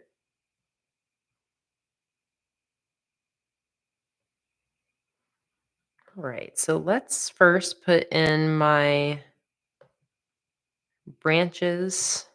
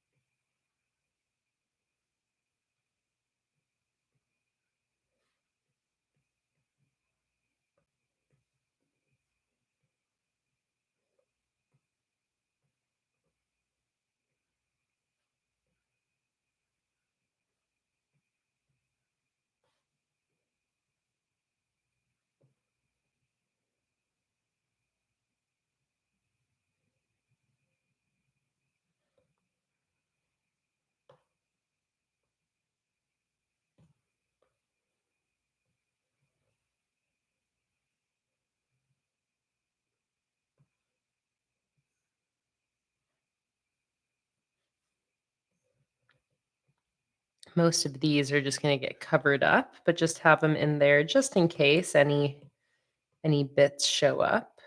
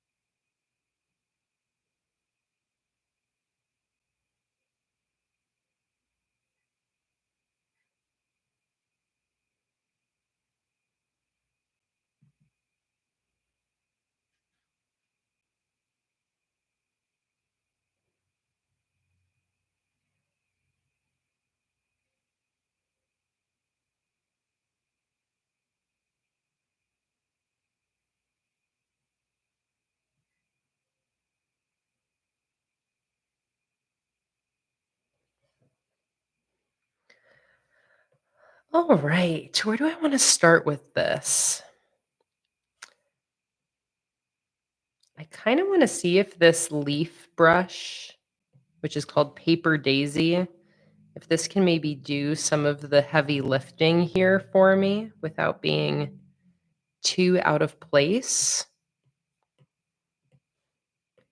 So let me see. I'm going to do a layer underneath here because I think I can kind of use this to like just fill in some space. Oh, this brush makes it way too easy.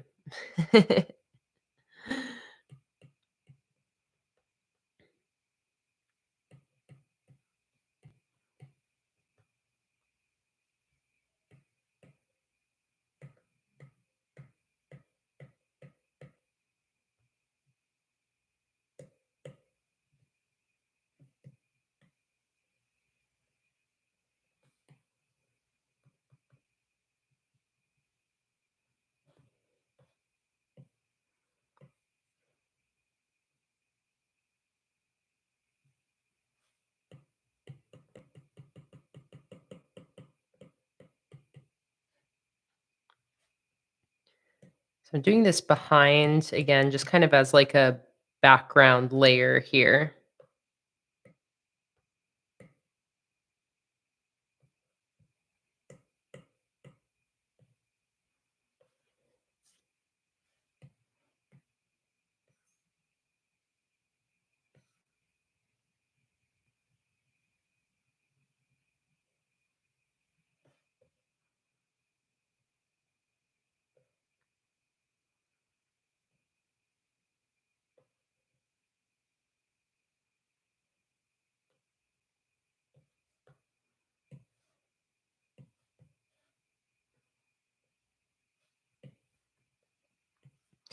And I want this back layer to also have a good amount of darkness in there. It'll be like a nice backdrop for the leaves and lemons that will be going on top. So we'll start like that. I'm good on this sketch now.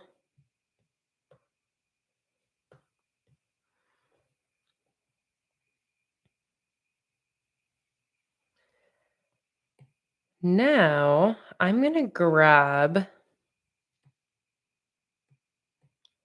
all of this stuff that I did, this foreground stuff that I did for this header here. I'm going to start with the lemons because I think I can reuse a lot of this stuff.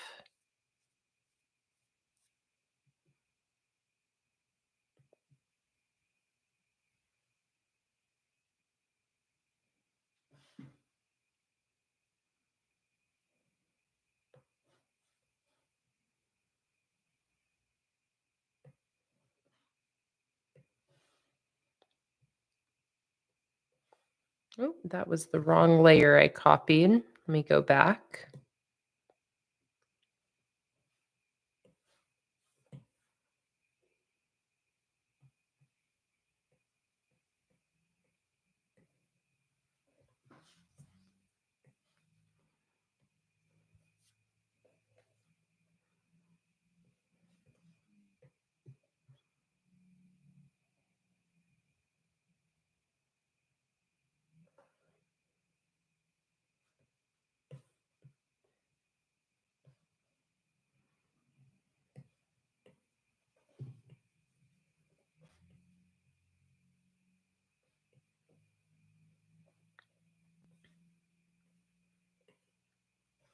Oops.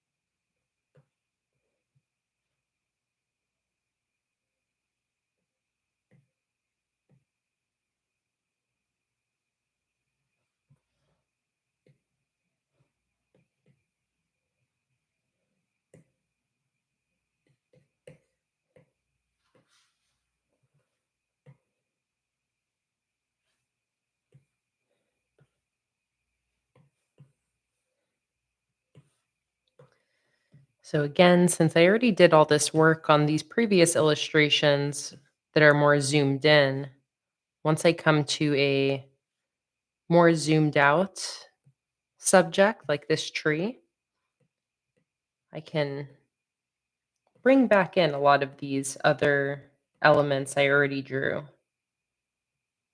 And since I put so much detail into them, since they were close up, it's nice because it brings an extra little bit of detail to these new illustrations. I will have leaves and stuff overlapping these lemons. For now, I just have them kind of sitting on top, but we will bring in some more layering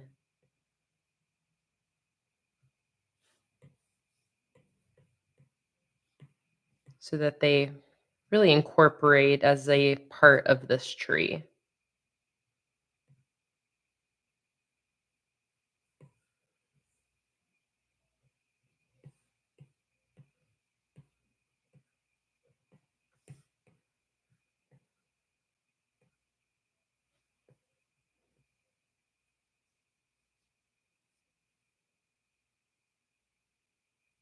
Bye, Holly. Thanks so much for joining.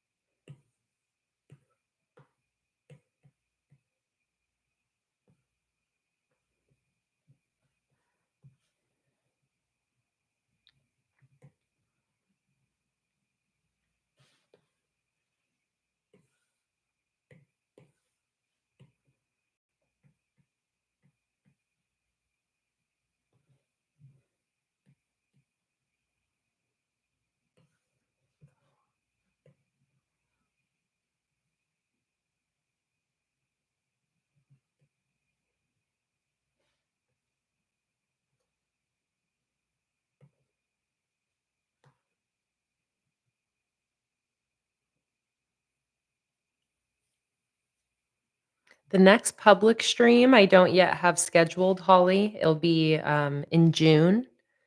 And I have 2 Patreon streams next week. But this is the last public stream of the month.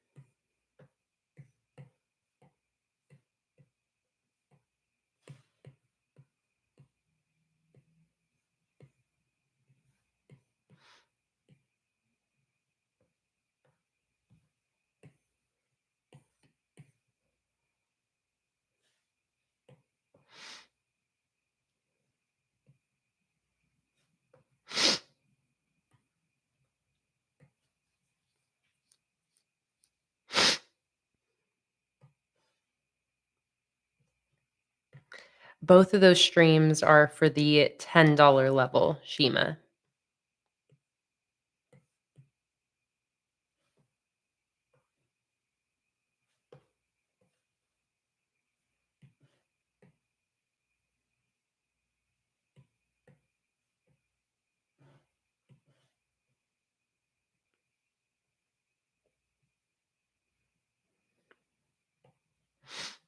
me go to this layer that has all of these leaves.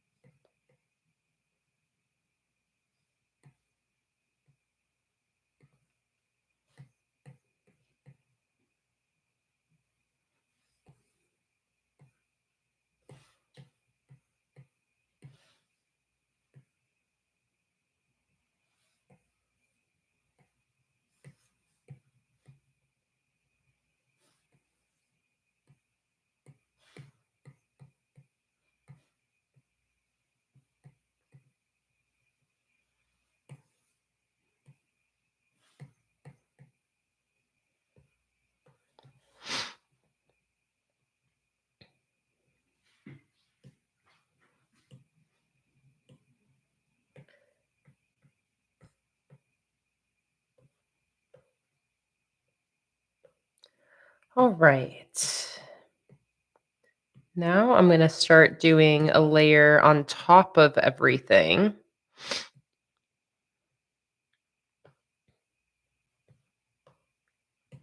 Let's see, do I want to keep using this or do I want to do my own leaves?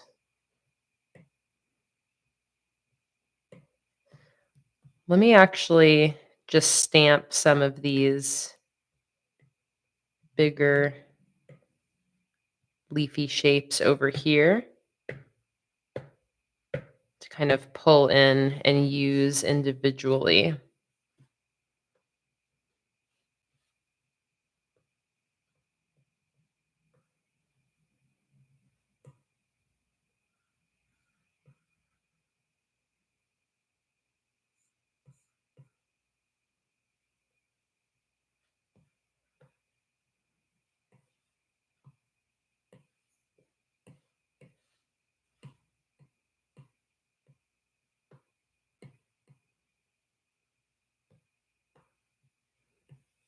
Then I'll mess with the colors of them next.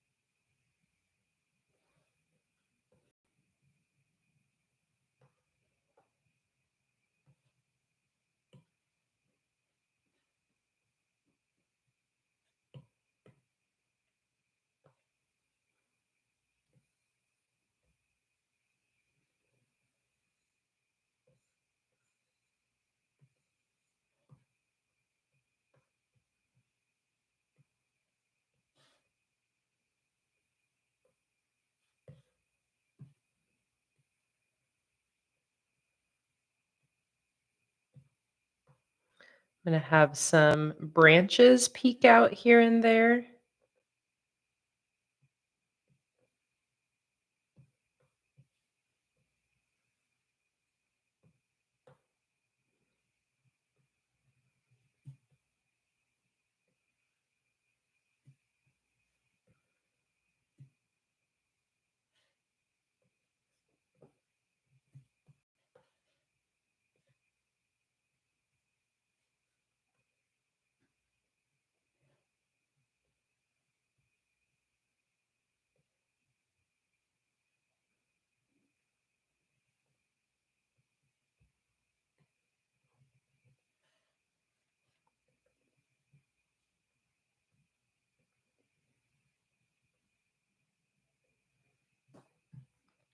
And what time is it? 6:30. Okay, I need to call it a day here soon and go eat some din din.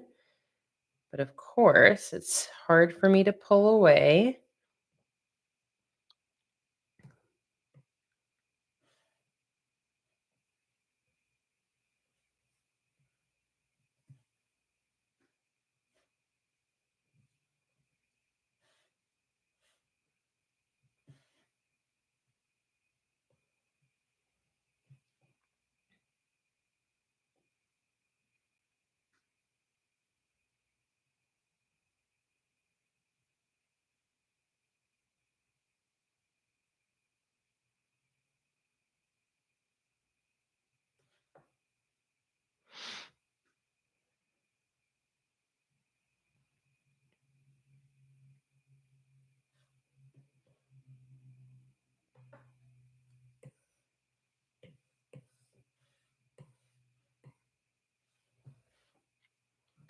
All right, let's get a bunch more flowers on here. So I'm going to go back here, find whichever layer has all of my flowers. This one. Copy that. Bring it over here.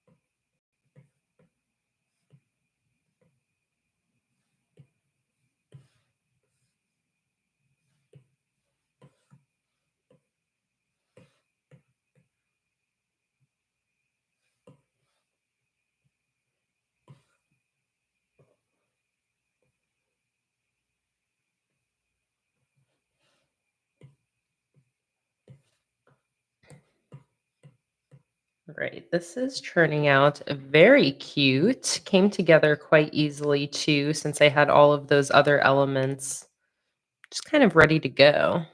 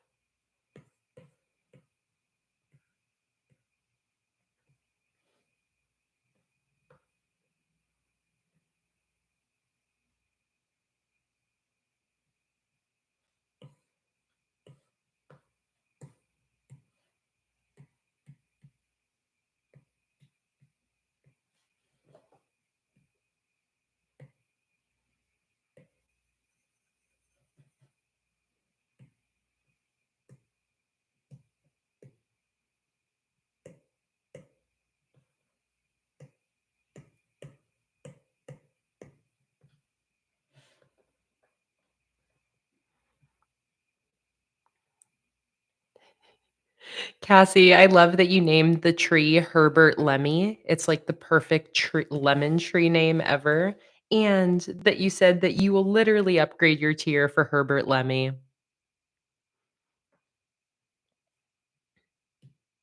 He is clearly our favorite, our little lemon tree,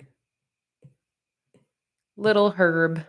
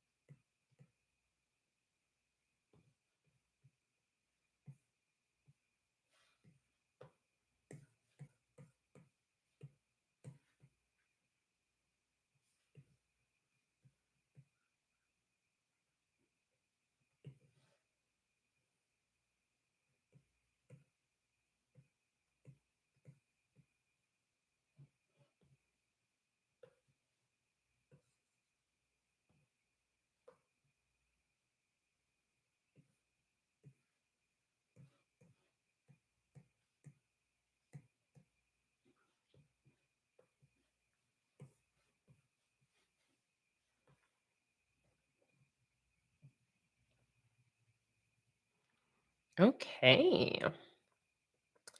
I really like that. I thought that would take longer to make this whole tree, but again, my previous illustrations came in handy in putting a lot of detail in here in not too much time. And the other thing that definitely helped was that leafy brush. I love that brush. I've used that brush in a lot of different collections. It's always really helpful.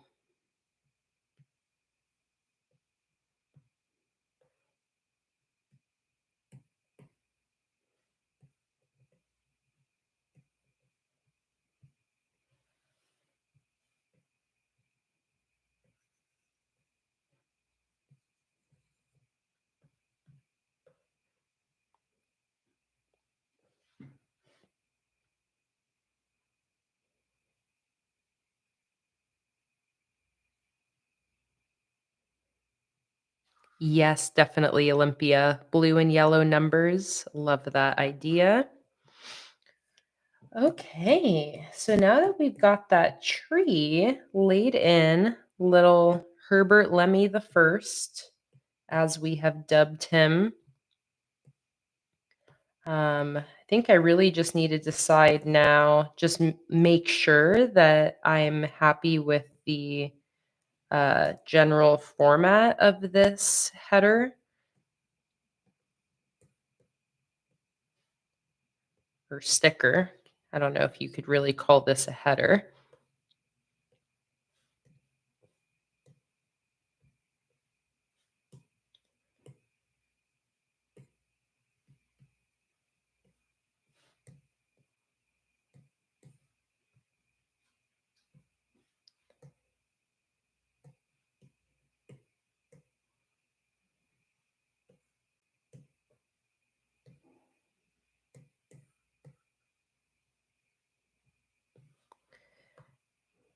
First thing I need to decide is how much I want this blue to come up.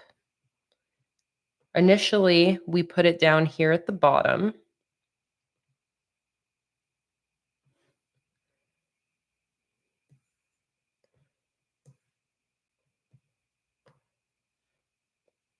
But now I'm kind of curious if maybe like it would look better in the middle. I feel like the part of the illustration that's getting a little bit lost is the actual lemon tree part, like the leaves and the lemons on top of that tile background. I think it's a little bit lost. So I just want to see about potentially doing something a little bit different. So let me do a little bit of wiggling things around here. Duplicate that, give this a full border.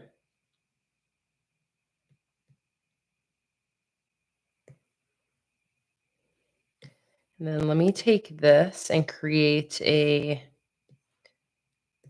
dual-sided blue background like that. And let me see about putting this in the middle here.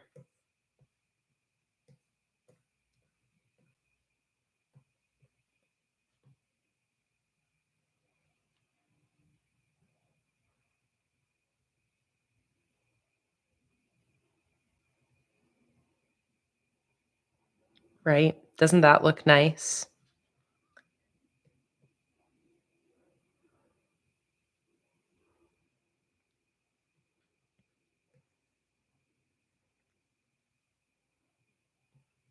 I feel like in the middle, it really makes that whole area pop.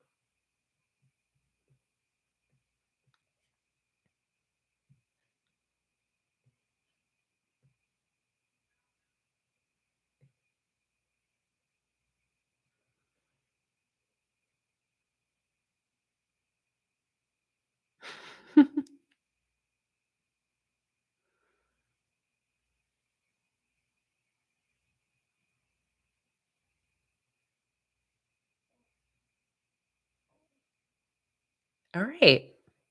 I feel like that looks really nice. I like that a lot. Um, yeah, I like that a lot. All right. Let me mess with the curves on some of these elements just a little bit.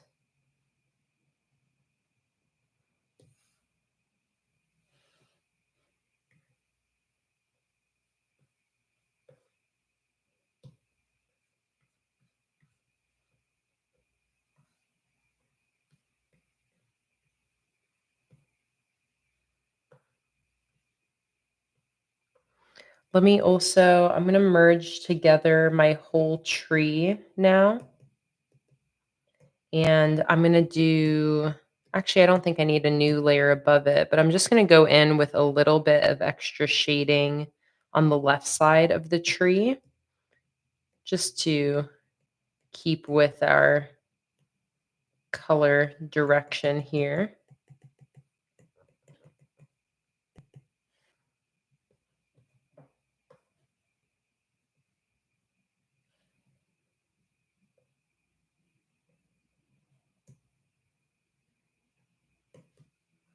Do a little bit of a yellower green along the edges of the tree.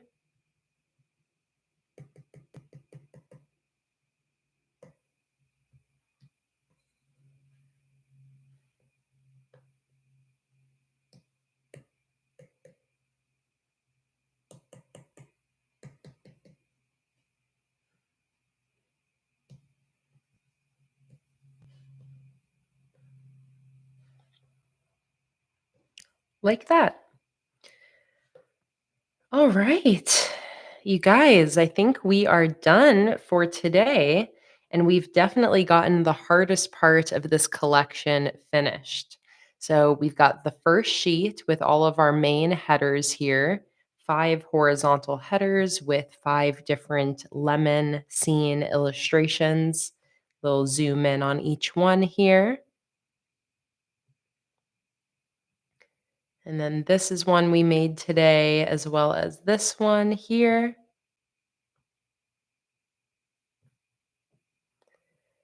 And then we've got our little Herbert Lemmy the First, our adorable little lemon tree on this vertical sticker.